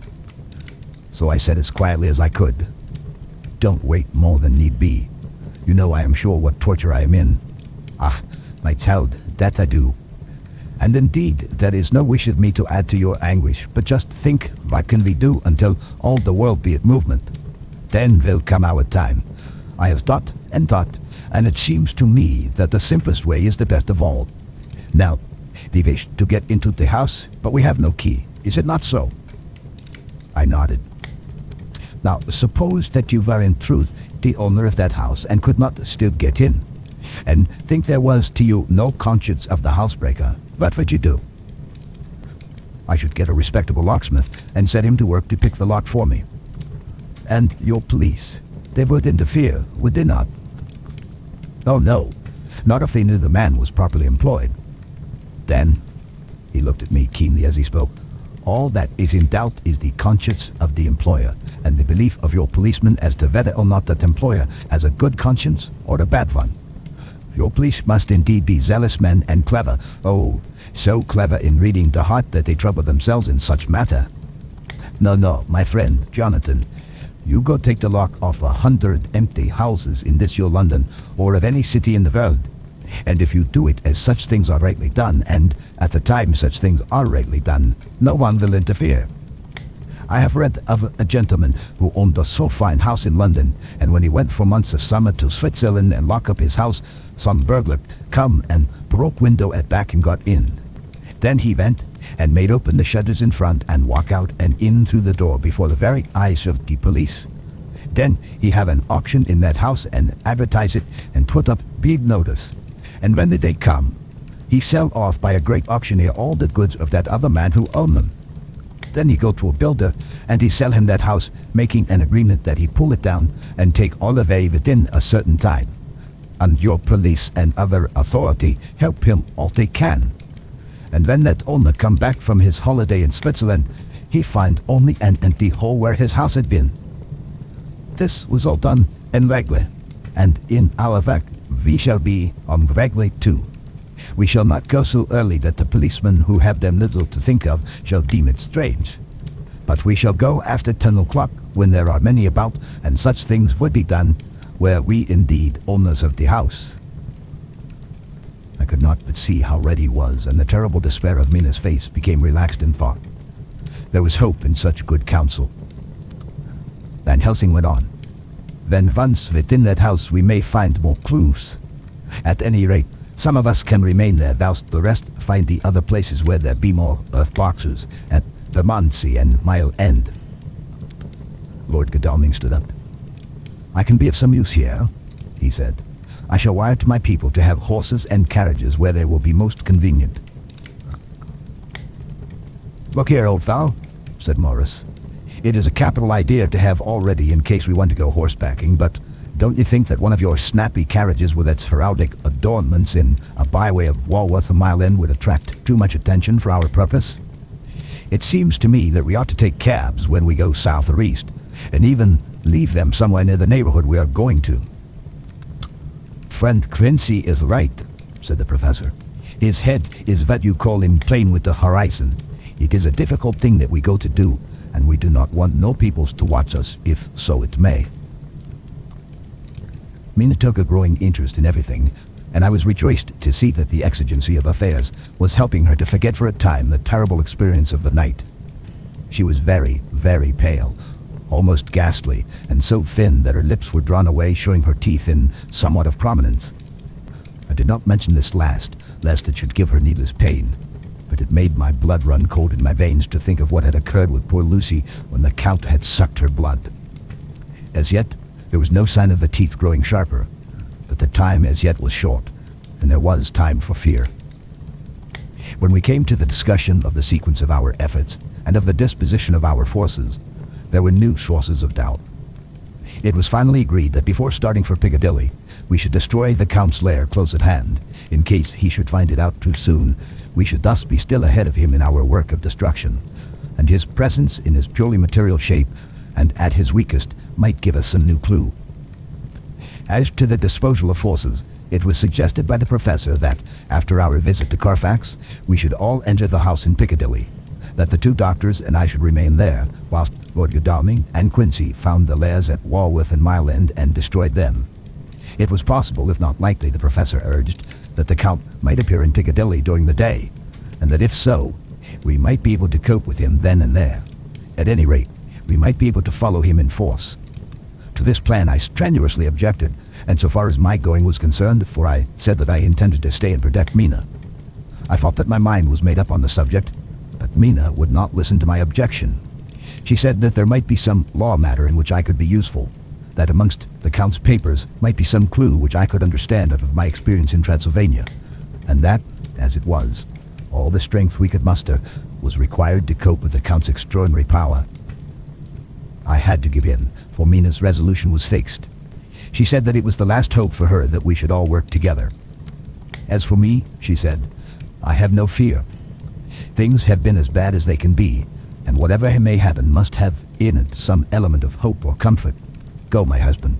God can, if he wishes it, guard me as well alone as with anyone present. So I started up, crying out, Then in God's name let us come at once, for we are losing time. The Count may come to Piccadilly earlier than we think. Not so, said Van Helsing, holding up his hand. But why? I asked.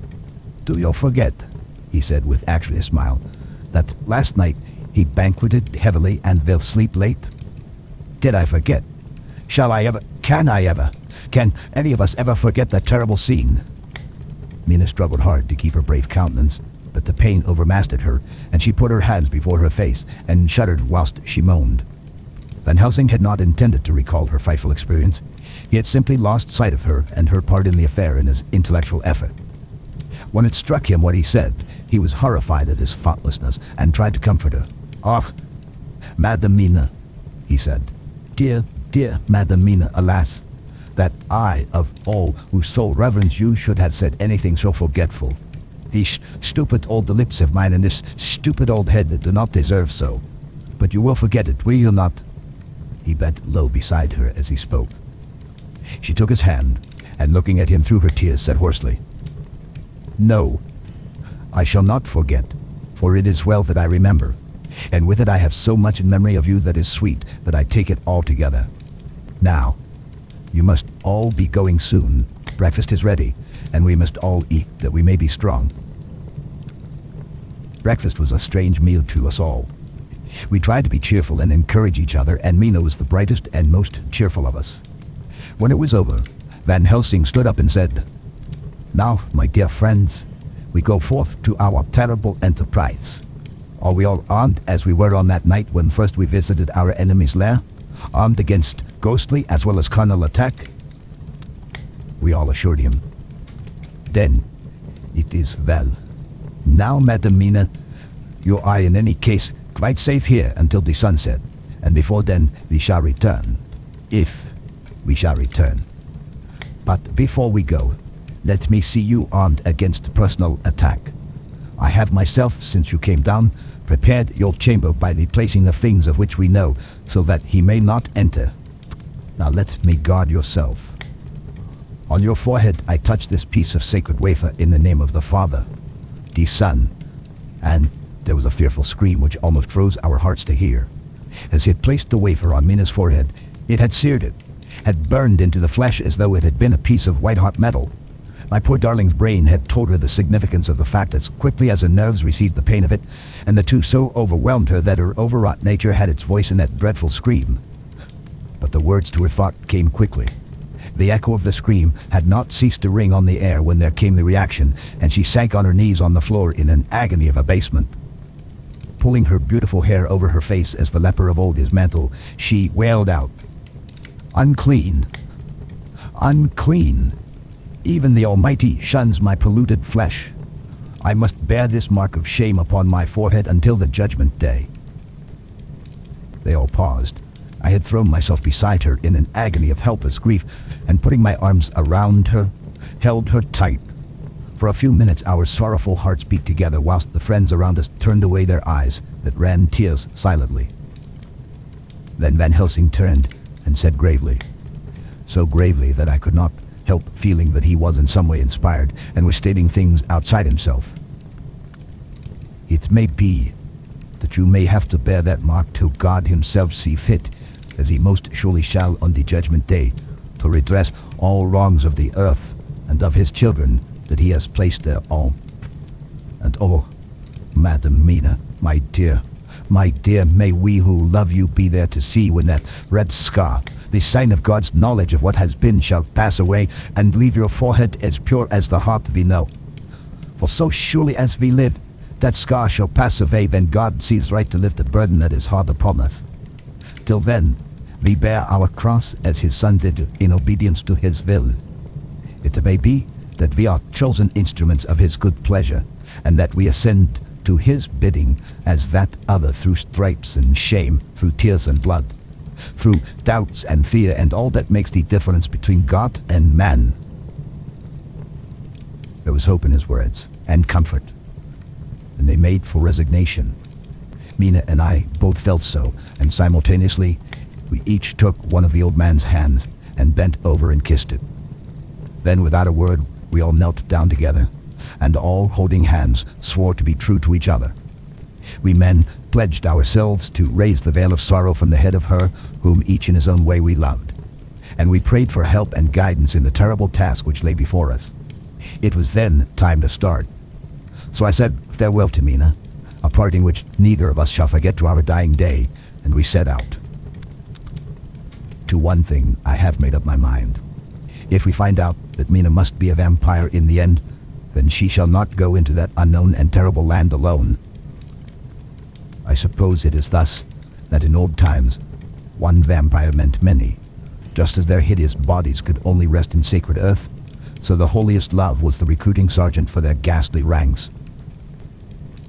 We entered Carfax without trouble and found all things the same as on the first occasion. It was hard to believe that amongst so prosaic surroundings of neglect and dust and decay there was any ground for such fear as already we knew. Had not our minds been made up, and had there not been terrible memories to spur us on, we could hardly have proceeded with our task. We found no papers or any sign of use in the house, and in the old chapel the great boxes looked just as we had seen them last. Dr. Van Helsing said to us solemnly as we stood before him, "And now, my friends, we have a duty here to do. We must sterilize this earth, so sacred of holy memories, that he has brought from a far distant land for such fell use.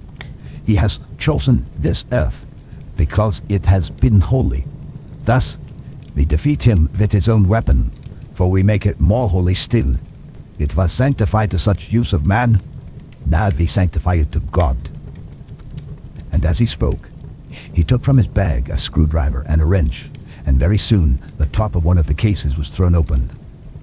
The earth smelled musty and close, but we did not somehow seem to mind, for our attention was concentrated on the professor.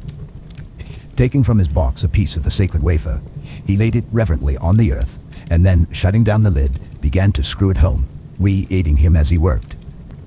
One by one, we treated in the same way each of the great boxes, and left them as we had found them to all appearance. But in each was a portion of the host. When we closed the door behind us, the professor said solemnly, "So much is already done. It may be that with all the others we can be so successful, then the sunset of this evening may shine of Madam Mina's forehead, all white as ivory and with no stain." As we passed across the lawn on our way to the station to catch our train, we could see the front of the asylum. I looked eagerly, and in the window of my own room saw Mina. I waved my hand to her and nodded to tell her that our work there was successfully accomplished. She nodded in reply to show that she understood. The last I saw, she was waving her hand in farewell. It was with a heavy heart that we sought the station and just caught the train which was steaming in as we reached the platform. I have written this in the train. Piccadilly, 12:30 o'clock. Just before we reached Fenchurch Street, Lord Godalming said to me, "Quincy and I will find a locksmith. You had better not come with us in case there should be any difficulty, for under the circumstances it wouldn't seem so bad for us to break into an empty house. But you are a solicitor, and the Incorporated Law Society might tell you that you should have known better."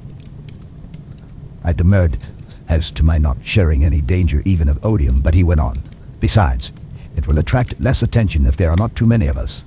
My title will make it all right with the locksmith, and with any policeman that may come along.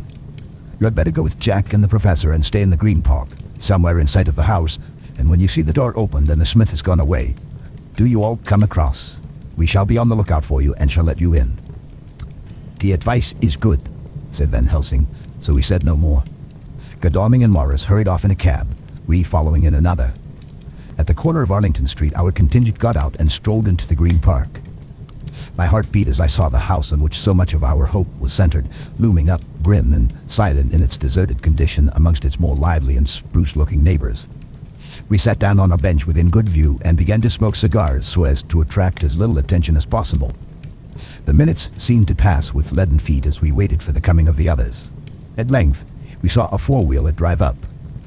Out of it, in leisurely fashion, got Lord Godalming and Morris, and down from the box descended a thick-set workingman with his rush-woven basket of tools.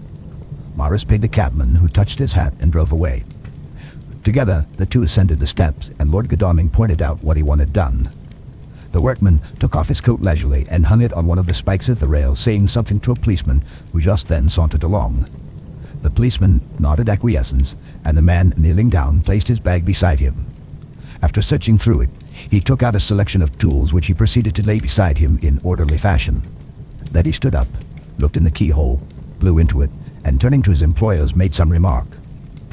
Lord Godalming smiled, and the man lifted a good-sized bunch of keys. Selecting one of them, he began to probe the lock as if feeling his way with it.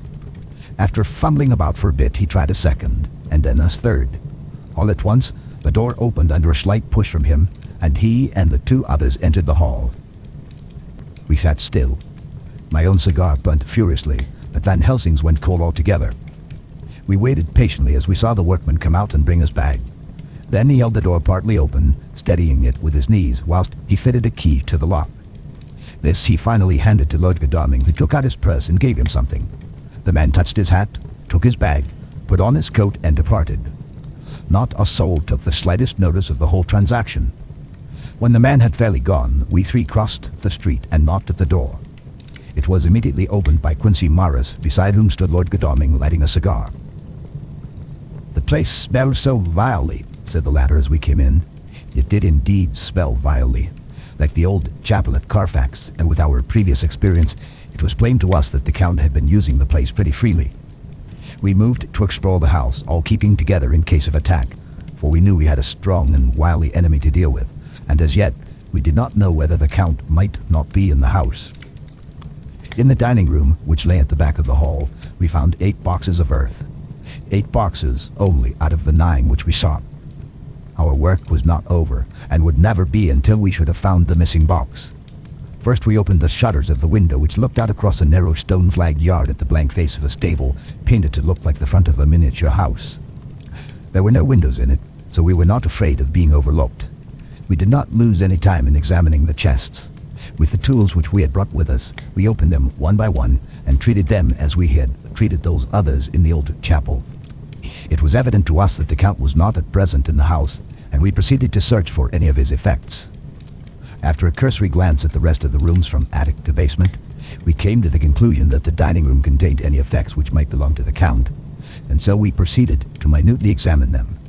They lay in a sort of orderly disorder on the great dining room table. There were title deeds of the Piccadilly house in a great bundle, deeds of the purchase of the houses at Mile End and Bermondsey, notepaper, envelopes, and pens and ink. All were covered up in thin wrapping paper to keep them from the dust. There were also a clothes brush, a a brush and comb, and a jug and basin, the latter containing dirty water which was reddened as if with blood. Last of all was a little heap of keys of all sorts and sizes, probably those belonging to the other houses. When we had examined this last find, Lord Godalming and Quincy Morris, taking accurate notes of the various addresses of the houses in the east and the south, took with them the keys in a great bunch and set out to destroy the boxes in these places. The rest of us are, with what patience we can, waiting their return or the coming of the Count. The end of chapter 22.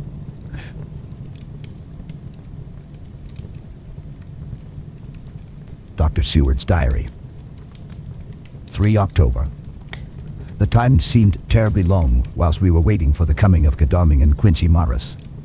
The professor tried to keep our minds active by using them all the time. I could see his beneficent purpose by the side glances which he threw from time to time at Harker. The poor fellow is overwhelmed in a misery that is appalling to see. Last night he was a frank, happy-looking man with strong, youthful face, full of energy and with dark brown hair. Today he is a drawn, haggard old man whose white hair matches well with the hollow, burning eyes and grief-written lines of his face. His energy is still intact. In fact, he is like a living flame. This may yet be his salvation, for if all go well, it will tide him over the despairing period. He will then, in a kind of way, wake again to the realities of life. Poor fellow. I thought my own trouble was bad enough, but his... The professor knows this well enough, and is doing his best to keep his mind active. What he has been saying was, under the circumstances, of absorbing interest. So well as I can remember, here it is. I have studied over and over again, since they came into my hands, all the papers relating to this monster, and the more I have studied, the greater seems the necessity to utterly stamp him out. All through there are signs of his advance, not only of his power, but of his knowledge of it.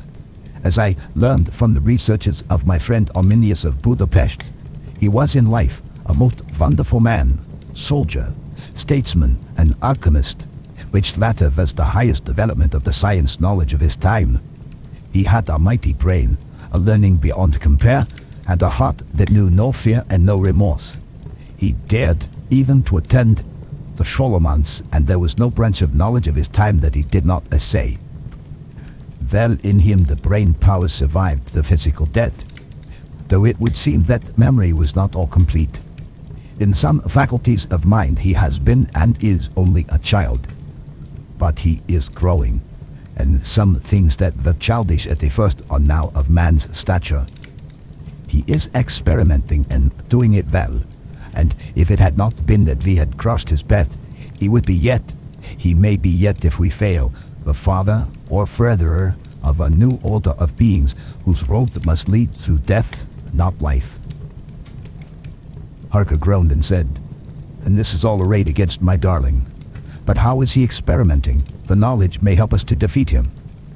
He has all along, since his coming, been trying his power, slowly but surely. That big child brain of his is working. Well, for us, it is as yet a child brain, for had he dared at the first to attempt certain things, he would long ago have been beyond our power. However, he means to succeed, and the man who has centuries before him can afford to wait and to go slow. Bestine lenti may well be his motto." "I fail to understand," said Harker wearily. "Oh, do be more plain to me. Perhaps grief and trouble are dulling my brain." The professor laid his hand tenderly on his shoulder as he spoke. "Ah, my child, I will be plain. Do you not see how, of late, this monster has been creeping into knowledge experimentally? How he has been making use of the zoophagus patient to effect his entry into friend John's home? For your vampire, though in all afterward he can come when and how he will, must at the first make entry only when asked thereto by an inmate. But these are not his most important experiments. Do we not see how, at the first, all these so great boxes were moved by others? He knew not then, but that must be so. But all the time, that so great child brain of his was growing, and he began to consider whether he might not himself move the box. So, he began to help, and then he found that this be all right, he tried to move them all alone. And so he progressed, and he scattered these graves of him, and none but he know where they are hidden. He may have intended to bury them deep in the ground so that only he used them in the night, or at such time as he can change his form, they do him equal well, and none may know these are his hiding place. But my child, do not despair. This knowledge came to him just too late. Already all of his lairs but one be sterilized as for him, and before the sunset this shall be so. Then he have no place where he can move and hide. I delayed this morning so that we might be sure. Is there not more at stake for us than for him? Then why not be more careful than him? By my clock, it is 1 hour, and already, if all be well, friend Arthur and Quincy are on their way to us. Today is our day, and we must go sure is slow and lose no chance. See, there are 5 of us when those absent ones return. Whilst we were speaking, we were startled by a knock at the hall door. The double postman's knock of the telegraph boy. We all moved out to the hall with one impulse, and Van Helsing, holding up his hands to us to keep silence, stepped to the door and opened it. The boy handed in a dispatch. The professor closed the door, and after looking at the direction, opened it and read aloud. Look out for D. He has just now, 12:45, come from Carfax hurriedly and hastened towards the south. He seems to be going the round and may want to see you. Mina. There was a pause broken by Jonathan Harker's voice. Now God be thanked. We shall soon meet. Van Helsing turned to him quickly and said, God will act in his own way and time. Do not fear, and do not rejoice as yet, for what we wish at the moment may be our undoings. I care for nothing now, he answered hotly, except to wipe out this brute from the face of creation. I would sell my soul to do it. Oh, hush, hush, my child, said Van Helsing. God does not purchase souls in this wise, and the devil, though he may purchase, does not keep faith. But God is merciful and just, and knows your pain and your devotion to that dear Madam Mina. Think you how her pain would be doubled did she but hear your wild words. Do not fear any of us. We are all devoted to this cause, and today shall see the end. The time is coming for action. Today this vampire is limited to the powers of man, and till sunset he may not change. It will take him time to arrive here. See, it is 20 minutes past 1, and there are yet some times before he can hither come, be he ever so quick. What we must hope for is that my Lord Arthur and Quincy arrive first. About half an hour after we had received Mrs. Harker's telegram, there came a quiet, resolute knock at the hall door. It was just an ordinary knock, such as is given hourly by thousands of gentlemen, but it made the professor's heart and mine beat loudly. We looked at each other and together moved out into the hall. We each held ready to use our various armaments, the spiritual in the left hand, the mortal in the right. Van Helsing pulled back the latch and, holding the door half open, stood back, having both hands ready for action. The gladness of our hearts must have shone upon our faces when on the step, close to the door, we saw Lord Godalming and Quincy Morris. They came quickly in and closed the door behind them, the former saying as they moved along the hall, "It is all right. We found both places, 6 boxes in each, and we destroyed them all." "Destroyed?" asked the professor. "For him." We were silent for a moment, and then Quincy said, "There's nothing to do but to wait here. If, however, he doesn't turn up by 5 o'clock, we must start off, for it won't do to leave Mrs. Harker alone after sunset." "He will be here before long now," said Van Helsing, who had been consulting his pocketbook. "Nota bene, in Madame's telegram, he went south from Carfax. That means he went to cross the river, and he could only do so at slack of tide, which should be something before 1 o'clock. That he went south has a meaning for us. He is as yet only suspicious, and he went from Carfax first to the place where he would suspect interference least. You must have been at Bermondsey only a short time before him. That he is not here already shows that he went to Mile End next. This took him some time, for he would then have to be carried over the river in some way. Believe me, my friends, we shall not have long to wait now. We should have ready some plan of attack, so that we may throw away no chance. Hush, there is no time now. Have all your arms. Be ready." He held up a warning hand as he spoke, for we all could hear a key softly inserted in the lock of the hall door. I could not but admire, even at such a moment, the way in which a dominant spirit asserted itself. In all our hunting parties and adventures in different parts of the world, Quincy Morris had always been the one to arrange the plan of action, and Arthur and I had been accustomed to obey him implicitly. Now the old habit seemed to be renewed instinctively. With a swift glance around the room, he at once laid out our plan of attack, and without speaking a word, with a gesture placed us each in position. Van Helsing, Harker, and I were just behind the door, so that when it was opened, the professor could guard it, whilst we two stepped between the incomer and the door. Godalming behind and Quincy in front stood just out of sight, ready to move in front of the window. We waited in a suspense that made the seconds pass with nightmare slowness. The slow, careful steps came along the hall. The Count was evidently prepared for some surprise, at least he feared it. Suddenly, with a single bound, he leaped into the room, winning a way past us before any of us could raise a hand to stay him.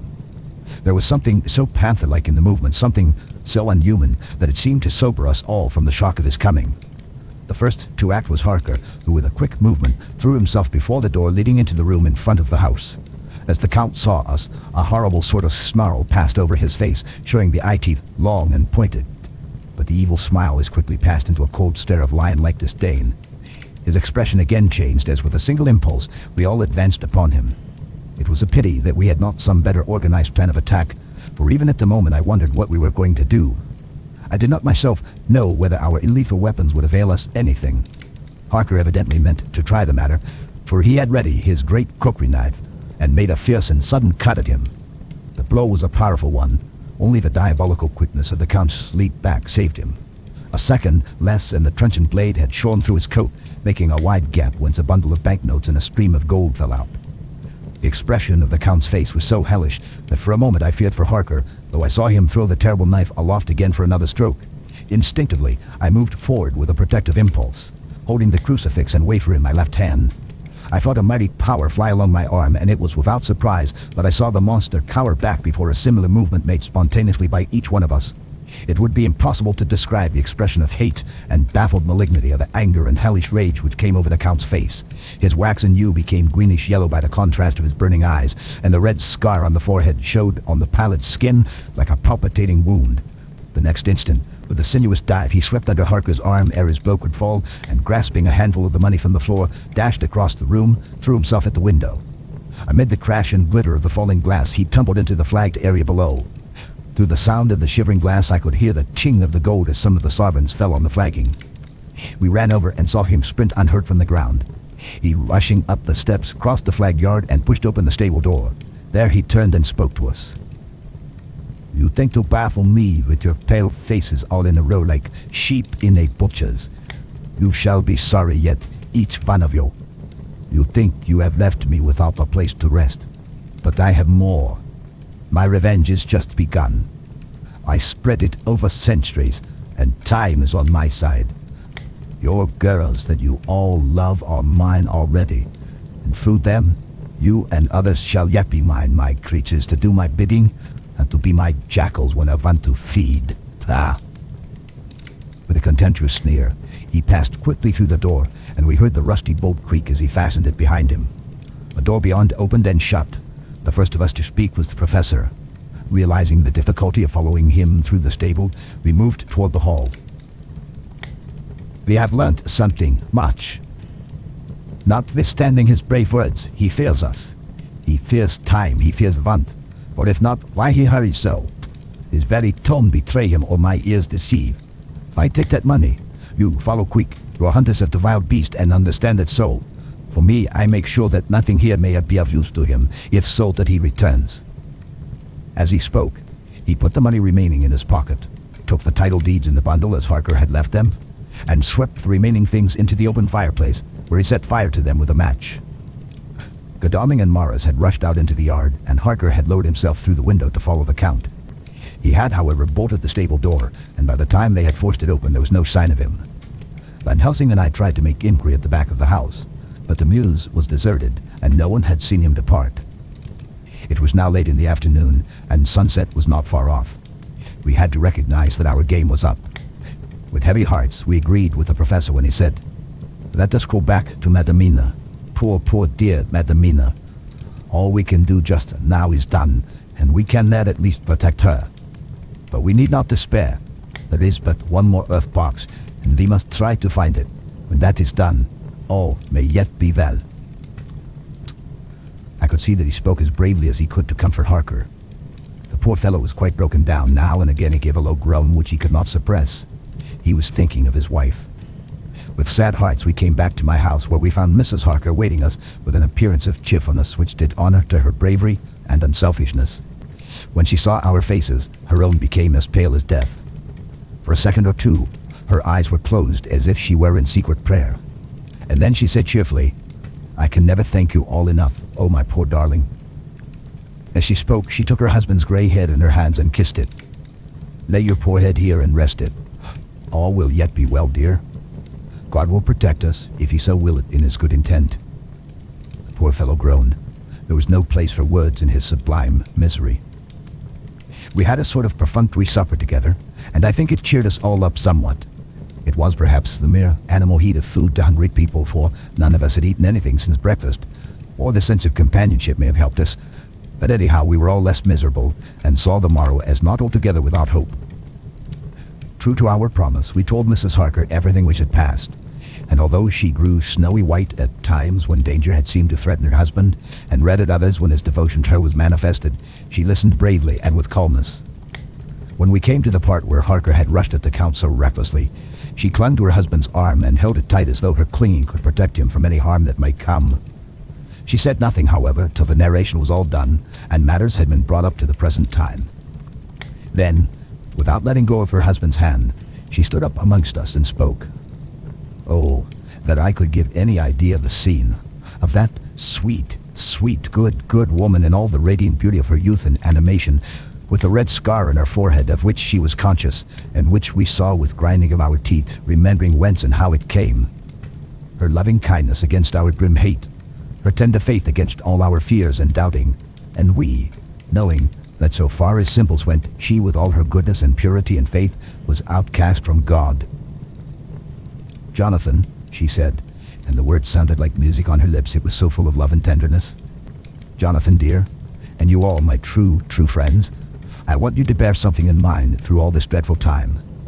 I know that you must fight, that you must destroy even as you destroyed the false Lucy so that the true Lucy might live hereafter.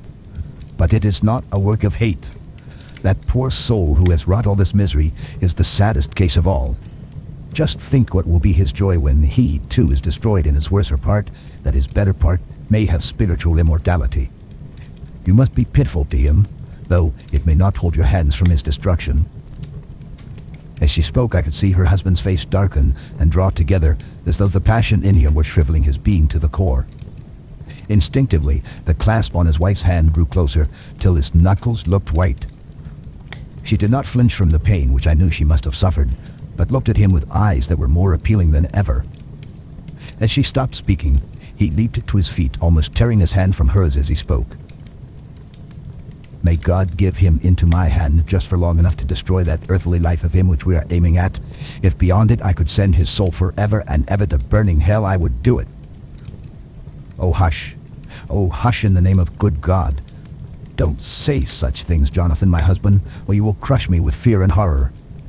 Just think, my dear, I've been thinking all this long day of it, that perhaps someday I too may need such pity, and that some other like you, and with equal cause for anger, may deny it to me. Oh, my husband, indeed I would have spared you such a thought had there been another way, but I pray that God may not have treasured your wild words except as the heartbroken wail of a very loving and sorely stricken man. Oh God, let these poor white hairs go in evidence of what he has suffered, who all his life has done no wrong, and on whom so many sorrows have come." We men were all in tears now. There was no resisting them, and we wept openly. She wept too, to see that her sweeter counsels had prevailed. Her husband flung himself on his knees beside her, and putting his arms round her, hid his face in the folds of her dress. Van Helsing beckoned to us, and we stole out of the room, leaving the two loving hearts alone with their God. Before they retired, the professor fixed up the room against any coming of the vampire, and assured Mrs. Harker that she might rest in peace. She tried to school herself to the belief, and manifestly for her husband's sake, tried to seem content. It was a brave struggle, and was, I think and believe, not without its reward. Van Helsing had placed at hand a bell which either of them was to sound in case of any emergency. When they had retired, Quincy, Godalming, and I arranged that we should sit up, dividing the night between us, and watch over the safety of the poor stricken lady. The first watch falls to Quincy, so the rest of us shall be off to bed as soon as we can. Godalming has already turned in, for his is the second watch. Now that my work is done, I too shall go to bed. Jonathan Harker's Journal, 3/4 October, close to midnight. I thought yesterday would never end.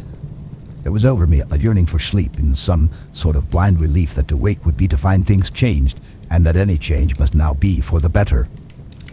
Before we parted, we discussed what our next step was to be, but we could arrive at no result. All we knew was that one earth box remained, and that the Count alone knew where it was. If he chooses to lie hidden, he may baffle us for years.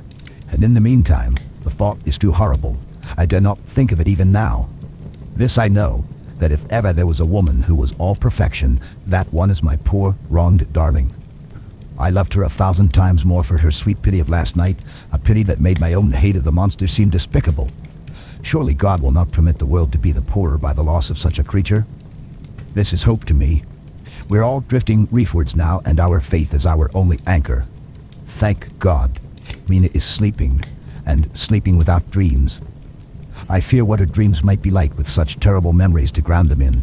She has not been so calm within my seeing since the sunset. Then, for a while, there came over her face a repose which was like spring after the blasts of March.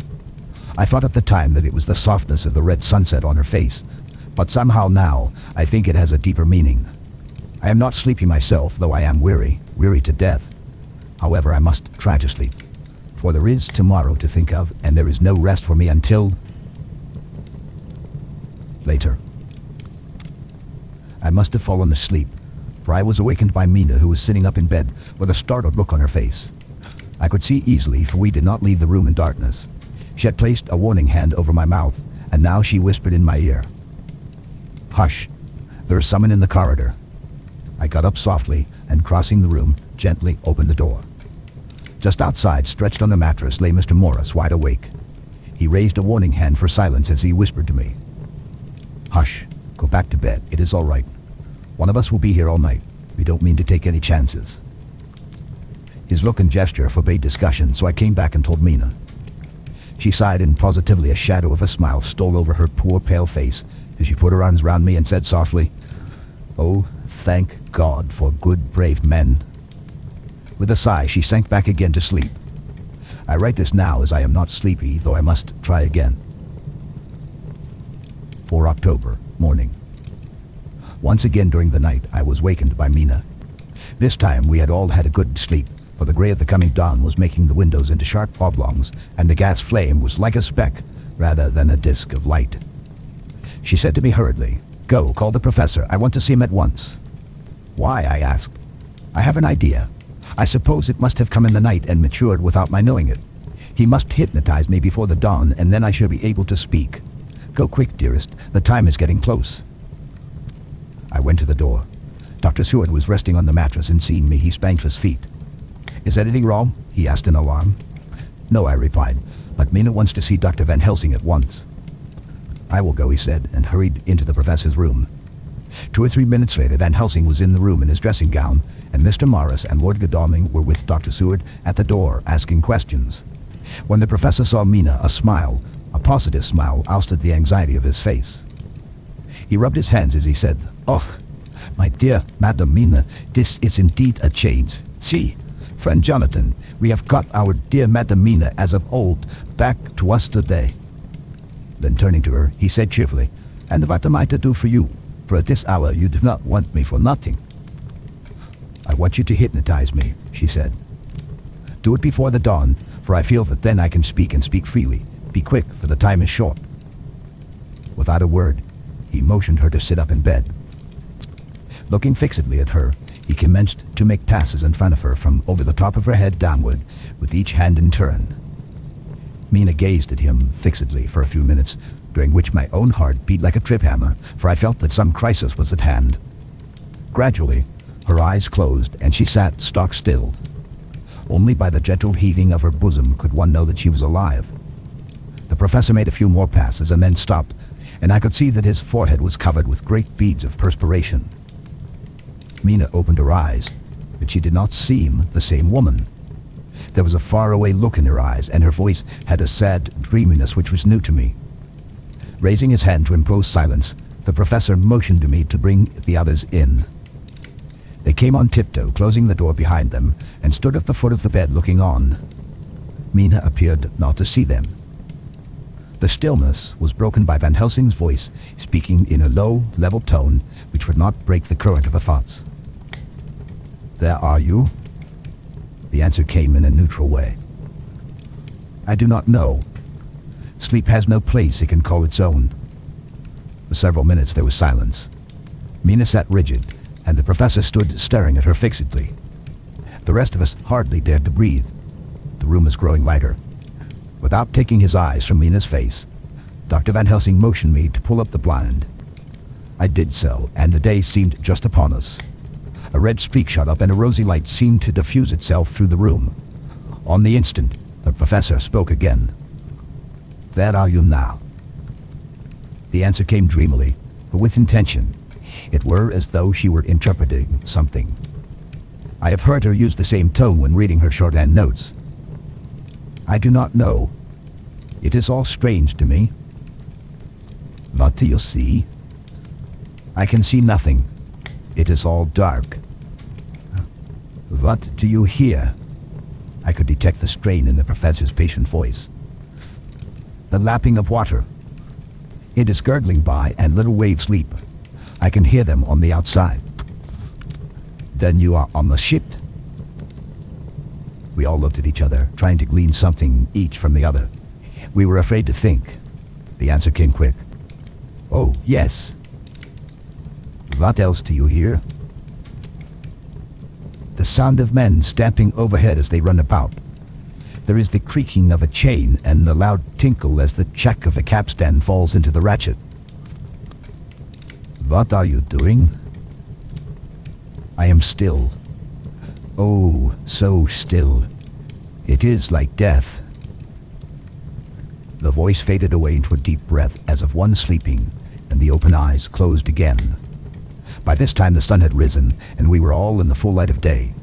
Dr. Van Helsing placed his hands on Mina's shoulders and laid her head down softly on her pillow.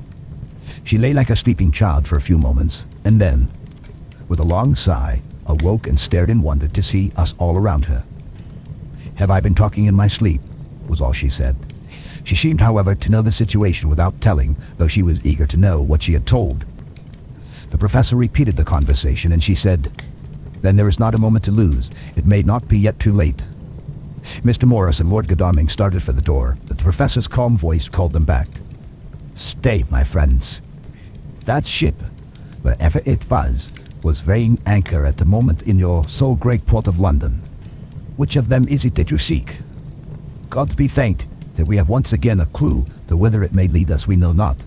We have been blind somewhat, blind after the manner of men. Since we can look back, we see what we might have seen looking forward if we had been able to see what we might have seen. Alas, but that sentence is a puddle, is it not?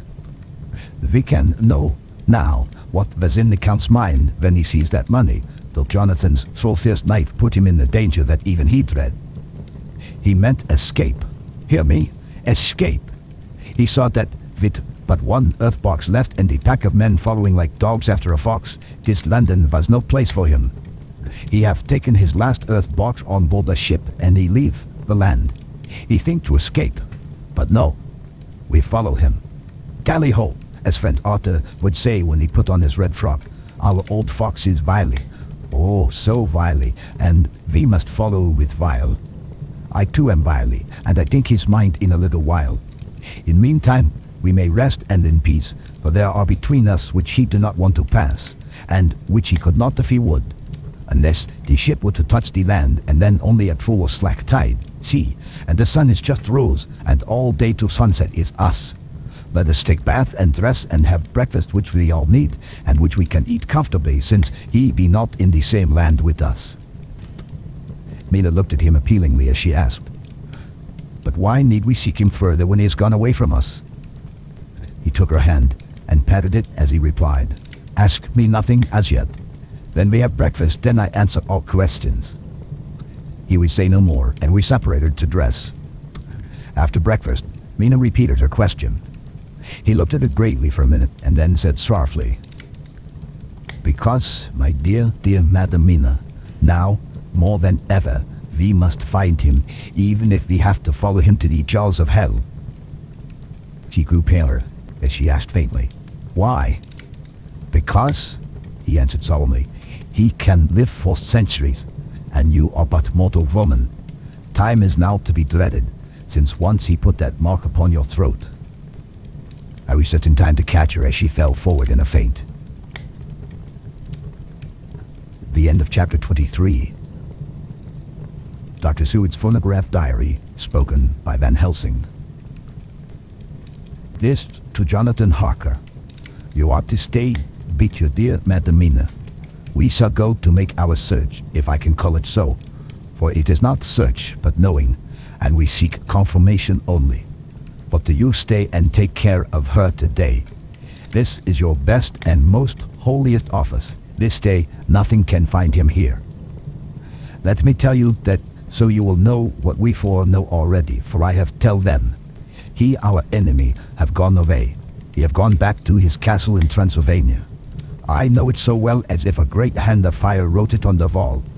He have prepared for this in some way, and that last earth box was ready to ship somewheres. For this, he took the money. For this, he hurry at the last, lest we catch him before the sun go down. It was his last hope, save that he might hide in the tomb, that he think poor Miss Lucy, being as he thought like him, keep open to him. But there was not of time. When that fail, he make straight for his last resource, his last earthwork, I might say, did I wish double entente. He is clever. Oh, so clever. He know that his game here was finished, and so he decide he go back home.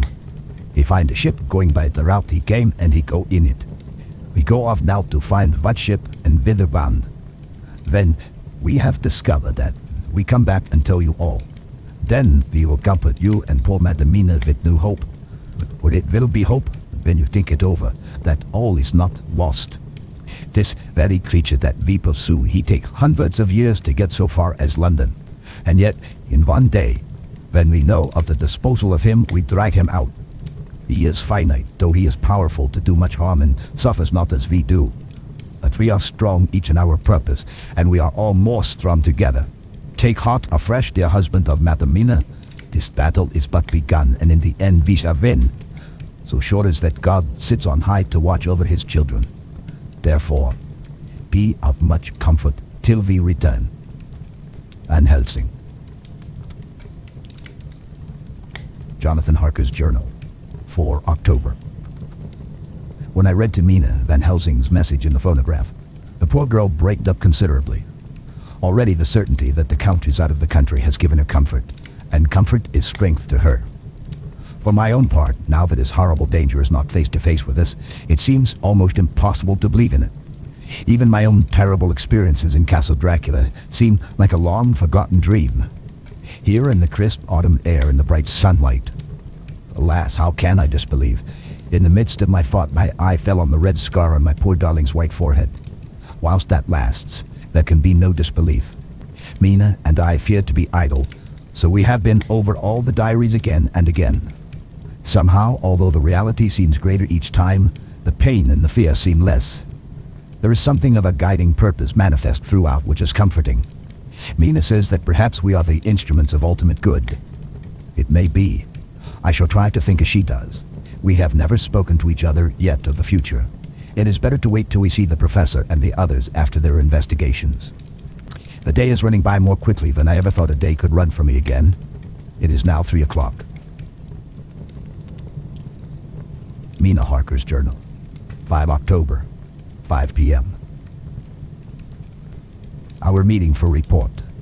Present, Van Helsing, Lord Godalming, Dr. Seward, Mr. Quincy Morris, Jonathan Harker, Mina Harker.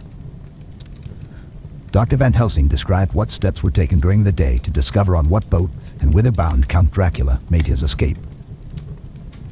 As I knew that he wanted to get back to Transylvania, I felt sure that he must go by the Danube mouth or by somewhere in the Black Sea, since by that way he come.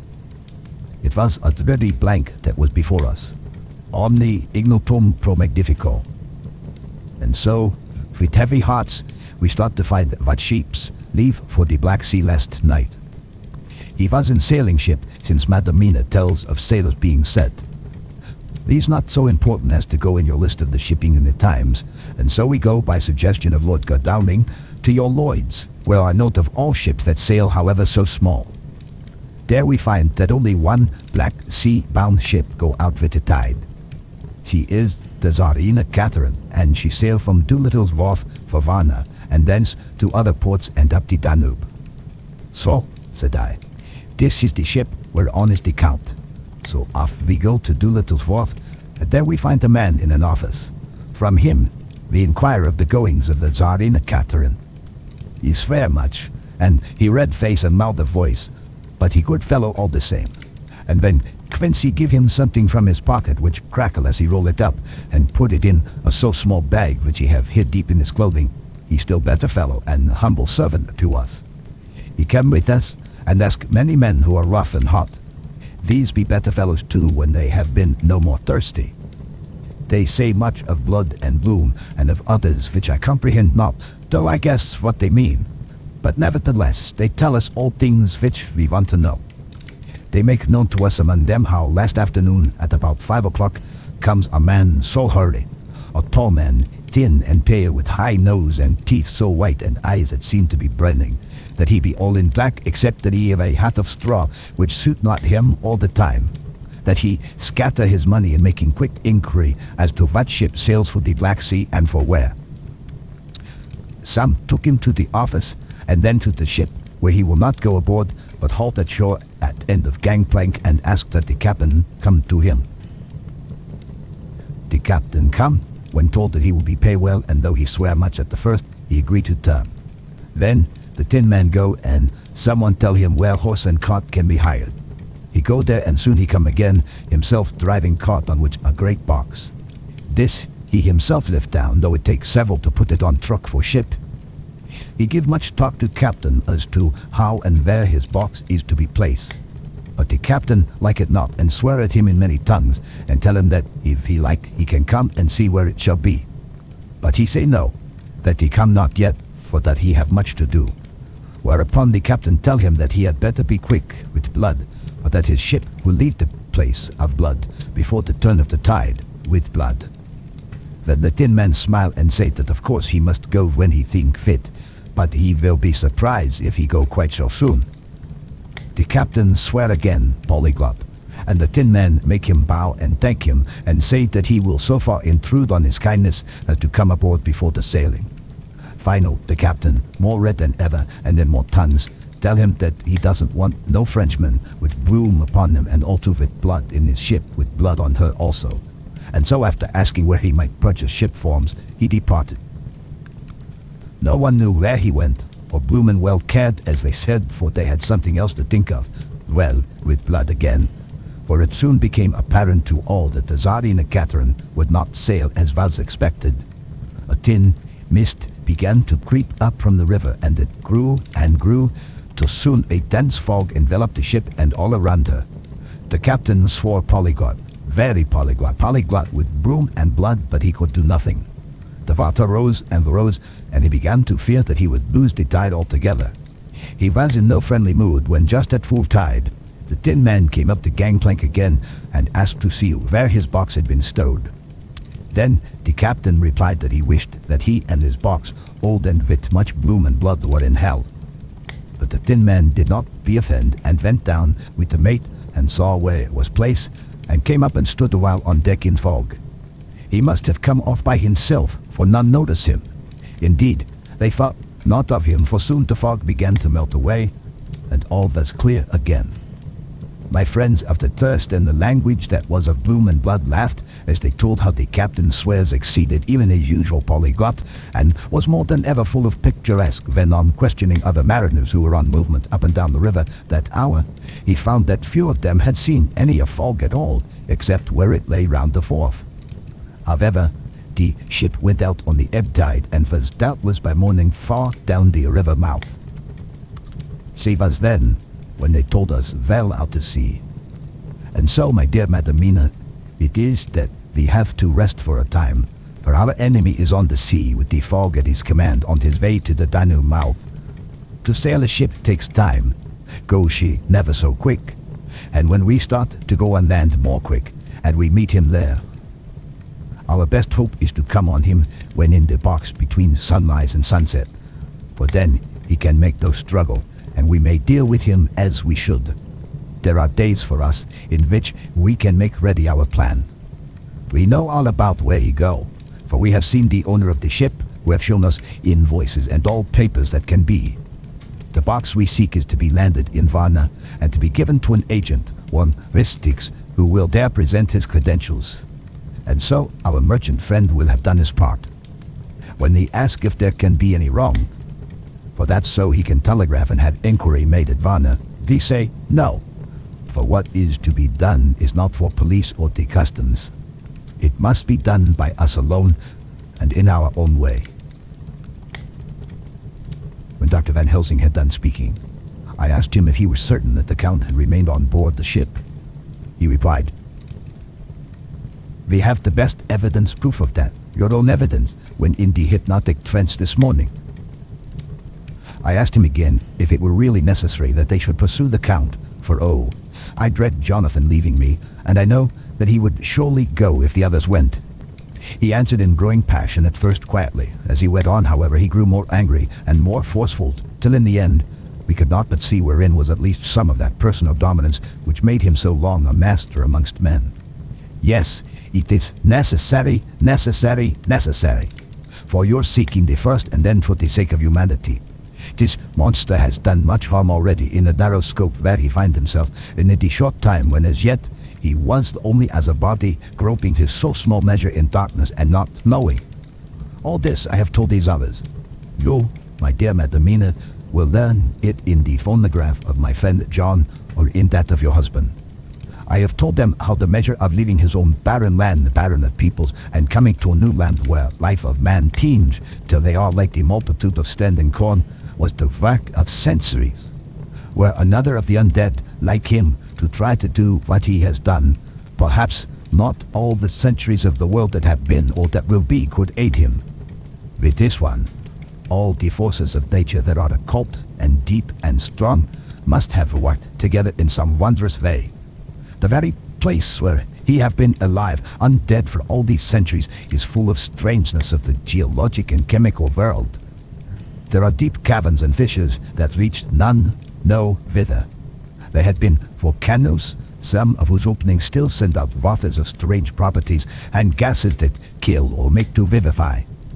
Doubtless there is something magnetic or electric in some of these combinations of occult forces which work for physical life in strange way, and in himself were from the first some great qualities.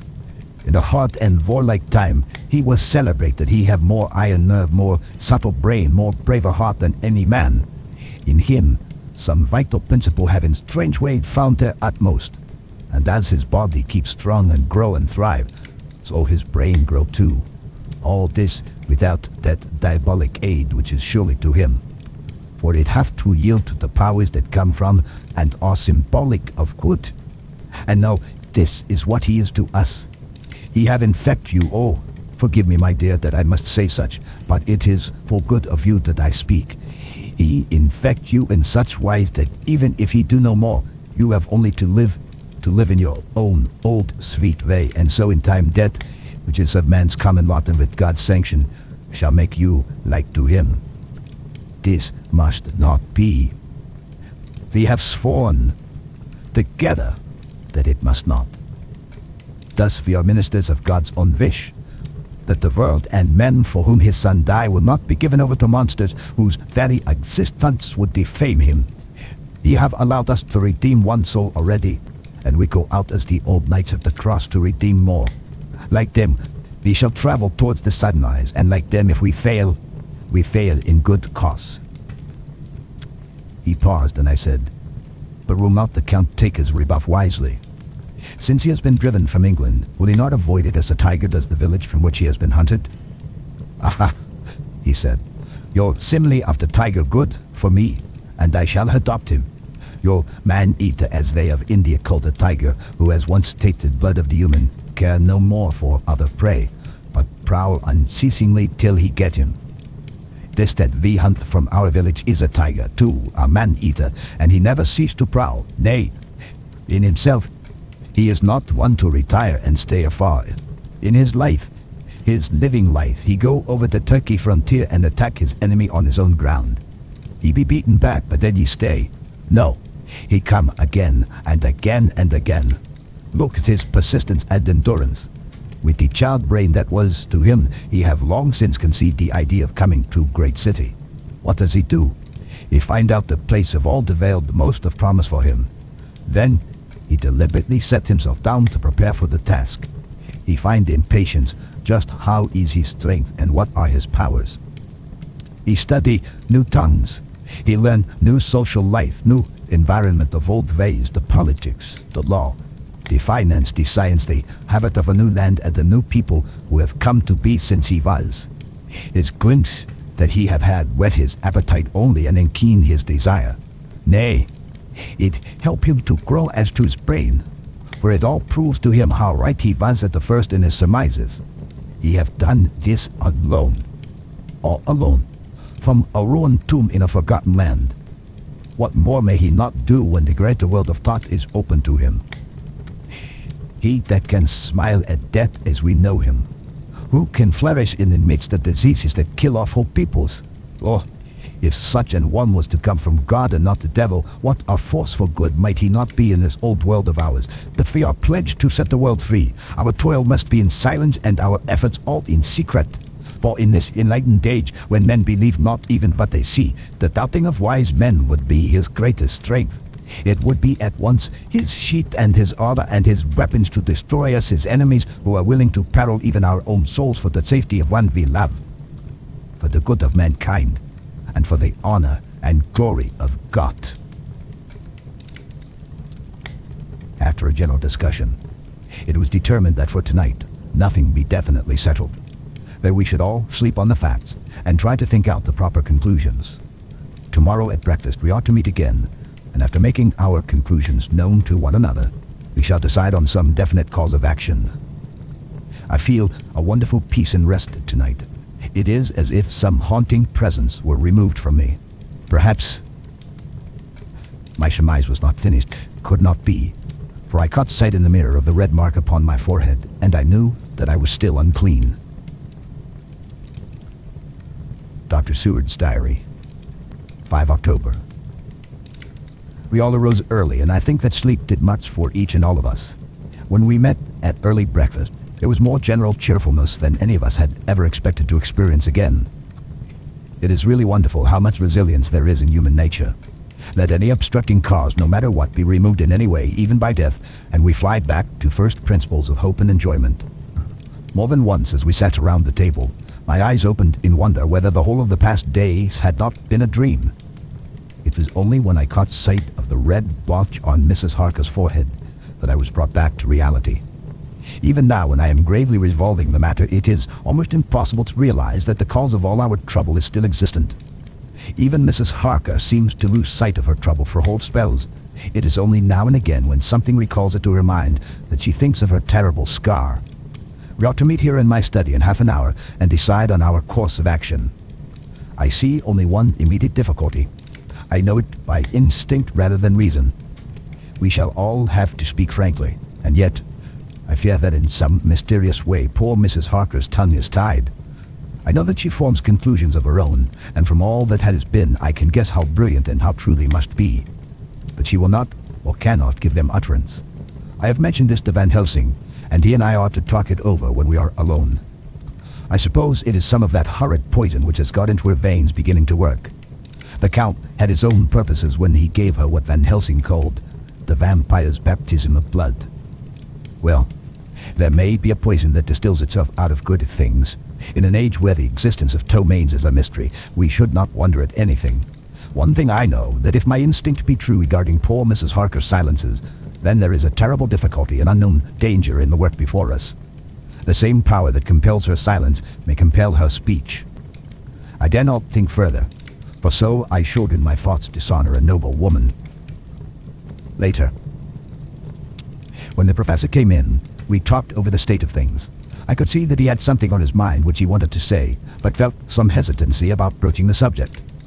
After beating about the bush a little, he said, "Friend John, there is something that you and I must talk of alone. Just at the first, at any rate. Later, we may have to take the others into our confidence." Then he stopped, so I waited. He went on. "Madam Mina, our poor dear Madam Mina is changing." A cold shiver ran through me to find my worst fears thus endorsed. Van Helsing continued.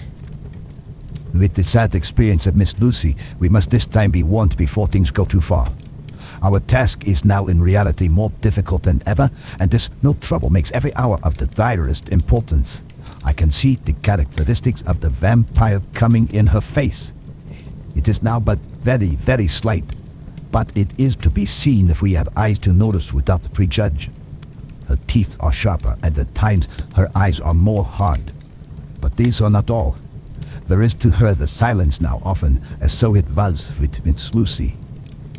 She did not speak, even when she wrote that which she wished to be known later. Now, my fear is this. If it be that she can, by our hypnotic trance, tell what the Count see and hear, is it not more true that he who have hypnotized her first, and who have drink of her very blood and make her drink of his, should, if he will, compel her mind to disclose to him that which she know?" I nodded acquiescence. He went on. "Then what we must do is to prevent this. We must keep her ignorant of our intent, and so she cannot tell what she know not. This is painful task. Oh, so painful that it heartbreak me to think of it, but it must be. When today we meet, I must tell her that for reason which we will not speak, she must not more be of our counsel, but be simply guarded by us." He wiped his forehead, which had broken out in profuse perspiration at the thought of the pain which he might have to inflict upon the poor soul already so tortured. I knew that it would be some sort of comfort to him if I told him that I also had come to the same conclusion, for at any rate it would take away the pain of doubt. I told him, and the effect was as I expected. It is now close to the time of our general gathering. Van Helsing has gone away to prepare for the meeting and is painful part of it. I really believe his purpose is to be able to pray alone. Later. At the very outset of our meeting, a great personal relief was experienced by both Van Helsing and myself. Mrs. Harker had sent a message by her husband to say that she would not join us at present, as she thought it better that we should be free to discuss our movements without her presence to embarrass us. The professor and I looked at each other for an instant, and somehow we both seemed relieved. For my own part, I thought that if Mrs. Harker realized the danger herself, it was much pain as well as much danger averted. Under the circumstances, we agreed, by a questioning look and answer, with finger on lip, to preserve silence in our suspicions until we should have been able to confer alone again. We went at once into our plan of campaign. Van Helsing roughly put the facts before us first. The Tsarina Catherine left the Thames yesterday morning. It will take her at the quickest speed she has ever made at least 3 weeks to reach Varna.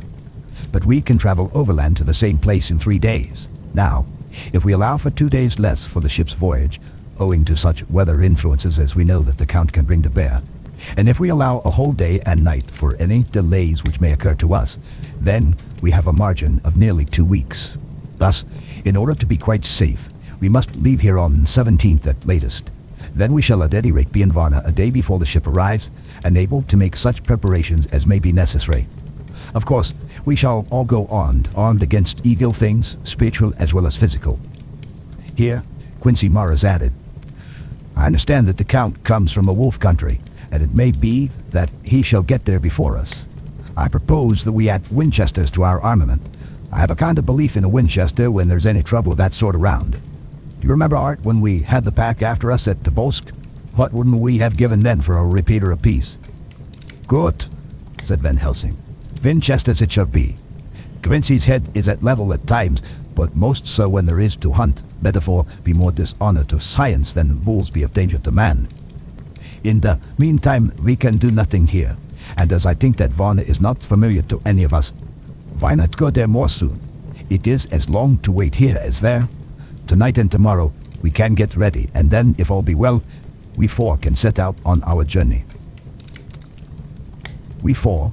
Said Harker interrogatively, looking from one to another of us. Of course, answered the professor quickly. You must remain here to take care of your so-sweet right. Harker was silent for a while, and then he said in a hollow voice, Let us talk of that part of it in the morning. I want to consult with Mina. I thought that now was the time for Van Helsing to warn him not to disclose our plan to her, but he took no notice. I looked at him significantly and coughed. For answer, he put his finger to his lips and turned away. Jonathan Harker's Journal. October, afternoon. For some time after our meeting this morning, I could not think. The new phases of things leave my mind in a state of wonder which allows no room for active thought.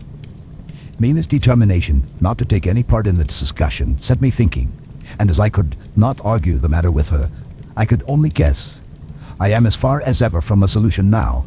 The way the others received it, too, puzzled me. The last time we talked on the subject, we agreed that there was to be no more concealment of anything amongst us. Mina is sleeping now, calmly and sweetly, like a little child. Her lips are curved, and her face beams with happiness. Thank God there are such moments still for her. Later. How strange it all is.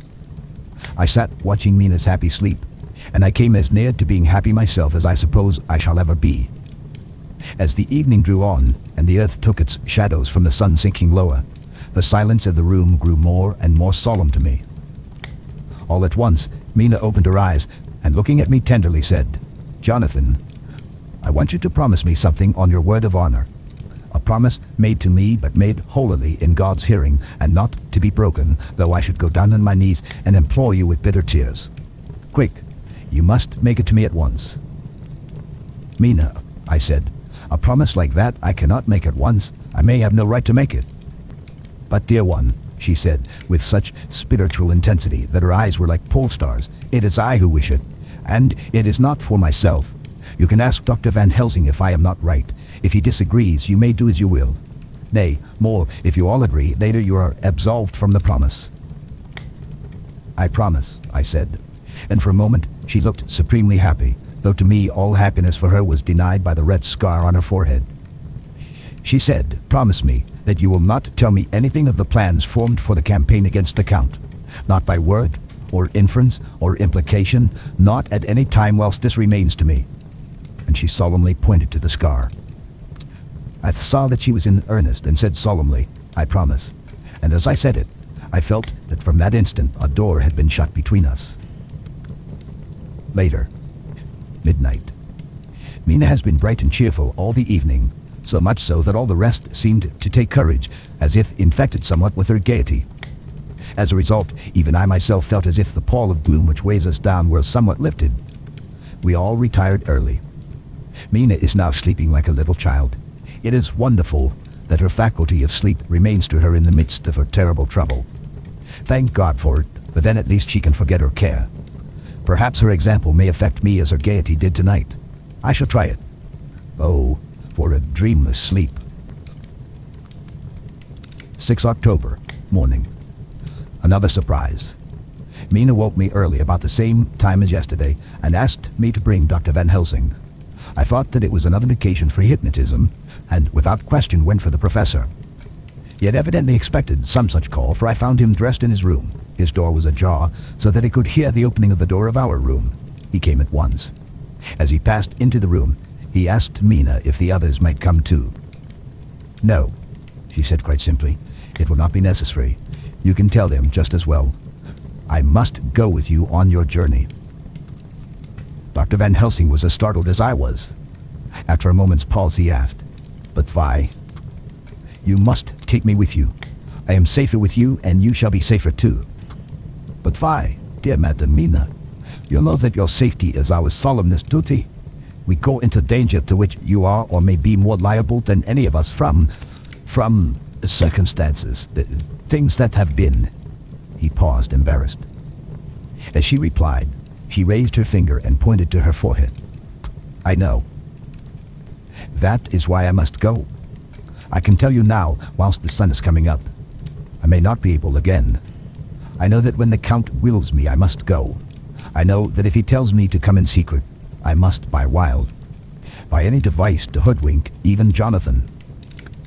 God saw the look that she turned on me as she spoke, and if there be indeed a recording angel, that look is noted to her everlasting honor. I could only clasp her hand. I could not speak. My emotion was too great for even the relief of tears. She went on. "You men are brave and strong. You are strong in your numbers, for you can defy that which would break down the human endurance of one who has to guard alone.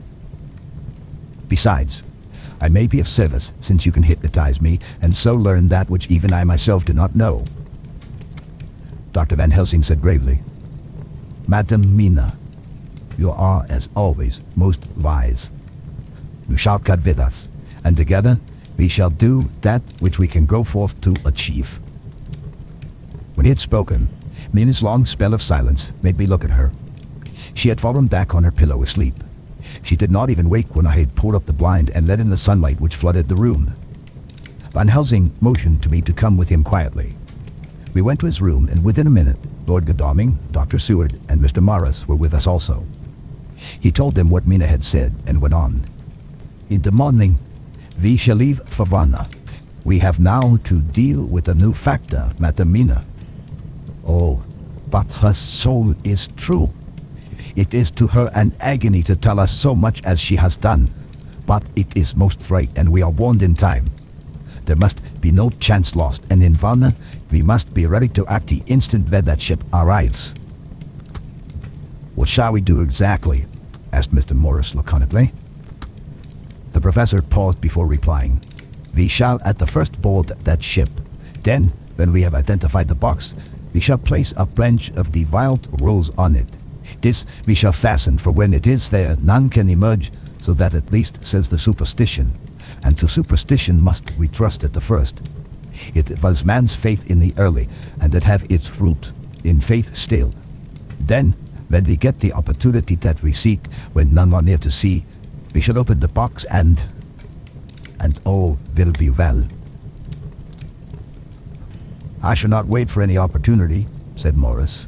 "When I see the box, I shall open it and destroy the monster, though there are 1,000 men looking on, and if I am to be wiped out for it the next moment." I grasped his hand instinctively and found it as firm as a piece of steel. I think he understood my look. I hope he did. "Good boy," said Dr. Van Helsing. "Brave boy. Quincy is all man. God bless him for it. My child, believe me, none of us shall lag behind or pause from any fear.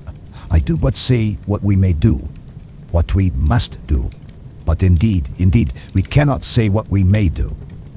There are so many things which may happen, and their ways and their ends are so various that until the moment we may not say. We shall all be armed in all ways, and when the time for the end has come, our effort shall not be lack. Now let us today put all our affairs in order. Let all things which touch on others dear to us and who on us depend be complete. For none of us can tell what or when or how the end may be. As for me, my own affairs are regulated, and as I have nothing else to do, I shall go make arrangements for the travel. I shall have all tickets and so forth for our journey." There was nothing further to be said, and we parted. I shall now settle up all my affairs of earth and be ready for whatever may come. Later. It is done. My will is made and all complete. Mina, if she survive, is my sole heir.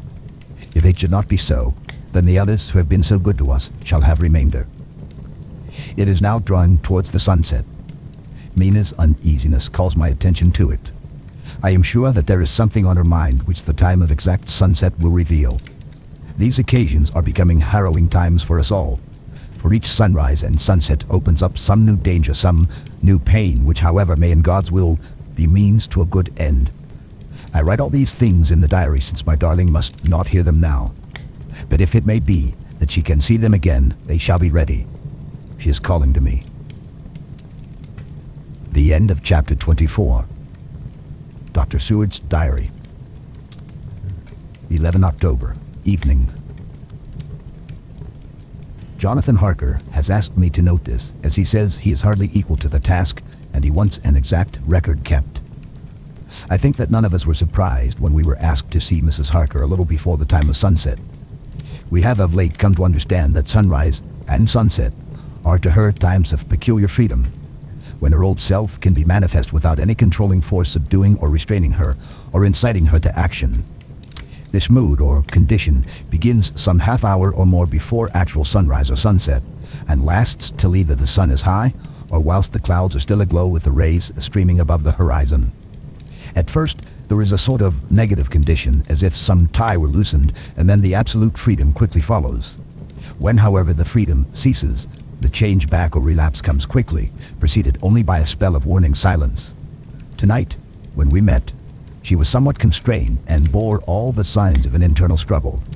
I put it down myself to her making a violent effort at the earliest instant she could do so. A very few minutes, however, gave her complete control of herself. Then, motioning her husband to sit beside her on the sofa, where she was half reclining, she made the rest of us bring chairs up close. Taking her husband's hand in hers, she began, "We're all here together in freedom for perhaps the last time. I know that you will always be with me to the end." This was to her husband, whose hand had, as we could see, tightened upon her. "In the morning, we go out upon our task, and God alone knows what may be in store for any of us. You are going to be so good to me to take me with you. I know that all that brave, earnest men can do for a poor, weak woman whose soul perhaps is lost. No, not yet, but is at any rate at stake. You will do, but you must remember that I am not as you are. There is a poison in my blood, in my soul, which may destroy me, which must destroy me, unless some relief comes to us. Oh, my friends, you know as well as I do that my soul is at stake. And though I know there is one way out for me, you must not, and I must not take it." She looked appealingly to us all in turn, beginning and ending with her husband. "What is that they?" asked Van Helsing in a hoarse voice. "What is that they which we must not, may not take?" "That I may die now, either by my own hand or that of another, before the greater evil is entirely wrought. I know, and you know, that were I once dead, you could and would set free my immortal spirit, even as you did my poor Lucy's. Were death, or the fear of death, the only thing that stood in the way, I would not shrink to die here now amidst the friends who love me. But death is not all. I cannot believe that to die in such a case, when there is hope before us and a bitter task to be done, is God's will. Therefore, I on my part give up here the certainty of eternal rest, and go out into the dark, where may be the blackest things that the world or the netherworld holds." We were all silent, for we knew instinctively that this was only a prelude. The faces of the others were set, and Harker's grew ashen gray. Perhaps he guessed better than any of us what was coming. She continued, "This is what I can give into the hodgepot." I could not but note the quaint legal phrase which she used in such a place and with all seriousness. "What will each of you give? Your lives, I know," she went on quickly. "That is easy for brave men. Your lives are God's, and you can give them back to him. But what will you give to me?" She looked again questioningly, but this time avoided her husband's face. Quincy seemed to understand. He nodded, and her face lit up. "Then I shall tell you plainly what I want, for there must be no doubtful matter in this connection between us now. You must promise me, one and all, even you, my beloved husband, that should the time come, you will kill me." "What is that time?" The voice was Quincy's, but now it was low and strained. "When you shall be convinced that I am so changed that it is better that I die that I may live. When I am thus dead in the flesh, then you will, without a moment's delay, drive a stake through me and cut off my head, or do whatever else may be wanting to give me rest." Quincy was the first to rise after the pause. He knelt down before her and taking her hand in his said solemnly, "I'm only a rough fellow who hasn't perhaps lived as a man should to win such a distinction. But I swear to you by all that I hold sacred and dear, that should the time ever come, I shall not flinch from the duty that you have set us. And I promise you too, that I shall make all certain, for if I am only doubtful, I shall take it that the time has come." "My true friend," was all she could say amid her fast-falling tears, as bending over, she kissed his hand. "I swear that same, my dear Madam Mina," said Van Helsing. "And I," said Lord Godalming, each of them in turn kneeling to her to take the oath. I followed myself. Then her husband turned to her, wan-eyed and with a greenish pallor which subdued the snowy whiteness of his hair, and asked, "And must I too make such a promise, O my wife?" "You too, my dearest," she said with infinite yearning of pity in her voice and eyes. "You must not shrink. You are nearest and dearest and all the world to me. Our souls are knit into one for all life and all time. Think, dear, that there have been times when brave men have killed their wives and their womenkind to keep them from falling into the hands of the enemy. Their hands did not falter any the more because those that they loved implored them to slay them. It is men's duty towards those women they love in such times of sore trial.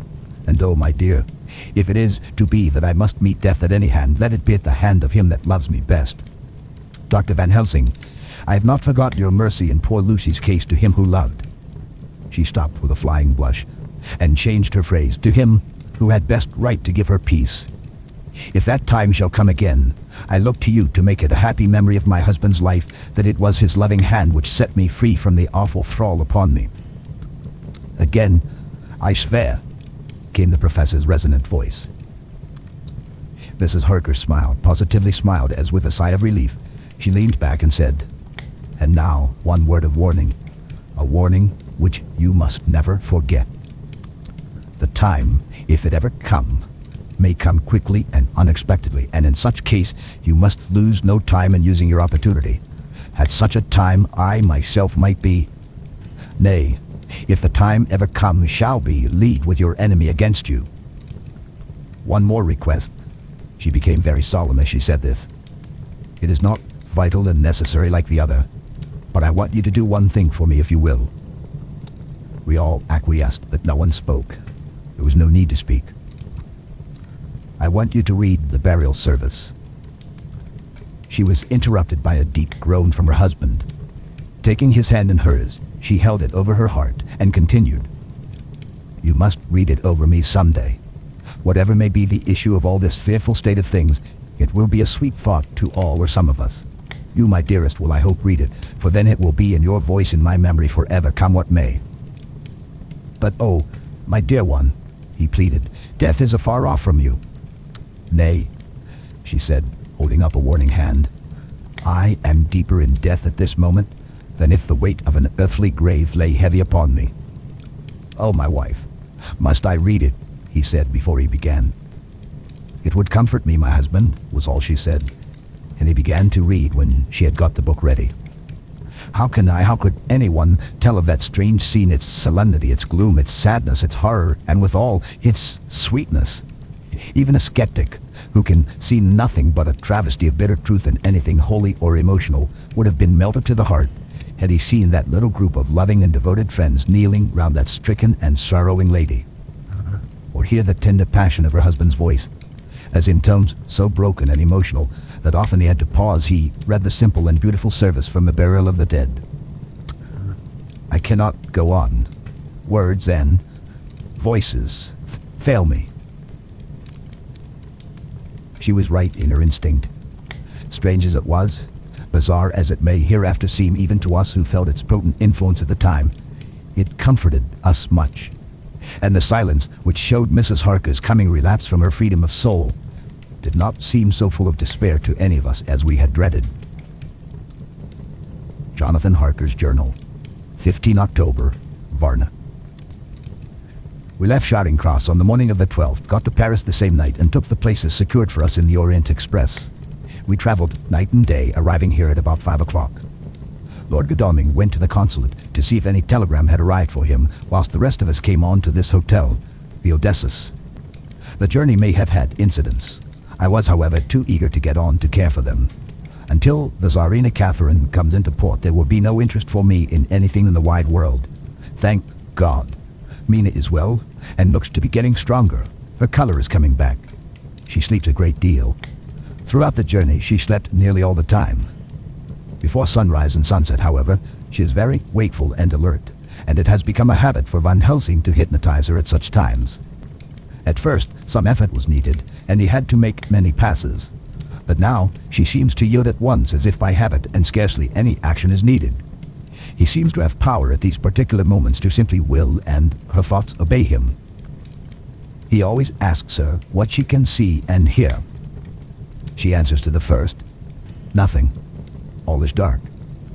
And to the second, I can hear the waves lapping against the ship and the water rushing by. Canvas and cordage strain and masts and yards creak. The wind is high. I can hear it in the shrouds, and the bow throws back the foam. It is evident that the Tsarina Catherine is still at sea, hastening on her way to Varna. Lord Godalming has just returned. He had 4 telegrams, one each day since we started, and all to the same effect, that the Tsarina Catherine had not been reported to Lloyd's from anywhere. He had arranged before leaving London that his agent should send him every day a telegram saying if the ship had been reported. He was to have a message even if she were not reported, so that he might be sure that there was a watch being kept at the other end of the wire. We had dinner and went to bed early. Tomorrow we ought to see the vice-consul and to arrange if we can about getting on board the ship as soon as she arrives. Van Helsing says that our chance will be to get on the boat between sunrise and sunset. The Count, even if he takes the form of a bat, cannot cross the running water of his own volition, and so cannot leave the ship. As he dare not change to man's form without suspicion, which he evidently wishes to avoid, he must remain in the box. If then we can come on board after sunrise, he is at our mercy, for we can open the box and make sure of him, as we did of poor Lucy before he wakes. What mercy he shall get from us all will not count for much. We think that we shall not have much trouble with officials or the seamen. Thank God. This is the country where bribery can do anything, and we are well supplied with money. We have only to make sure that the ship cannot come into port between sunset and sunrise without our being warned, and we shall be safe. Judge Moneybag will settle this case, I think. 16 October. Mina's report still the same. Lapping waves and rushing water, darkness and favoring winds. We are evidently in good time, and when we hear the Tsarina Catherine, we shall be ready. As she must pass the Dardanelles, we are sure to have some report. 17 October. Everything is pretty well fixed now, I think, to welcome the Count on his return from his tour. Godalming told the shippers that he fancied that the box sent abroad might contain something stolen from a friend of his, and got a half consent that he might open it at his own risk. The owner gave him a paper telling the captain to give him every facility in doing whatever he chose on board the ship, and also a similar authorization to his agent at Varna. We have seen the agent, who was much impressed with Godalming's kindly manner to him, and we are all satisfied that whatever he can do to aid our wishes will be done. We have already arranged what to do in case we get the box open. If the Count is there, Van Helsing and Seward will cut off his head at once and drive a stake through his heart. Morris and Godalming and I shall prevent interference, even if we have to use the arms, which we shall have ready. The professor says that if we can so treat the Count's body, it will soon after fall into dust. In such case, there would be no evidence against us in case any suspicion of murder were aroused. But even if it were not, we should stand or fall by our act, and perhaps someday this very script may be evidence to come between some of us and a rope. For myself, I should take the chance only too thankfully if it were to come. We mean to leave no stone unturned to carry out our intent. We have arranged with certain officials that the instant the Tsarina Catherine is seen, we are to be informed by a special messenger. 24 October. A whole week of waiting. Daily telegrams to Godalming, but only the same story, not yet reported. Mina's morning and evening hypnotic answer is unvaried. Lapping waves, rushing water, and creaking masts. Telegram. October 24th. Rufus Smith, Lloyd's, London, to Lord Godalming, care of HBM Vice-Consul, Varna. Tsarina Catherine reported this morning from Dardanelles. Dr. Seward's diary. 25 October. How I miss my phonograph. To write a diary with a pen is irksome to me, but Van Helsing says I must. We were all wild with excitement yesterday when Godalming got his telegram from Lloyd's. I know now what men feel in battle when the call to action is heard. Mrs. Harker, alone of our party, did not show any signs of emotion. After all, it is not strange that she did not, for we took special care not to let her know anything about it, and we all tried not to show any excitement when we were in her presence. In old days she would, I am sure, have noticed, no matter how we might have tried to conceal it. But in this way she has greatly changed during the past 3 weeks. The lethargy grows upon her, and though she seems strong and well and is getting back some of her color, Van Helsing and I are not satisfied. We talk of her often. We have not, however, said a word to the others. It would break poor Harker's heart, certainly his nerve, if he knew that we had even a suspicion on the subject. Van Helsing examines, he tells me, her teeth very carefully whilst she is in the hypnotic condition, for he says that so long as they do not begin to sharpen, there is no active danger of a change in her. If this change should come, it would be necessary to take steps. We both know what those steps would have to be, though we do not mention our thoughts to each other. We should neither of us shrink from the task, awful though it may be to contemplate. Euthanasia is an excellent and a comforting word. I am grateful to whoever invented it. It is only about 24 hours sail from the Dardanelles to here, at the rate that Tsarina Catherine has come from London. She shall therefore arrive sometime in the morning, but as she cannot possibly get in before noon, we are all about to retire early. We shall get up at 1 o'clock so as to be ready. 25 October. Noon. No news yet of the ship's arrival. Mrs. Harker's hypnotic report this morning was the same as usual, so it is possible that we may get news at any moment. We men are all in a fever of excitement except Harker, who is calm. His hands are cold as ice, and an hour ago I found him whetting the edge of the great Gorka knife which he now always carries with him. It will be a bad lookout for the Count if the edge of that coterie ever touches his throat, driven by that stern, ice-cold hand. Van Helsing and I were a little alarmed about Mrs. Harker today. About noon she got into a sort of lethargy which we did not like. Although we kept silence to the others, we were neither of us happy about it. She had been restless all the morning, so that we were at first glad to know that she was sleeping. When, however, her husband mentioned casually that she was sleeping so soundly that he could not wake her, we went to her room to see for ourselves. She was breathing naturally and looked so well and peaceful that we agreed that the sleep was better for her than anything else. Poor girl, she has so much to forget that it is no wonder that sleep, if it brings oblivion to her, does her good. Later. Our opinion was justified, for when, after a refreshing sleep of some hours, she woke up, she seemed brighter and better than she had been for days. At sunset, she made the usual hypnotic report. Wherever he may be in the Black Sea, the Count is hurrying to his destination, to his doom, I trust. 26 October. Another day, and no tidings of the Tsarina Catherine. She ought to be here by now. That she is still journeying somewhere is apparent, for Mrs. Harker's hypnotic report at sunrise was still the same. It is possible that the vessel may be lying by at times for fog. Some of the steamers which came in last evening reported patches of fog both to north and south of the port. We must continue our watching, as the ship may now be signaled at any moment. 27 October. Noon. Most strange. No news yet of the ship we wait for. Mrs. Harker reported last night and this morning as usual. Lapping waves and rushing water, though she added that the waves were very faint. The telegrams from London have been the same, no further report. Van Helsing is terribly anxious and told me just now that he fears the Count is escaping us. He added significantly, I did not like that lethargy of Madame Minas. Souls and memories can do strange things during trance. I was about to ask him more, but Harker just then came in, and he held up a warning hand. We must try tonight at sunset to make her speak more fully when in her hypnotic state. 28 October. Telegram, Rufus Smith, London, to Lord Godalming, Care HBM, Vice Consul, Varna. Tsarina Catherine reported entering Galatz at 1 o'clock today. Dr. Seward's diary. 28 October. When the telegram came announcing the arrival in Galatz, I do not think it was such a shock to any of us as might have been expected.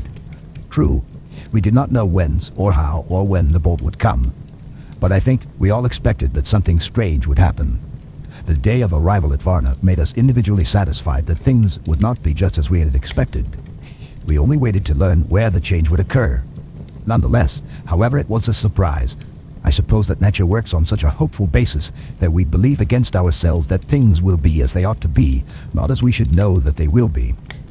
Transcendentalism is a beacon to the angels, even it be a will-o'-the-wisp to man. Van Helsing raised his hand over his head for a moment, as though in remonstrance with the Almighty. But he said not a word, and in a few seconds stood up with his face sternly set. Lord Godalming grew very pale and sat breathing heavily. I was myself half stunned and looked in wonder at one after another. Quincy Morris tightened his belt with that quick movement which I knew so well. In our old wandering days it meant action. Mrs. Harker grew ghastly white so that the scar on her forehead seemed to burn, but she folded her hands meekly and looked up in prayer. Harker smiled, actually smiled, the dark, bitter smile of one who is without hope. But at the same time, his action belied his words, for his hands instinctively sought the hilt of the great cookery knife and rested there. "When does the next train start to Galatz?" said Van Helsing to us generally. "At 6:30 tomorrow morning." We all started, for the answer came from Mrs. Harker. "How on earth do you know?" said Art.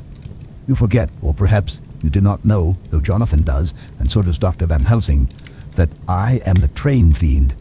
At home in Exeter, I always used to make up the timetable so as to be helpful to my husband. I found it so useful sometimes that I always make a study of the timetables now. I knew that if anything were to take us to Castle Dracula, we should go by Galatz, or at any rate through Bucharest, so I learned the times very carefully. Unhappily, there are not many to learn, as the only train tomorrow leaves as I say." "Wonderful woman," murmured the professor.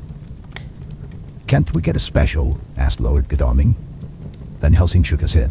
"I fear not. This land is very different from yours or mine. Even if we did have a special, it would probably not arrive as soon as our regular train. Moreover, we have something to prepare. We must think. Now, let us organize. You, friend Arthur, go to the train and get the tickets and arrange that all be ready for us to go in the morning. Do you, friend Jonathan, go to the agent of the ship and get from him letters to the agent and Galatz with authority to make a search of the ship just as it was here. Quincy Morris, you see the vice-consul and get his aid with his fellow in Galatz and all he can do to make our way smooth so that no times be lost when over the Danube. John will stay with Madam Mina and me, and we shall consult. For so, if time be long, you may be delayed, and it will not matter when the sun sets, since I am here with Madam to make a report."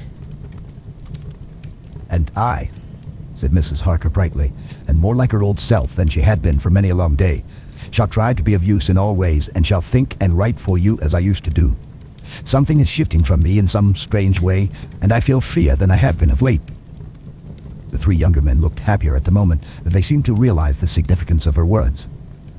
But Van Helsing and I, turning to each other, met each a grave and troubled glance. We said nothing at the time, however. When the three men had gone out to their tasks, Van Helsing asked Mrs. Harker to look up the copy of the diaries and find him the part of Harker's journal at the castle. She went away to get it. When the door was shut upon her, he said to me, "They mean the same. Speak out." "Here is some change. It is a hope that makes me sick, for it may deceive us." "Quite so. Do you know where I asked her to get the manuscript?" "No," said I, "unless it was to get an opportunity of seeing me alone." "You are in part right, friend John, but only in part. I want to tell you something. Adore. My friend, I am taking a terrible risk. But I believe it is right. In the moment when Madam Mina said those words that arrested both our understanding, an inspiration came to me. In the trance of 3 days ago, the Count sent her his spirit to read her mind. Or, more like, he took her to see him in his earth box in the ship with water rushing just as it go free at rise and set of sun. He learned then that we are here, for she have more to tell in her open life with eyes to see, ears to hear than he, shut as he is in his coffin box. Now he makes his most important effort to escape us. At present, he want her not. He is sure with his so great knowledge that she will come at his call.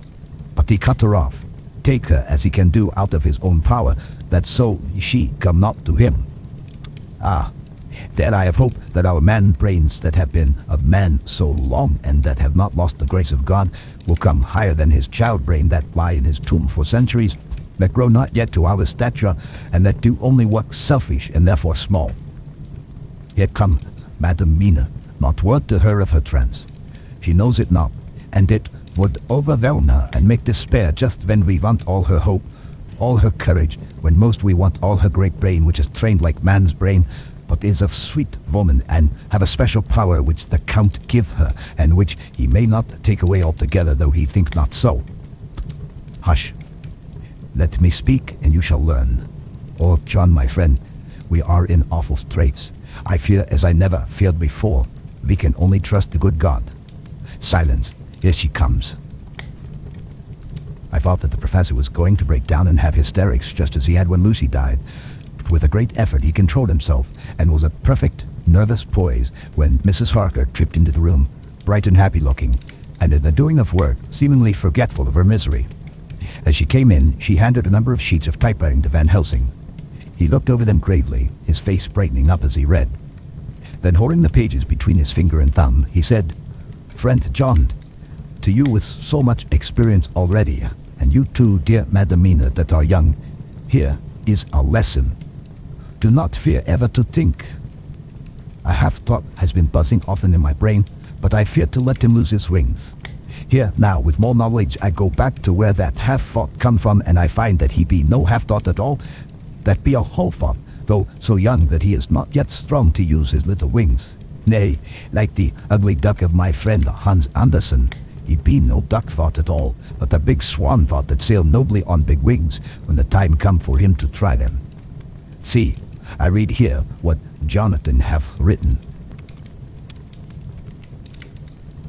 That other of his race, who in the later age again and again brought his forces over the great river into Turkey land, who when he was beaten back came again, and again and again, though he had to come alone from the bloody field where his troops were being slaughtered, since he knew that he alone could ultimately triumph. What does this tell us? Not much, no. The Count's child thought see nothing, therefore he speaks so free. Your man thought see nothing. My man thought see nothing till just now, no. But there comes another word from someone who speak without thought, because she too know not what it mean, what it might mean. Just as there are elements which rest, yet when in nature's course they move on their way and they touch the poof, and here comes flash of light heaven wide that blind and kill and destroy some. But that show up all earth below for leagues and leagues. Is it not so? Well, I shall explain. To begin, have you ever studied the philosophy of crime? Yes and no. You, John, yes, for it is a study of insanity. You, no, Madam Mina, for crime touch you not but once. Still your mind works true and argues not a particulari ad universali. There is this peculiarity in criminals. It is so constant in all countries and at all times that even police who know not what's from philosophy come to know it empirically, that it is. That is to be empiric. The criminal always work at one crime. That is the true criminal who seems predestined to crime and who will of none other. This criminal has not full man brain. He is clever and cunning and resourceful, but he be not of man's stature as to brain. He be of child brain in much. Now, this criminal of ours is predestined to crime also. He too have child brain, and it is of the child to do what he have done. The little bird, the little fish, the little animal learn not by principle but empirically. And when he learn to do, then that is to him the ground to start from to do more. Dos plus sto, said Archimedes. Give me a fulcrum and I shall move the world. To do once is the fulcrum whereby child brain become man brain. and until he have the purpose to do more, he continues to do the same again every time, just as he have done before. Oh, my dear, I see that your eyes are open, and that to you the lightning flash show all the leagues. For Mrs. Harker began to clasp her hand, and her eyes sparkled. He went on, "Now you shall speak. Tell us two dry men of science what you see with those so bright eyes." He took her hand and held it whilst he spoke. His finger and thumb closed on her pulse, as I thought instinctively and unconsciously as she spoke. "The Count is a criminal, and of criminal type. Nordau and Marbrosa would so classify him, and qua criminale, he is of an imperfectly formed mind. Thus in a difficulty, he has to seek resource in habit. His past is a clue, and the one page of it that we know, and that from his own lips, tells that once before, when in what Mr. Morris would call a tight place, he went back to his own country from the land he had tried to invade, and thence, without losing purpose, prepared himself for a new effort. He came again better equipped for his work, and won. So he came to London to invade a new land. He was beaten, and when all hope of success was lost and his existence in danger, he fled back over the sea to his home, just as formerly he had fled back over the Danube from Turkeyland." "Good, good. Oh, you're so clever, lady," said Van Helsing enthusiastically as he stooped and kissed her hand. A moment later he said to me, as calmly as though we had been having a sick-room consultation, 72 only, and in all this excitement I have hope." Turning to her again, he said with keen expectation, "But go on, go on. There is more to tell if you will. Be not afraid. John and I know. I do in any case, and shall tell you if you are right. Speak without fear." "I will try to, but you will forgive me if I seem too egotistical." "Nay, fear not. You must be egotist, for it is of you that they think." "Then, as he is criminal, he is selfish. And as his intellect is small and his action is based on selfishness, he confines himself to one purpose. That purpose is remorseless. As he fled back over the Danube, leaving his forces to be cut to pieces, so now he is intent on being safe, careless of all. So his own selfishness frees my soul somewhat from the terrible power which he acquired over me on that dreadful night." I felt it. Oh, I felt it. Thank God for his great mercy. My soul is freer than it has been since that awful hour, and all that haunts me is a fear lest in some trance or dream he may have used my knowledge for his ends. The professor stood up. "He has so used your mind, and by it he has left us here in Varna whilst the ship that carried him rushed through the enveloping fog up to Galanz, where doubtless he had made preparation for escaping from us. But his child mind only saw so far, and it may be that, as ever is in God's providence, the very thing that the evildoer must reckon on for his selfish good turns out to be his chiefest harm. The hunter is taken in his home snare, as the great psalmist says, for now that he think he is free from every trace of us all, and that he has escaped us with so many hours to him, then his selfish child brain will whisper him to sleep. He think, too, that as he cut himself off from knowing your mind, there can be no knowledge of him to you. There is where he failed. That terrible baptism of blood which he give you makes you free to go to him in spirit, as you have as yet done in your times of freedom when the sun rise and set. At such times, you go by my volition and not by his. And this power to good of you and others you have won from your suffering at his hands. This is now all more precious that he know it not, and to God himself have even cut himself off from his knowledge of our where. We, however, are not selfish, and we believe that God is with us through all this blackness and these many dark hours. We shall follow him, and we shall not flinch, even if we peril ourselves that we become like him. Friend John, this has been a great hour, and it have done much to advance us on our way. You must be scribe and write him all down, so that when the others return from their work, you can give it to them, and they shall know as we do. And so I have written it whilst we wait for their return. And Mrs. Harker has written with a typewriter all since she brought the manuscript to us. The end of chapter 25. Dr. Seward's diary. 29 October. This is written in the train from Varna to Galatz. Last night we all assembled a little before the time of sunset. Each of us had done his work as well as he could, so far as thought and endeavor and opportunity go. We are prepared for the whole of our journey and for our work when we get to Galatz.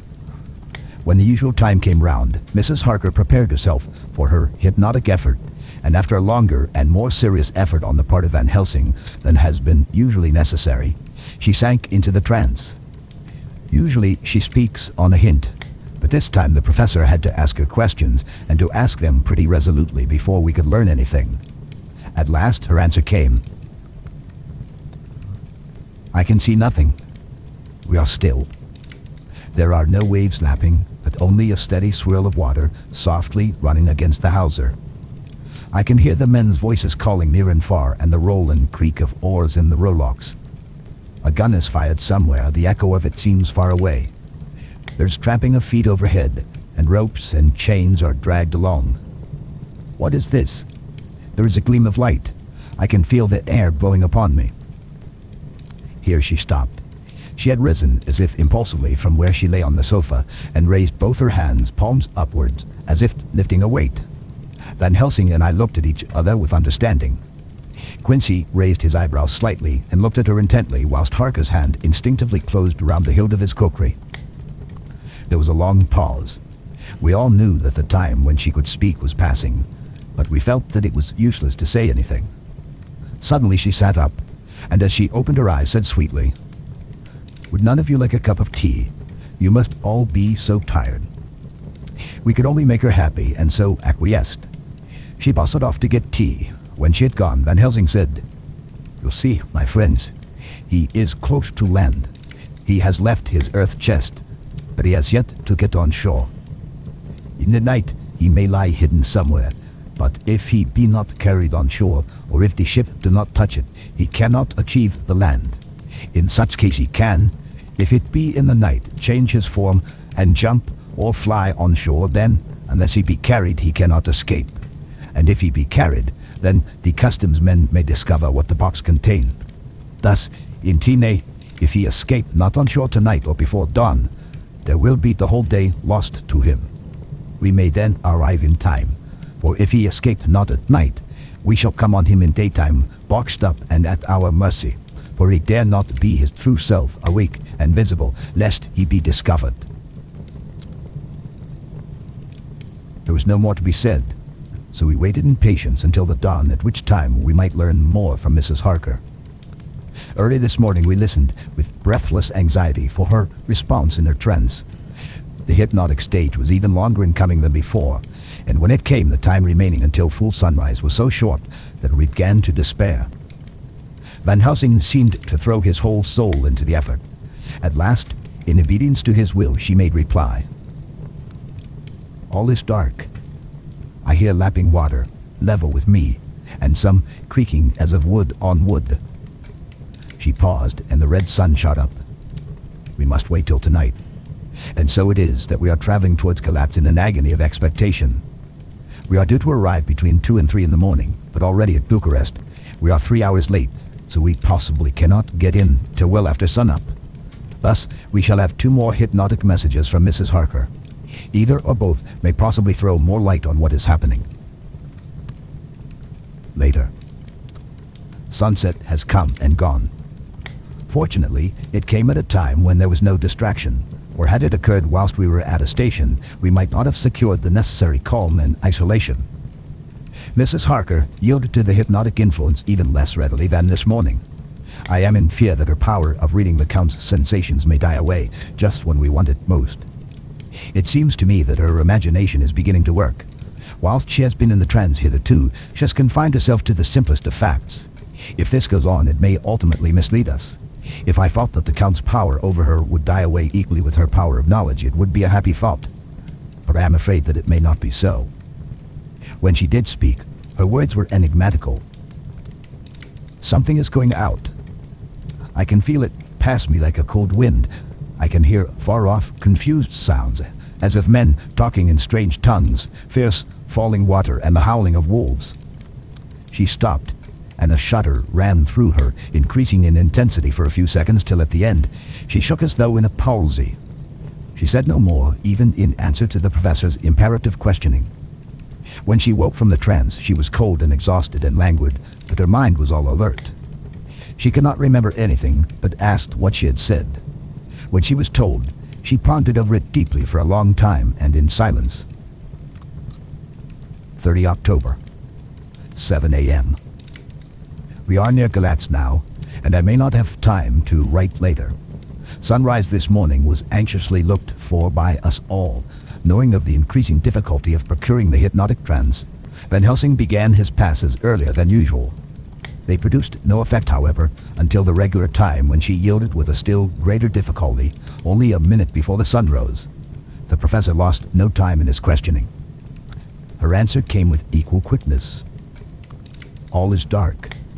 I hear water swirling by, level with my ears, and the creaking of wood on wood. Cattle low far off. There is another sound, a queer one, like... She stopped, and grew white, and whiter still. Go on, speak, I command you," said Van Helsing in an agonized voice. At the same time there was despair in his eyes, for the risen sun was reddening even Mrs. Harker's pale face. She opened her eyes, and we all started as she said sweetly, and seemingly with the utmost unconcern, "Oh, Professor, why ask me to do what you know I can't? I don't remember anything." Then, seeing the look of amazement on our faces, she said, turning from one to the other with a troubled look, "What have I said? What have I done? I know nothing, only that I was lying here half asleep and heard you say, 'Go on, speak, I command you.' It seemed so funny to hear you order me about as if I were a bad child." "Oh, Madam Mina," he said sadly, "it is proof, if proof be needed, of how I love and honor you, when a word for your good, spoken more earnest than ever, can seem so strange, because it is to order her whom I am proud to obey." The whistles are sounding. We are nearing Galatz. We are on fire with anxiety and eagerness. Mina Harker's journal. 30 October. Mr. Morris took me to the hotel where our rooms had been ordered by telegraph, he being the one who could best be spared, since he does not speak any foreign language. The forces were distributed, much as they had been at Varna, except that Lord Godalming went to the vice-consul, as his rank might serve as an immediate guarantee of some sort to the official, we being in extreme hurry. Jonathan and the two doctors went to the shipping agent to learn particulars of the arrival of the Tsarina Catherine. Later. Lord Godalming has returned. The consul is away, and the vice-consul sick, so the routine work has been attended to by a clerk. He was very obliging and offered to do anything in his power. Jonathan Harker's journal, 30 October. At 9 o'clock, Dr. Van Helsing, Dr. Seward, and I called on Messrs. Mackenzie and Steinkopf, the agents of the London firm of Hapgood. They had received a wire from London in answer to Lord Godalming's telegraphed request, asking them to show us any civility in their power. They were more than kind and courteous, and took us at once on board the Tsarina Catherine, which lay anchor out in the river harbor. There we saw the captain, Donaldson by name, who told us of his voyage. He said that in all his life he had never had so favorable a run. "Man," he said, "but it made us afeard, for we expected that we should have to pay for it with some rare piece of ill luck so as to keep up the average. It's no canny to run frae London to the Black Sea wi' a wind ahint you, as though the devil himself were a-blawing on your sail for his ain purpose. And a' the time, we could no spare a thing. Gin we were nigh a ship or a port or headland, the fog fell on us and travelled with us, till when after it had lifted and we looked out, the deil a thing could we see. We ran by Gibraltar without being able to signal, until we came to the Dardanelles, and had to wait to get our permit to pass. We were never within hail of aught. At first I inclined to slack off sail and beat about till the fog was lifted. But whilst I thought that if the devil was minded to get us into the Black Sea quick, he was like to do it whether we would or no. If we had a quick voyage, it would be no to our miscredit with the owners, or no hurt to our traffic, and the old man who had served his ain purpose would be decently grateful to us for no hindering them." This mixture of simplicity and cunning, of superstition and commercial reasoning, aroused Van Helsing, who said, "My friend, the devil is more clever than he is thought by some, and he know when he meet his match." The skipper was not displeased with the compliment and went on. "When we got past the Bosphorus, the men began to grumble. Some of them, the Romanians, came and asked me to heave overboard a big box which had been put on board by a queer-looking old man just before we had started for London. I'd seen them spear at the fella and put out their 2 fingers when they saw him to guard against the evil eye. Nay, but the superstition of fall is perfectly ridiculous. I sent them about their business pretty quick, but soon after a fall closed in on us, I fell a wee bit as they did, and then something, though I wouldn't say it was again the big box. Well, on we went, and as the fog didn't let up for 5 days, I just let the wind carry us, for if the devil wanted us to get somewheres, well, he would fetch it up a reef, and if he didn't, well, we'd keep a sharp lookout anyhow. Sure enough, we had a fair way in deep water all the time, and 2 days ago, when the morning sun came through the fog, we found ourselves just in the river opposite Galatz. The Romanians were wild and wanted me, right or wrong, to take out the box and fling it in the river. I'd argue with them about it with a handspike, and when the last of them rose off the deck with his head in his hand, I had convinced him that, evil eye or no evil eye, the property and the trust of my owners were better in my hands than in the river Danube. They had minds had taken the box on the deck ready to fling in, and as it was marked Galatz via Varna, I thought I'd let it lie till we discharged in the port and get rid of it altogether. We didn't do much of clearing that day and had to remain that night at anchor. But in the morning, bright and early, an hour before sunup, a man come aboard with an order written to him from England to receive a box marked for one Count Dracula. Sure enough, the matter was one ready to his hand. He had his papers a read, and glad I was to get rid of the damn thing, for I was beginning myself to feel uneasy at it. If the devil did have any luggage aboard the ship, I'm a-thinking it was none other than that same. What was the name of the man who took it? Asked Dr. Van Helsing with restrained eagerness. I'll be telling you quick, he answered, and stepping down to his cabin, produced a receipt signed. Emanuel Hildesheim. Bergenstall 16 was the address. We found out that this was all the captain knew, so with thanks, we came away. We found Hildesheim in his office, a Hebrew of rather the Adelphi theater type, with a nose like a sheep and a fez. His arguments were pointed with specie, we doing the punctuation, and with a little bargaining, he told us what he knew. This turned out to be simple, but important. He had received a letter from Monsieur Deville of London, telling him to receive if possible before sunrise so as to avoid customs, a box which would arrive at Galatz in the Tsarina Catherine. This he was to give in charge to a certain Petrov Skinsky, who dealt with the Slovaks who traded down the river to the port. He had been paid for his work by an English banknote, which had been duly cashed for gold at the Danube International Bank. When Skinsky had come to him, he had taken him to the ship and handed over the box so as to save porterage. That was all he knew. We then sought for Skinsky, but were unable to find him. One of his neighbors, who did not seem to bear him any affection, said that he had gone away 2 days before, no one knew whither. This was corroborated by his landlord, who had received by messenger the key of the house, altogether with the rent due in English money. This had been between 10 and 11 o'clock last night. We were at a standstill again. Whilst we were talking, one came running and breathlessly gasped out that the body of Skinsky had been found inside the wall of the churchyard of St. Peter, and that the throat had been torn open as if by some wild animal. Those we had been speaking with ran off to see the horror, the women crying out, "This is the work of a Slovak." We hurried away, lest we should have been in some way drawn into the affair and so detained. As we came home, we could arrive at no definite conclusion. We were all convinced that the box was on its way by water to somewhere, but where that might be, we would have to discover. With heavy hearts, we came home to the Hotel to Mina. When we met together, the first thing was to consult as to taking Mina again into our confidence. Things are getting desperate, and it is at least a chance, though a hazardous one. As a preliminary step, I was released from my promise to her. Mina Harker's journal, 30 October, evening.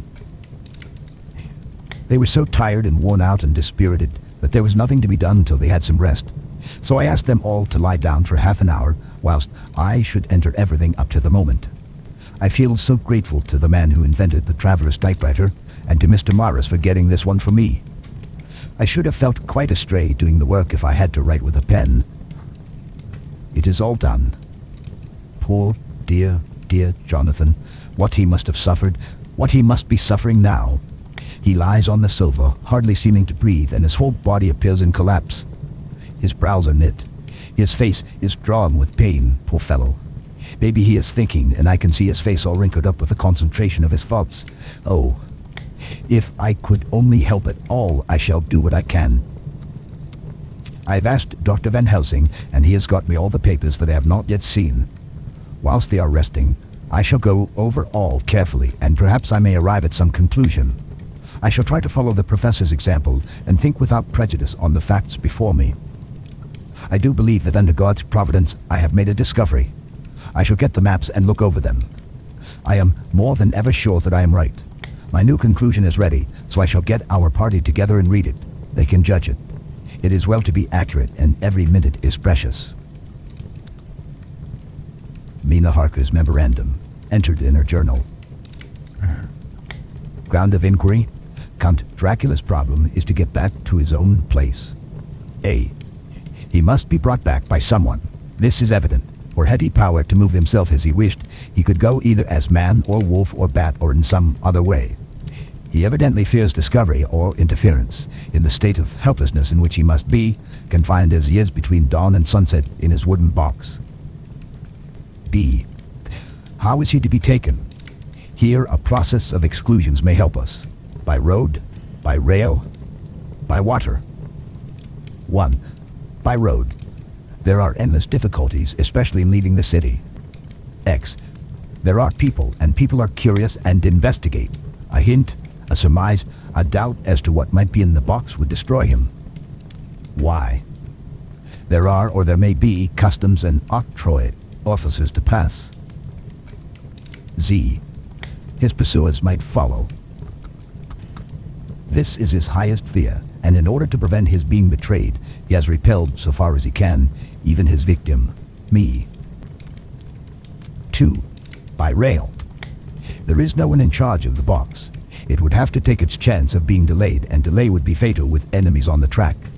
True, he might escape at night, but what would he be if left in a strange place with no refuge that he could fly to? This is not what he intends, and he does not mean to risk it. 3. By water. Here is the safest way in one respect, but with most danger in another. On the water he is powerless except at night. Even then he can only summon fog and storm and snow in his wolves.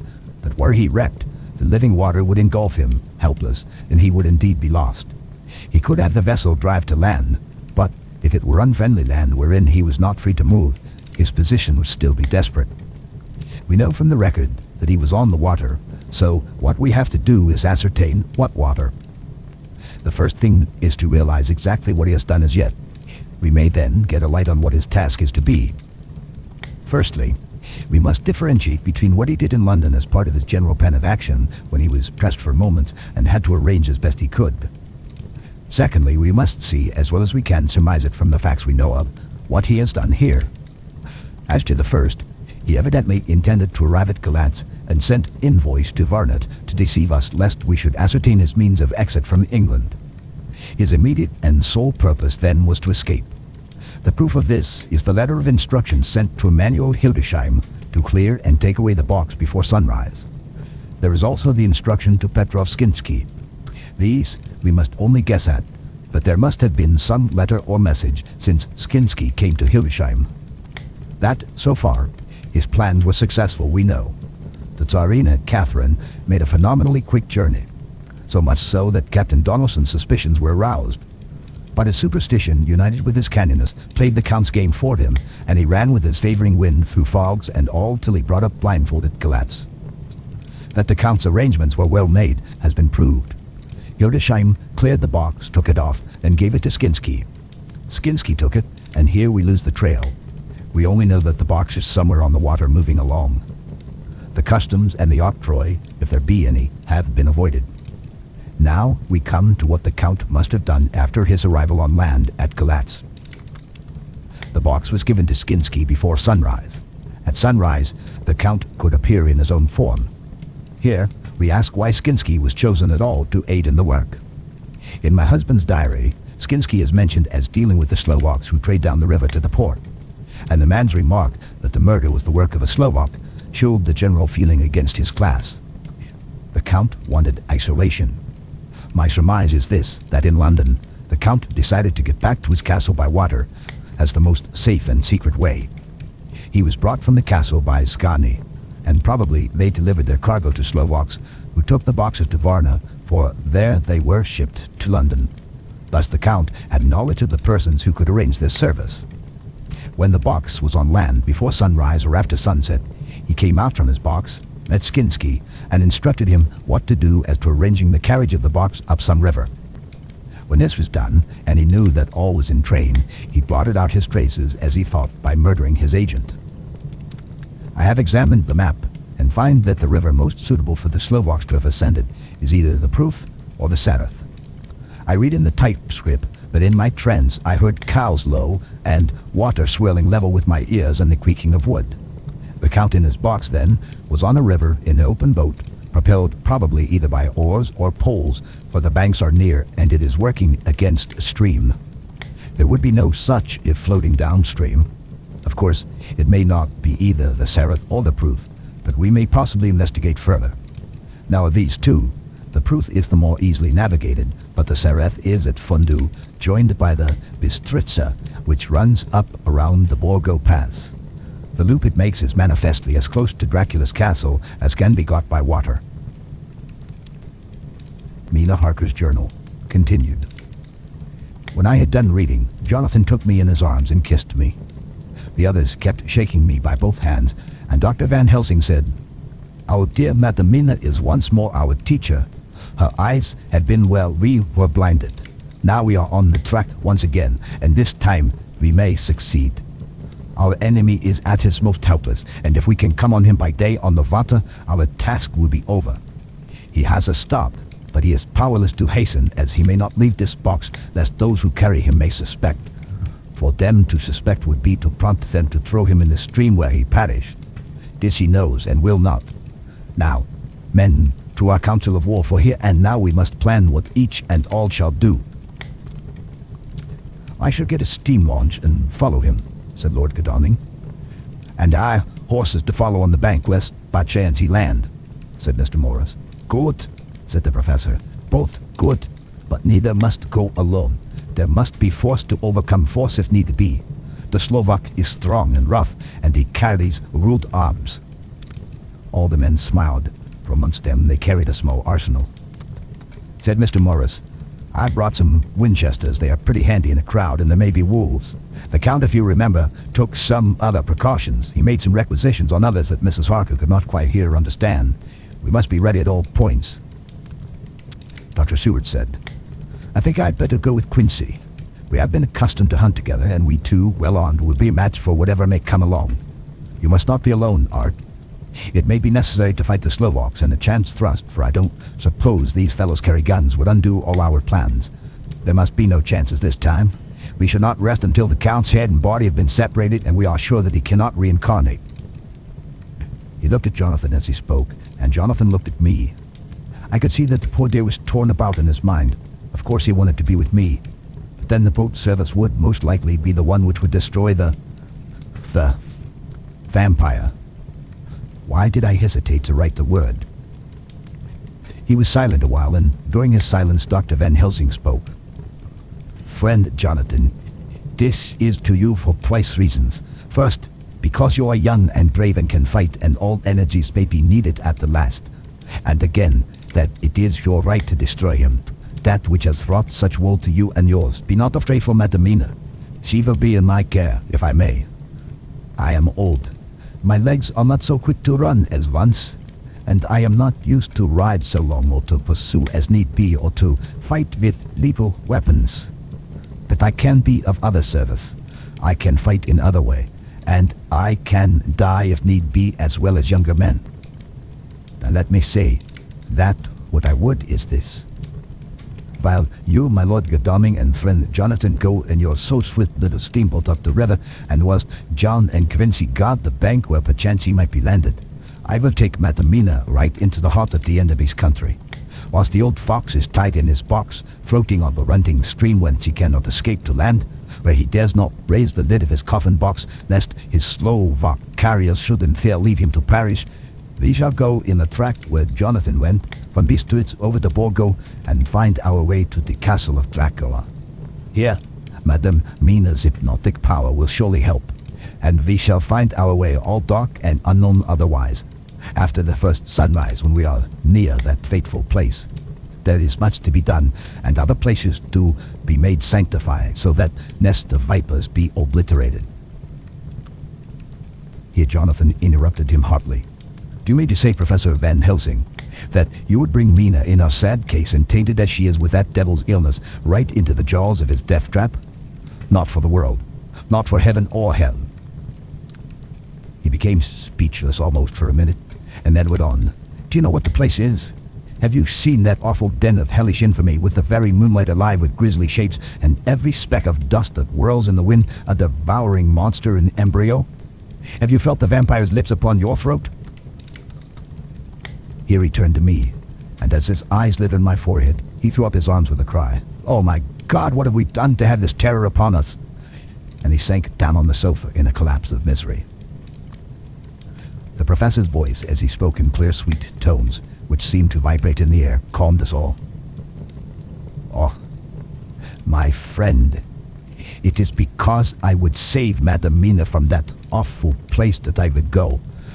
God forbid that I should take her into that place. There is work, vile work, to be done before that place can be purified.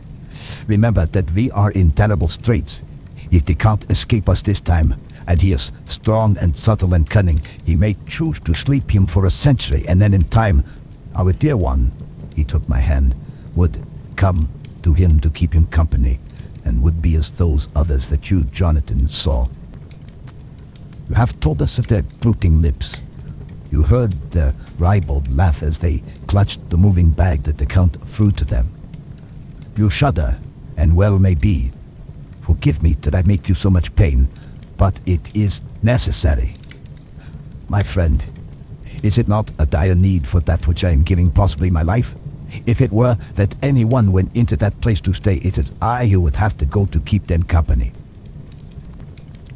Do as you will, said Jonathan, with a sob that shook him all over. We are in the hands of God. Later. How it did me good to see the way that these brave men worked. How can women help loving men when they are so earnest and so true and so brave? And too, it made me think of that wonderful power of money. What can it not do when basely used? I felt so thankful that Lord Godalming is rich, and that both he and Mr. Morris, who also has plenty of money, are willing to spend it so freely. For if they did not, our little expedition could not start either so promptly or so well equipped as it will within another hour. It is not 3 hours since it was arranged what part each of us was to do. And now Lord Godalming and Jonathan have a lovely steam launch with steam up ready to start at a moment's notice. Dr. Seward and Mr. Morris have half a dozen good horses well appointed. We have all the maps and appliances of various kinds that can be had. Professor Van Helsing and I are to leave by the 11:40 train tonight for Vadesti, where we are to get a carriage to drive to the Borgo Pass. We are bringing a good deal of ready money, as we are to buy a carriage and horses. We shall drive ourselves, for we have no one whom we can trust in the matter. The professor knows something of a great many languages, so we shall get on all right. We have all got arms, even for me a large-bore revolver. Jonathan would not be happy unless I was armed like the rest. Alas, I cannot carry one arm that the rest do. The scar on my forehead forbids that. Dr. Van Helsing comforts me by telling me that I am fully armed as there may be wolves. The weather is getting colder every hour, and there are snow flurries which come and go as warnings. Later. It took all my courage to say goodbye to my darling. We may never meet again.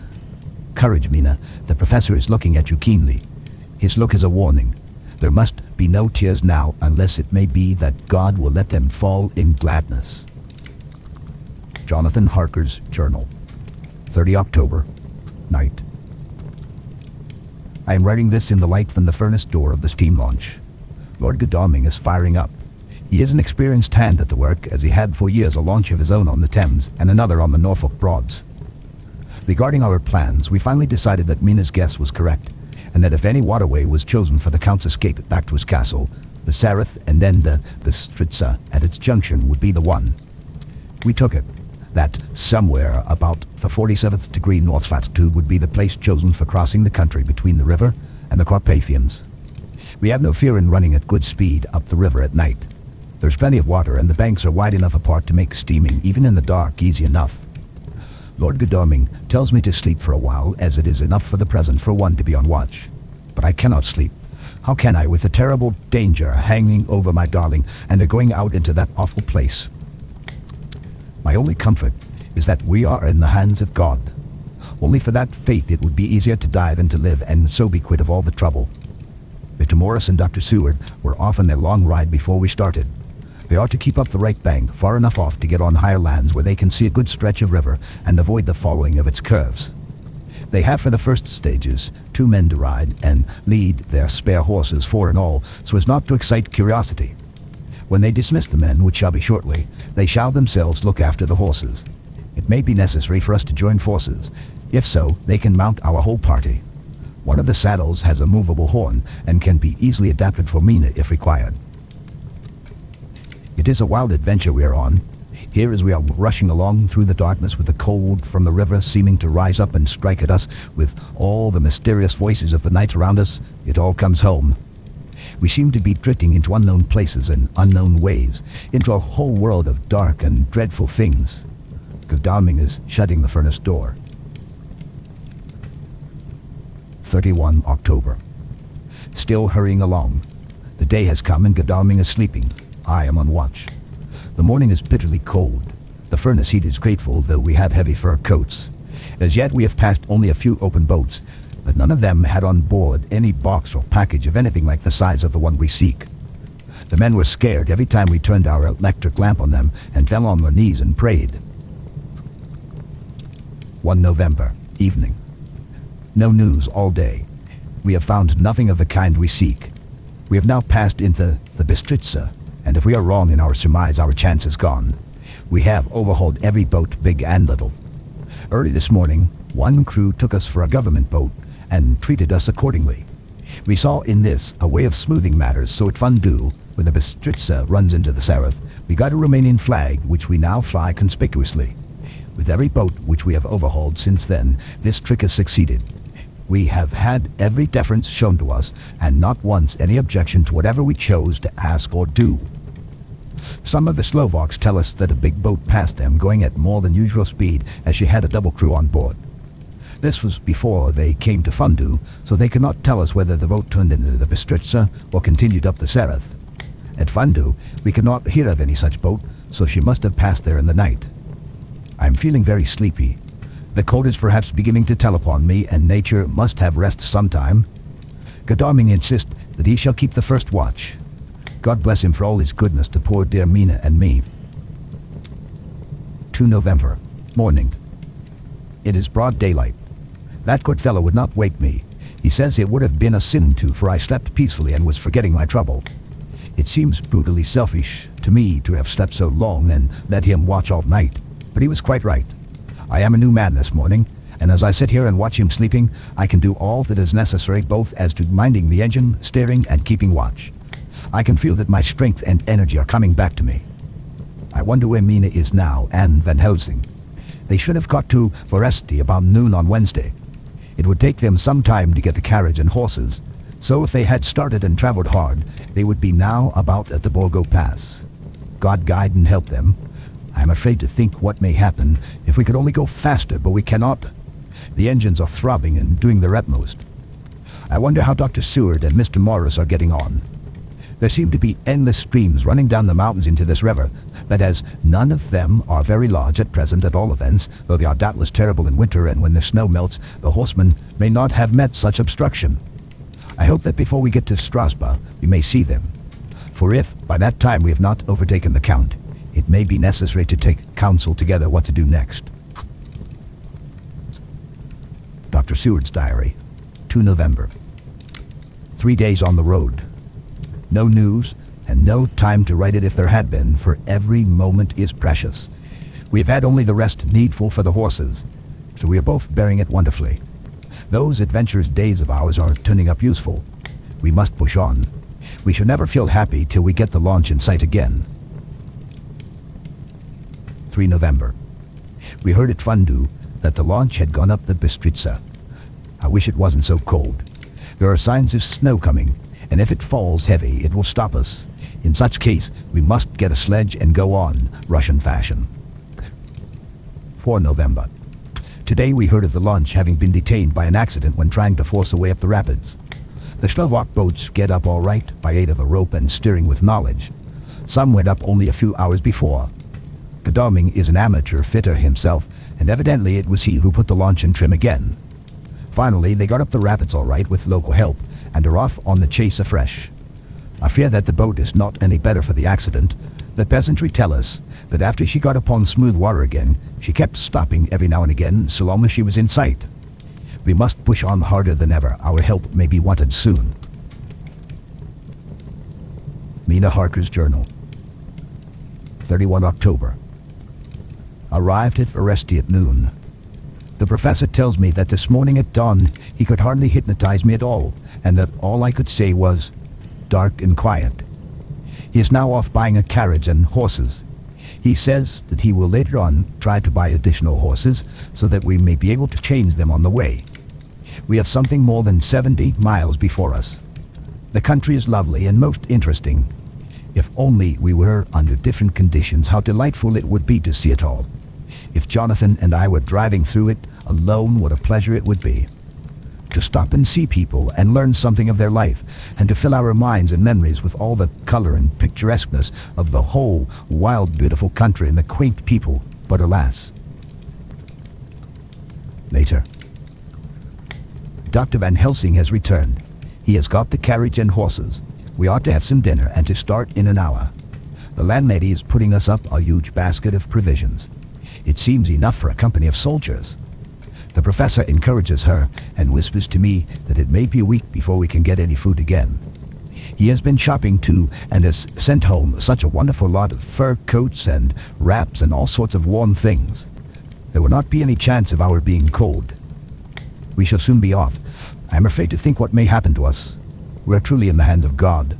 He alone knows what may be, and I pray him with all the strength of my sad and humble soul that he will watch over my beloved husband, that whatever may happen, Jonathan may know that I loved him and honored him more than I can say, and that latest and truest thought will be always for him. The end of chapter 26. Mina Harker's Journal. 1 November. All day long we have traveled and at a good speed. The horses seem to know that they are being kindly treated, for they go willingly their full stage at best speed. We have now had so many changes and find the same thing so constantly that we are encouraged to think that the journey will be an easy one. Dr. Van Helsing is laconic. He tells the farmers that he is hurrying to Bistritz and pays them well to make the exchange of horses. We get hot soup or coffee or tea and off we go. It is a lovely country, full of beauties of all imaginable kinds, and the people are brave and strong and simple and seem full of nice qualities. They are very, very superstitious. In the first house where we stopped, when the woman who served us saw the scar on my forehead, she crossed herself and put out 2 fingers towards me to keep off the evil eye. I believe they went to the trouble of putting an extra amount of garlic into our food, and I can't abide garlic. Ever since then, I have taken care not to take off my hat or veil, and so have escaped their suspicions. We are traveling fast, and as we have no driver with us to carry tales, we go ahead of scandal. But I dare say that fear of the evil eye will follow hard behind us all the way. The professor seems tireless. All day he would not take any rest, though he made me sleep for a long spell. At sunset time he hypnotized me, and he says I answered as usual. Darkness, lapping water, and creaking wood. So our enemy is still on the river. I am afraid to think of Jonathan, but somehow I have now no fear for him or for myself. I write this whilst we wait in a farmhouse for the horses to be ready. Dr. Van Helsing is sleeping. Poor dear. He looks very tired and old and gray, but his mouth is set as firmly as a conqueror's. Even in his sleep, he is intense with resolution. When we have well started, I must make him rest whilst I drive. I shall tell him that we have days before us, and he must not break down when most of all his strength will be needed. All is ready. We are off shortly. 2 November, morning. I was successful, and we took turns driving all night. Now the day is on us, bright, though cold. There is a strange heaviness in the air. I say heaviness for want of a better word. I mean that it oppresses us both. It is very cold, and only our warm furs keep us comfortable. At dawn, Van Helsing hypnotized me. He says I answered darkness, creaking wood, and roaring water. So the river is changing as they ascend. I do hope that my darling will not run any chance of danger more than need be, but we are in God's hands. 2 November, night. All day long driving.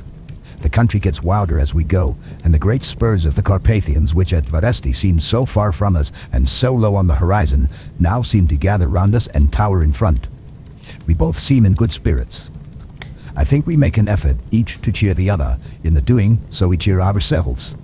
Dr. Van Helsing says that by morning we shall reach the Borgo Pass. The houses are very few here now, and the professor says that the last horse we got will have to go on with us, as we may not be able to change. He got 2 in addition to the 2 we changed, so that now we have a rude 4 in hand. The dear horses are patient and good, and they give us no trouble. We are not worried with other travelers, and so even I can drive. We shall get to the pass in daylight. We do not want to arrive before, so we take it easy and have each a long rest in turn. Oh, what will tomorrow bring to us? We go to seek the place where my poor darling suffered so much. God grant that we may be guided aright, and that he will deign to watch over my husband and those dear to us both, and who are in such deadly peril. As for me, I am not worthy in his sight. Alas, I am unclean to his eyes, and shall be until he may deign to let me stand forth in his sight as one of those who have not incurred his wrath. Memorandum by Abraham Van Helsing, 4 November. This to my old and true friend John Seward, M.D. of Purfleet, London, in case I may not see him. It may explain. It is morning, and I write by a fire which all the night I have kept alive, Madam Mina aiding me. It is cold. Cold. So cold that the grey heavy sky is full of snow, which, when it falls, will settle for all winter as the ground is hardening to receive it. It seems to have affected Madam Mina. She has been so heavy of head all day that she was not like herself. She sleeps and sleeps and sleeps. She who is usual so alert have done literally nothing all the day. She even have lost her appetite. She make no entry into her little diary, she who write so faithful at every pause. Something whisper to me that all is not well. However, tonight she is more vif. Her long sleep all day have refreshed and restore her, for now she is all sweet and bright as ever. At sunset, I tried to hypnotize her, but alas, with no effect. The power has grown less and less with each day, and tonight it failed me altogether. Well, God's will be done, whatever it may be, and whithersoever it may lead. Now to the historical, for as Madam Mina write not in her stenography, I must, in my cumbrous old fashion, that so each day of us may not go unrecorded. We got to the Borgo Pass just after sunrise yesterday morning. When I saw the signs of the dawn, I got ready for the hypnotism. We stopped our carriage and got down so that there might be no disturbance. I made the couch with furs, and Madam Mina lying down yielded herself as usual, but more slow and more short time than ever to the hypnotic sleep. As before came the answer, darkness and the swelling of water. Then she woke, bright and radiant, and we go on our way and soon reach the pass. At this time and place, she become all on fire with zeal. Some new guiding power be in her manifested, for she point to a road and say, "This is the way." How you know it? I ask. Of course I know it, she answer, and with a pause add, have not my Jonathan travelled it and wrote of his travel? At first I think somewhat strange, but soon I see that there be only one such by-road. It is used but little, and very different from the coach road from the Bukovina to Bistritz, which is more wide and hard and more of use. So we came down this road. When we meet other ways, not always very sure that they were roads at all, for they be neglect and light snow have fallen, the horses know, and they only. I give rein to them, and they go on so patient. By and by we find all the things which Jonathan have noted in that wonderful diary of him. Then we go on for long, long hours and hours. At the first I tell Madam Mina to sleep. She try, and she succeed. She sleep all the time, till at the last I feel myself too suspicious grow, and attempt to wake her. But she sleep on, and I may not wake her though I try.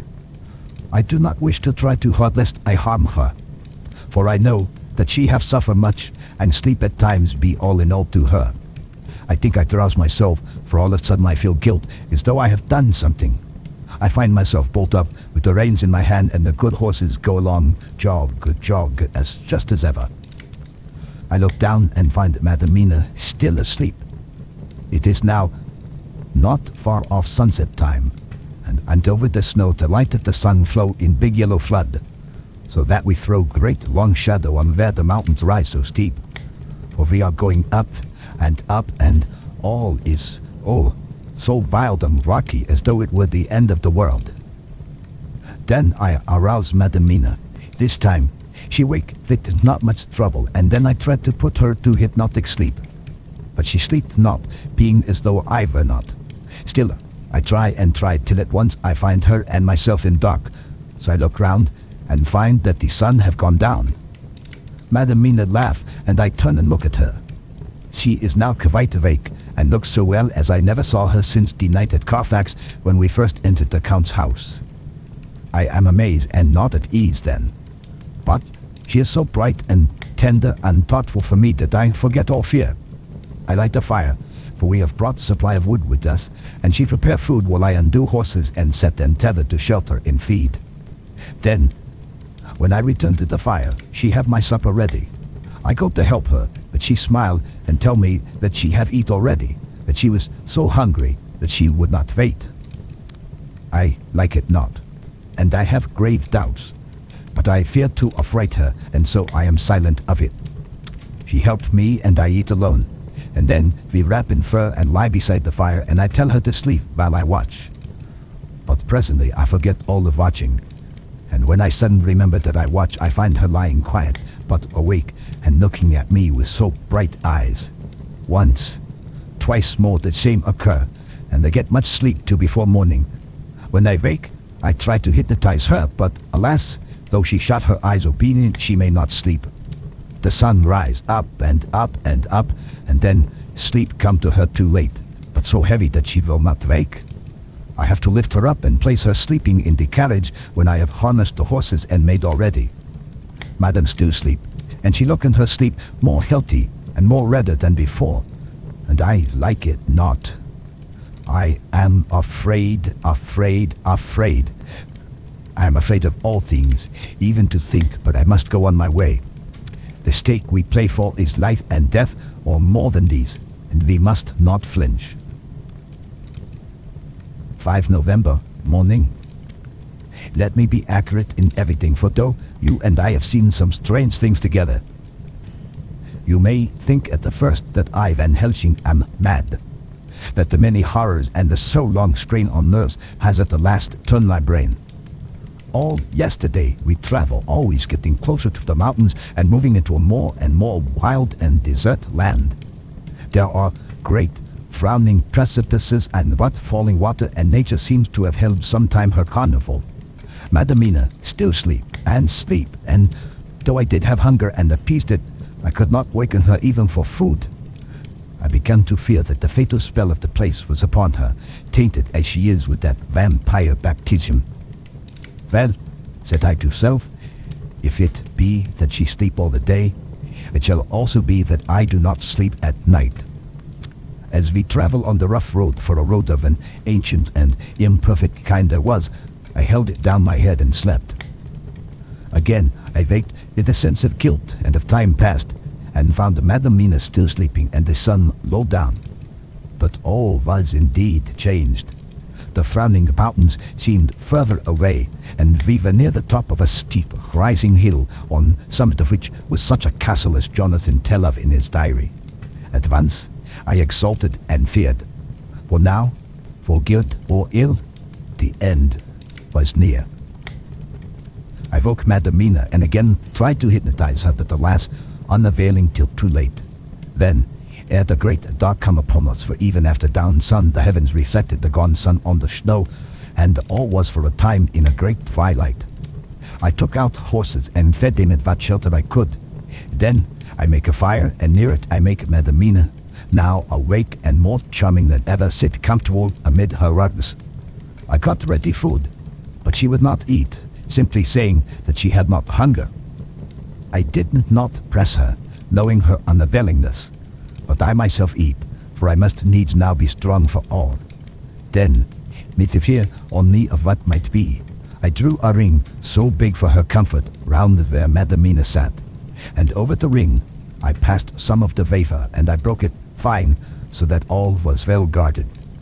She sat still all the time, so still as one dead, and she grew whiter and even whiter till the snow was not more pale, and no word she said. But when I drew near, she clung to me, and I could know that the poor soul shook her from head to feet with a tremor that was pain to feel. I said to her presently, when she had grown more quiet, "Will you not come over to the fire?" For I wished to make a test of what she could. She rose obedient, but when she had made a step, she stopped and stood as one stricken. "Why not go on?" I asked. She shook her head, and coming back, sat down in her place. Then, looking at me with open eyes as one waked from sleep, she said simply, "I cannot," and remained silent. I rejoiced, for I knew that what she could not, none of those that we dreaded could. Though there might be danger to her body, yet her soul was safe. Presently, the horses began to scream and tore at the tethers till I come to them and quieted them. When they did feel my hands on them, they whinnied low as in joy and licked at my hands and were quiet for a time. Many times through the night did I come to them, till it arrived to the cold hour when all nature is at lowest, and every time my coming was with quiet of them. In the cold hour the fire began to die, and I was about stepping forth to replenish it, for now the snow came in flying sweeps, and with it a chill mist. Even in the dark there was a light of some kind, as there ever is over snow, and it seemed as though the snow flurries and the wreaths of mist took shape as of women with trailing garments. All was in dead, grim silence, only that the horses whinnied and cowered as if in terror of the worst. I began to fear, horrible fears. But then came to me the sense of safety in that ring wherein I stood. I began too to think that my imaginings were of the night and the gloom and the unrest that I have gone through and all the terrible anxiety. It was as though my memories of old Jonathan's horrid experience were befooling me, for the snowflakes and the mist began to wheel and circle round till I could get as though a shadowy glimpse of those women that would have kissed him. And then the horses cowered lower and lower and moaned in terror as men do in pain. Even the madness of fright was not to them so that they could break away. I feared for my dear Madamina when these weird figures drew near and circled round. I looked at her, but she sat calm and smiled at me. Then I would have stepped to the fire to replenish it. She caught me and held me back and whispered, like a voice that one hears in a dream, so low it was. "No, no, do not go without. Here you are safe." I turned to her and looking in her eyes said, "But you, it is for you that I fear." Whereat she laughed, a laugh low and unreal, and said, "Fear for me? Why fear for me? None safer in all the world from them than I am." And as I wondered at the meaning of her words, a puff of wind made the flame leap up, and I see the red scar on her forehead. Then, alas, I knew. Did I not, I would soon have learned, for the wheeling figures of mist and snow came closer, but keeping ever without the holy circle. Then they began to materialize till, if God have not taken away my reason, for I saw through my eyes, there were before me in actual flesh the same three women that Jonathan saw in the room when they would have kissed his throat. I knew the swaying round forms, the bright hot eyes, the white teeth, the ruddy color, the voluptuous lips. They smiled ever at poor dear Madamina, and as their laugh came through the silence of the night, they twined their arms and pointed to her, and said in those so sweet tingling tones that Jonathan said were of the intolerable sweetness of the water glasses, "Come, sister, come to us, come." In fear I turned to my poor Madamina, and my heart with gladness leapt like flame, for oh, the terror in her sweet eyes, the repulsion, the horror, told a story to my heart that was all of hope. God be thanked, she was not yet of them. I seized some of the firewood which was by me, and holding out some of the wafer, advanced on them towards the fire. They drew back before me, and laughed their low, horrid laugh. I fed the fire, and feared them not, for I knew that we were safe within the ring which she could not leave no more than they could enter. The horses had ceased to mourn and lay still on the ground.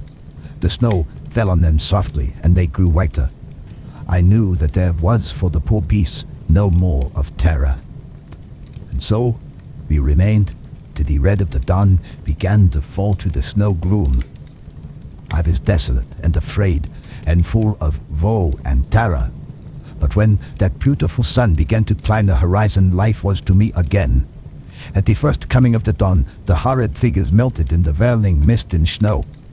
The wreaths of transparent gloom moved away towards the castle and were lost. Instinctively, with the dawn coming, I turned to Madam Mina, intending to hypnotize her. But she lay in a deep and sudden sleep from which I could not wake her. I tried to hypnotize to her sleep, but she made no response, none at all, and the day broke. I fear yet to stir. I have made my fire and have seen the horses. They are all dead. Today, I have much to do here, and I keep waiting till the sun is up high, for there may be places where I must go, where that sunlight, though snow and mist obscure it, will be to me a safety. I will strengthen me with breakfast, and then I will do my terrible work. Madam Mina still sleeps, and God be thanked, she is calm in her sleep. Jonathan Harker's Journal, 4 November, evening. The accident to the launch has been a terrible thing for us. Only for it we should have overtaken the boat long ago, and by now my dear Mina would have been free. I fear to think of her, off on the wolds near that horrid place. We have got horses, and we follow on the track. I note this whilst Godalming is getting ready. We have our arms. The Scani must look out if they mean to fight. Oh, if only Morris and Seward were with us. We must only hope. If I write no more, goodbye, Mina. God bless and keep you. Dr. Seward's Diary, 5 November. With the dawn, we saw the body of Scani before us dashing away from the river with their later wagon. They surrounded it in a cluster and hurried along as though beset. The snow is falling lightly, and there is a strange excitement in the air. It may be our own feelings, but the depression is strange. Far off I hear the howling of wolves. The snow brings them down from the mountains, and there are dangers to all of us and from all sides. The horses are nearly ready, and we are soon off. We ride to death of someone. God alone knows who, or where, or what, or when, or how it may be. Dr. Van Helsing's Memorandum, 5 November, afternoon. I am at least sane. Thank God for that mercy at all events, though the proving it has been dreadful. When I left Madam Mina sleeping within the holy circle, I took my way to the castle. The blacksmith hammer which I took in the carriage from Voresti was useful, though the doors were all open. I broke them off the rusty hinges, lest some ill intent or ill chance should close them, so that being entered, I might not get out. Jonathan's bitter experience served me here. By memory of his diary, I found my way to the old chapel, for I knew that here my work lay. The air was oppressive. It seemed as if there was some sulphurous fume which at times made me dizzy. Either there was a roaring in my ears, or I heard afar off the howl of wolves. Then I bethought me of my dear Madam Mina, and I was in terrible plight. The dilemma had me between his horns. Her I had not dared to take it to this place, but left safe from the vampire in that holy circle. And yet, even there would be the wolf. I resolved me that my work lay here, and that as to the wolves, we must submit if it were God's will. At any rate, it was only death and freedom beyond. So did I choose for her. Had it but been for myself, the choice had been easy. The maw of the wolf were better to rest in than the grave of the vampire. So I make my choice to go on with my work. I know that there were at least 3 graves to find, graves that are inhabited. So I search, and I find one of them. She lay in her vampire sleep, so full of life and voluptuous beauty, that I shudder as though I have come to do murder. Ah, I doubt not that in the old time, when such things were, many a man who set forth to do such a task as mine, found at the last his heart fail him, and then his nerve. So he delay, and delay, and delay, till the mere beauty and the fascination of the wanton undead have hypnotized him, and he remain on and on, till sunset come and the vampire sleep be over. Then the beautiful eyes of the fair woman open and look love, and the voluptuous mouth present to a kiss, and the man is weak. And there remain one more victim in the vampire fold, one more to swell the grim and grisly ranks of the undead.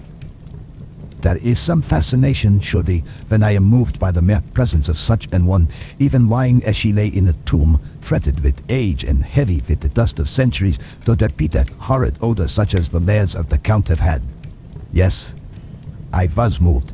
I, Van Helsing, with all my purpose and with my motive for hate, I was moved to a yearning for delay which seemed to paralyze my faculties and to clog my very soul. It may have been that the need of natural sleep and the strange oppression of the air were beginning to overcome me.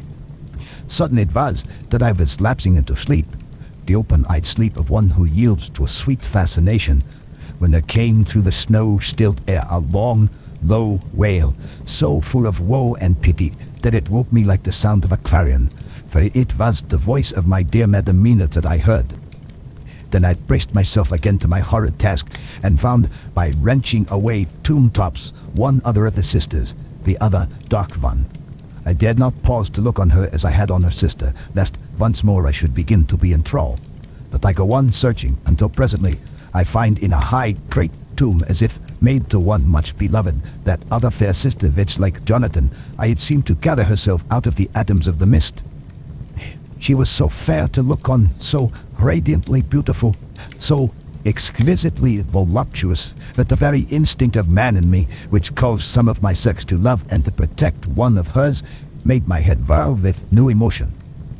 But God be thanked, that soul wail of my dear Madam Mina had not died out of my ears, and before the spell could be wrought further upon me, I had nerved myself to my wild work.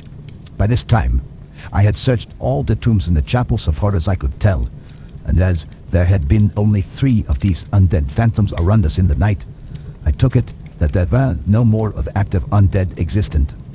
There was one great tomb, more lordly than all the rest.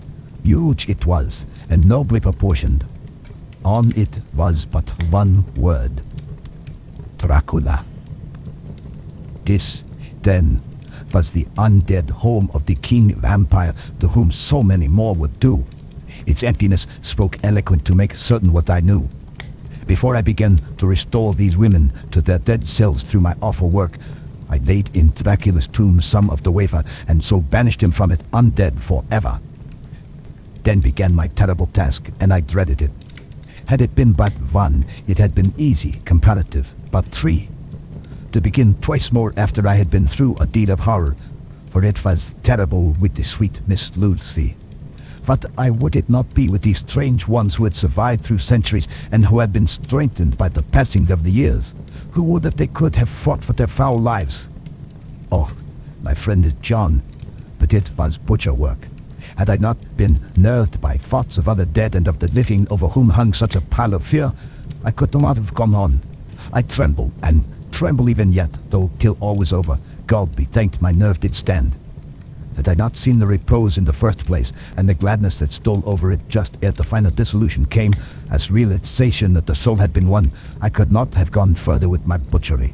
I could not have endured the horrid screeching as the stake drove home, the plunging of writhing form and lips of bloody foam.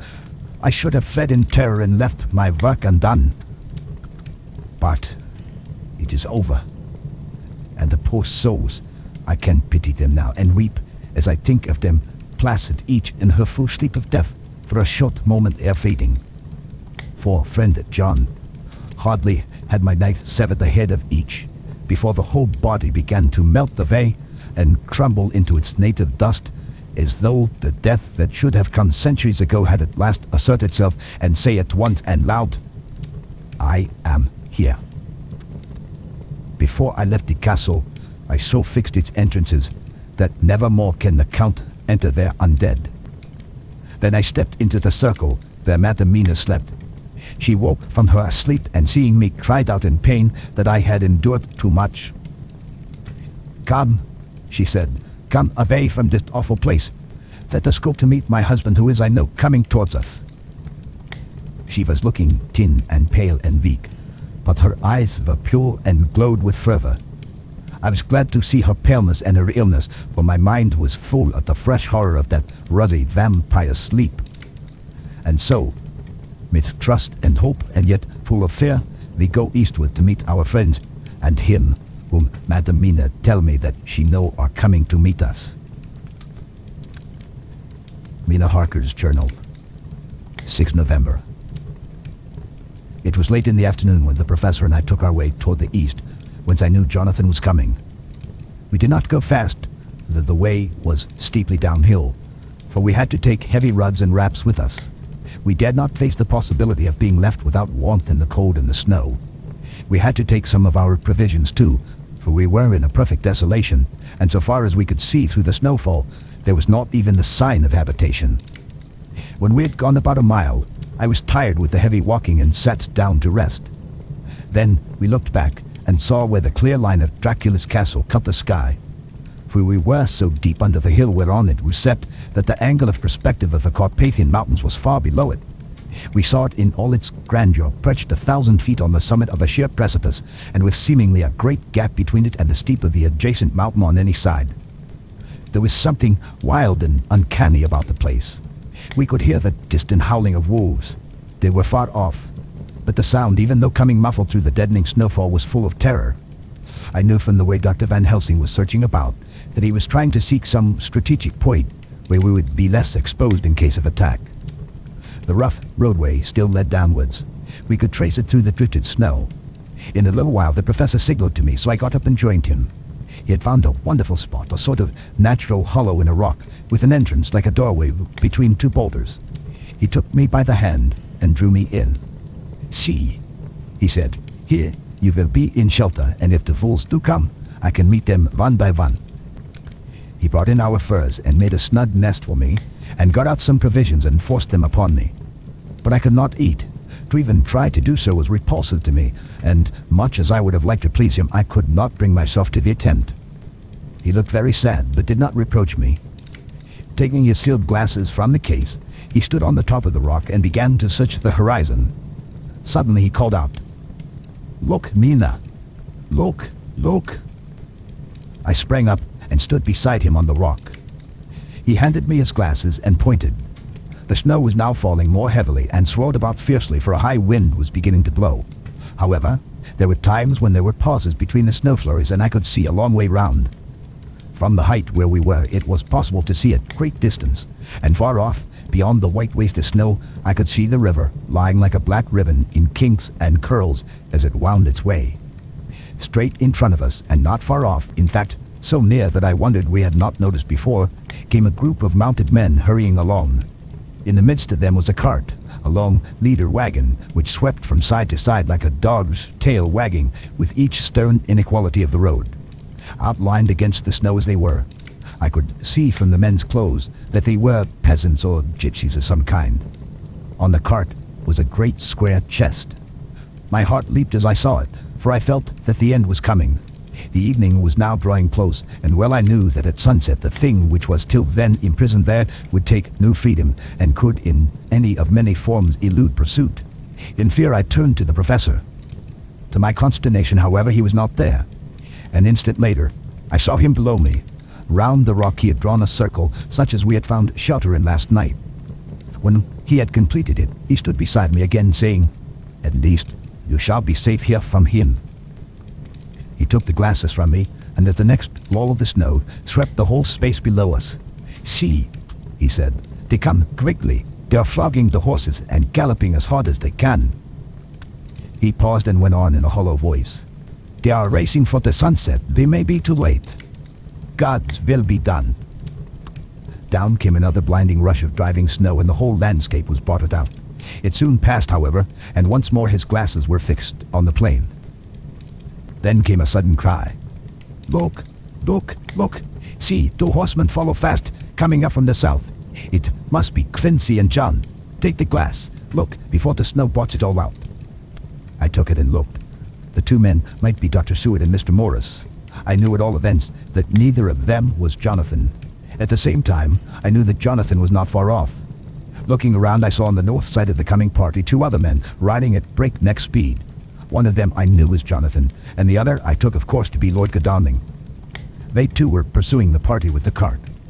When I told the professor, he shouted in glee like a schoolboy, and after looking intently till a snowfall made sight impossible, he laid his Winchester rifle ready for use against the boulder at the opening of our shelter.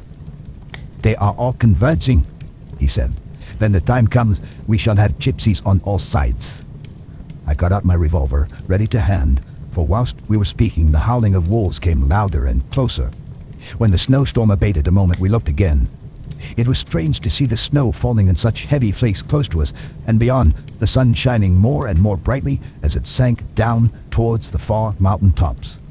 Sweeping the glass all around us, I could see here and there dots moving singly and in twos and threes and larger numbers. The wolves were gathering for their prey. Every instant seemed an age whilst we waited. The wind came now in fierce bursts, and the snow was driven with fury as it swept upon us in circling eddies. At times, we could not see an arm's length before us, but at others, as the hollow-sounding wind swept by us, it seemed to clear the airspace around us so that we could see afar off.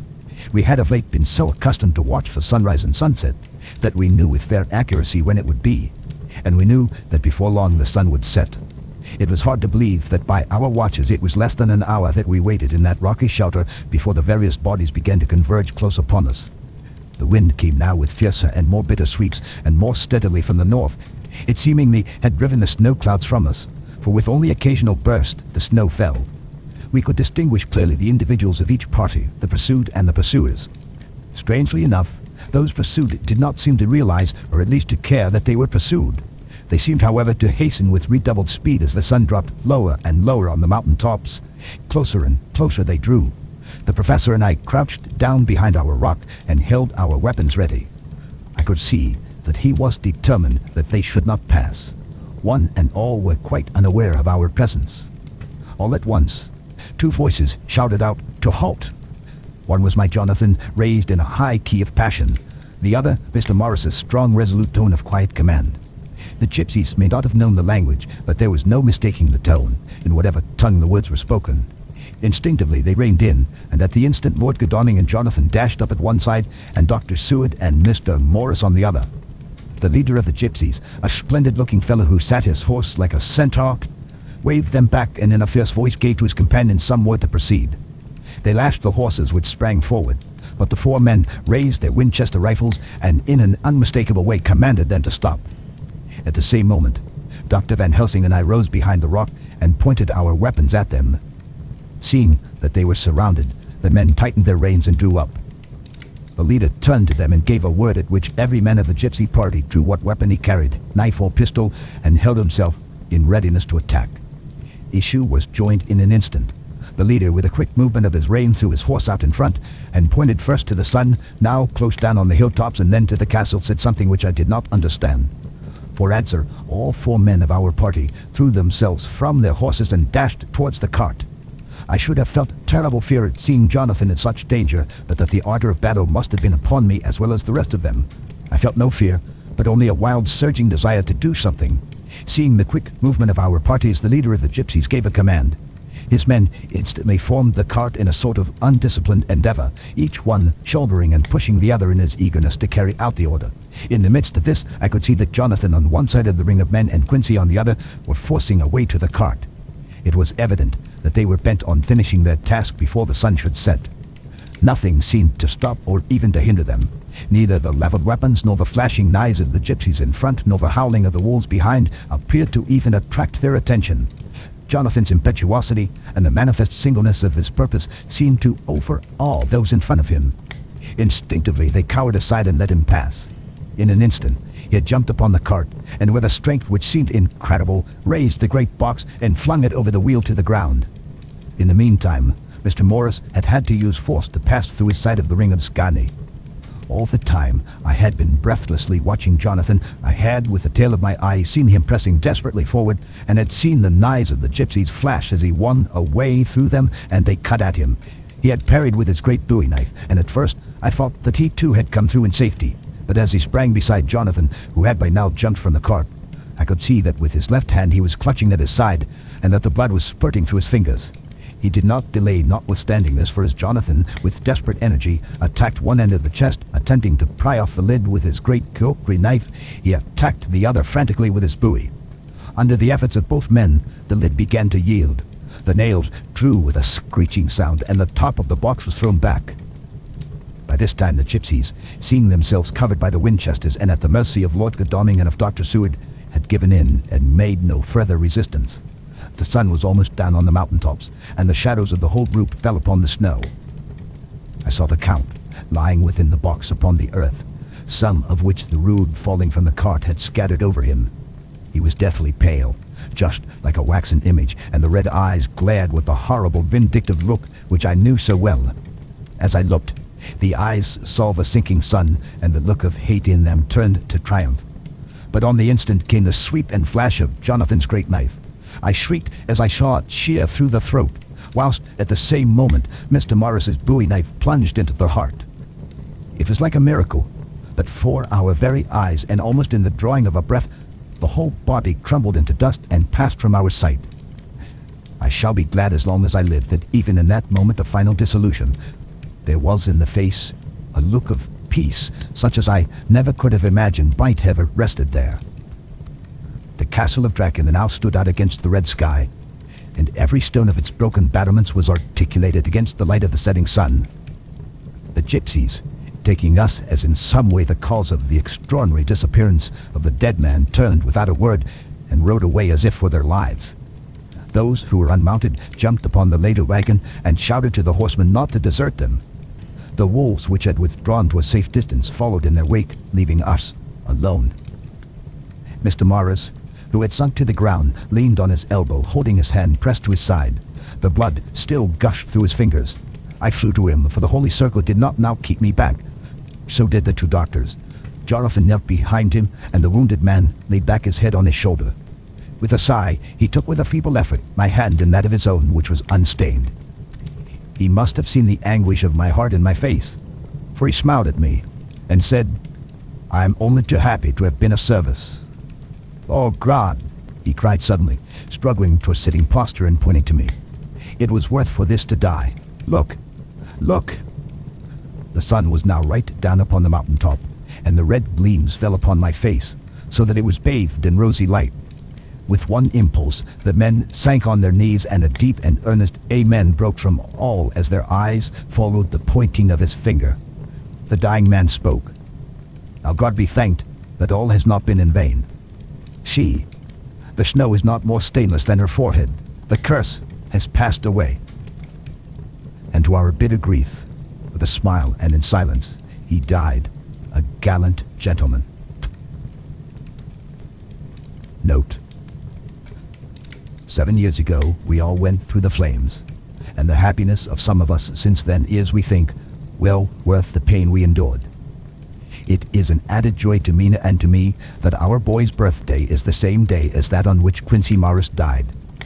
His mother holds, I know, the secret belief that some of our brave friend's spirit has passed into him.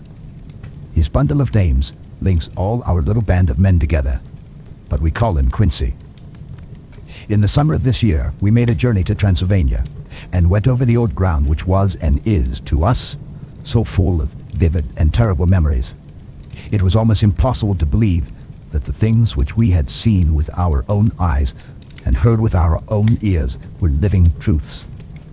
Every trace of all that had been was blotted out. The castle stood as before, reared high above a waste of desolation. When we got home, we were talking of the old time, which we could all look back on without despair, for Godalming and Seward are both happily married. I took the papers from the safe where they had been ever since our return so long ago. We were struck with the fact that in all the mass of material of which the record is composed, there is hardly one authentic document. Nothing but a mass of typewriting, except the later notebooks of Mina and Seward and myself, and Van Helsing's memorandum. We could hardly ask anyone, even did we wish to accept these as proofs of so wild a story. Van Helsing summed it all up, as he said, with our boy on his knee. "We want no proofs.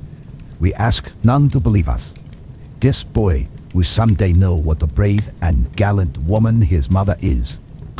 Already, He knows her sweetness and loving care. Later on, he will understand how some men so loved her that they did dare much for her sake. Jonathan Harker. The end of chapter 27, and the end of Dracula by Bram Stoker.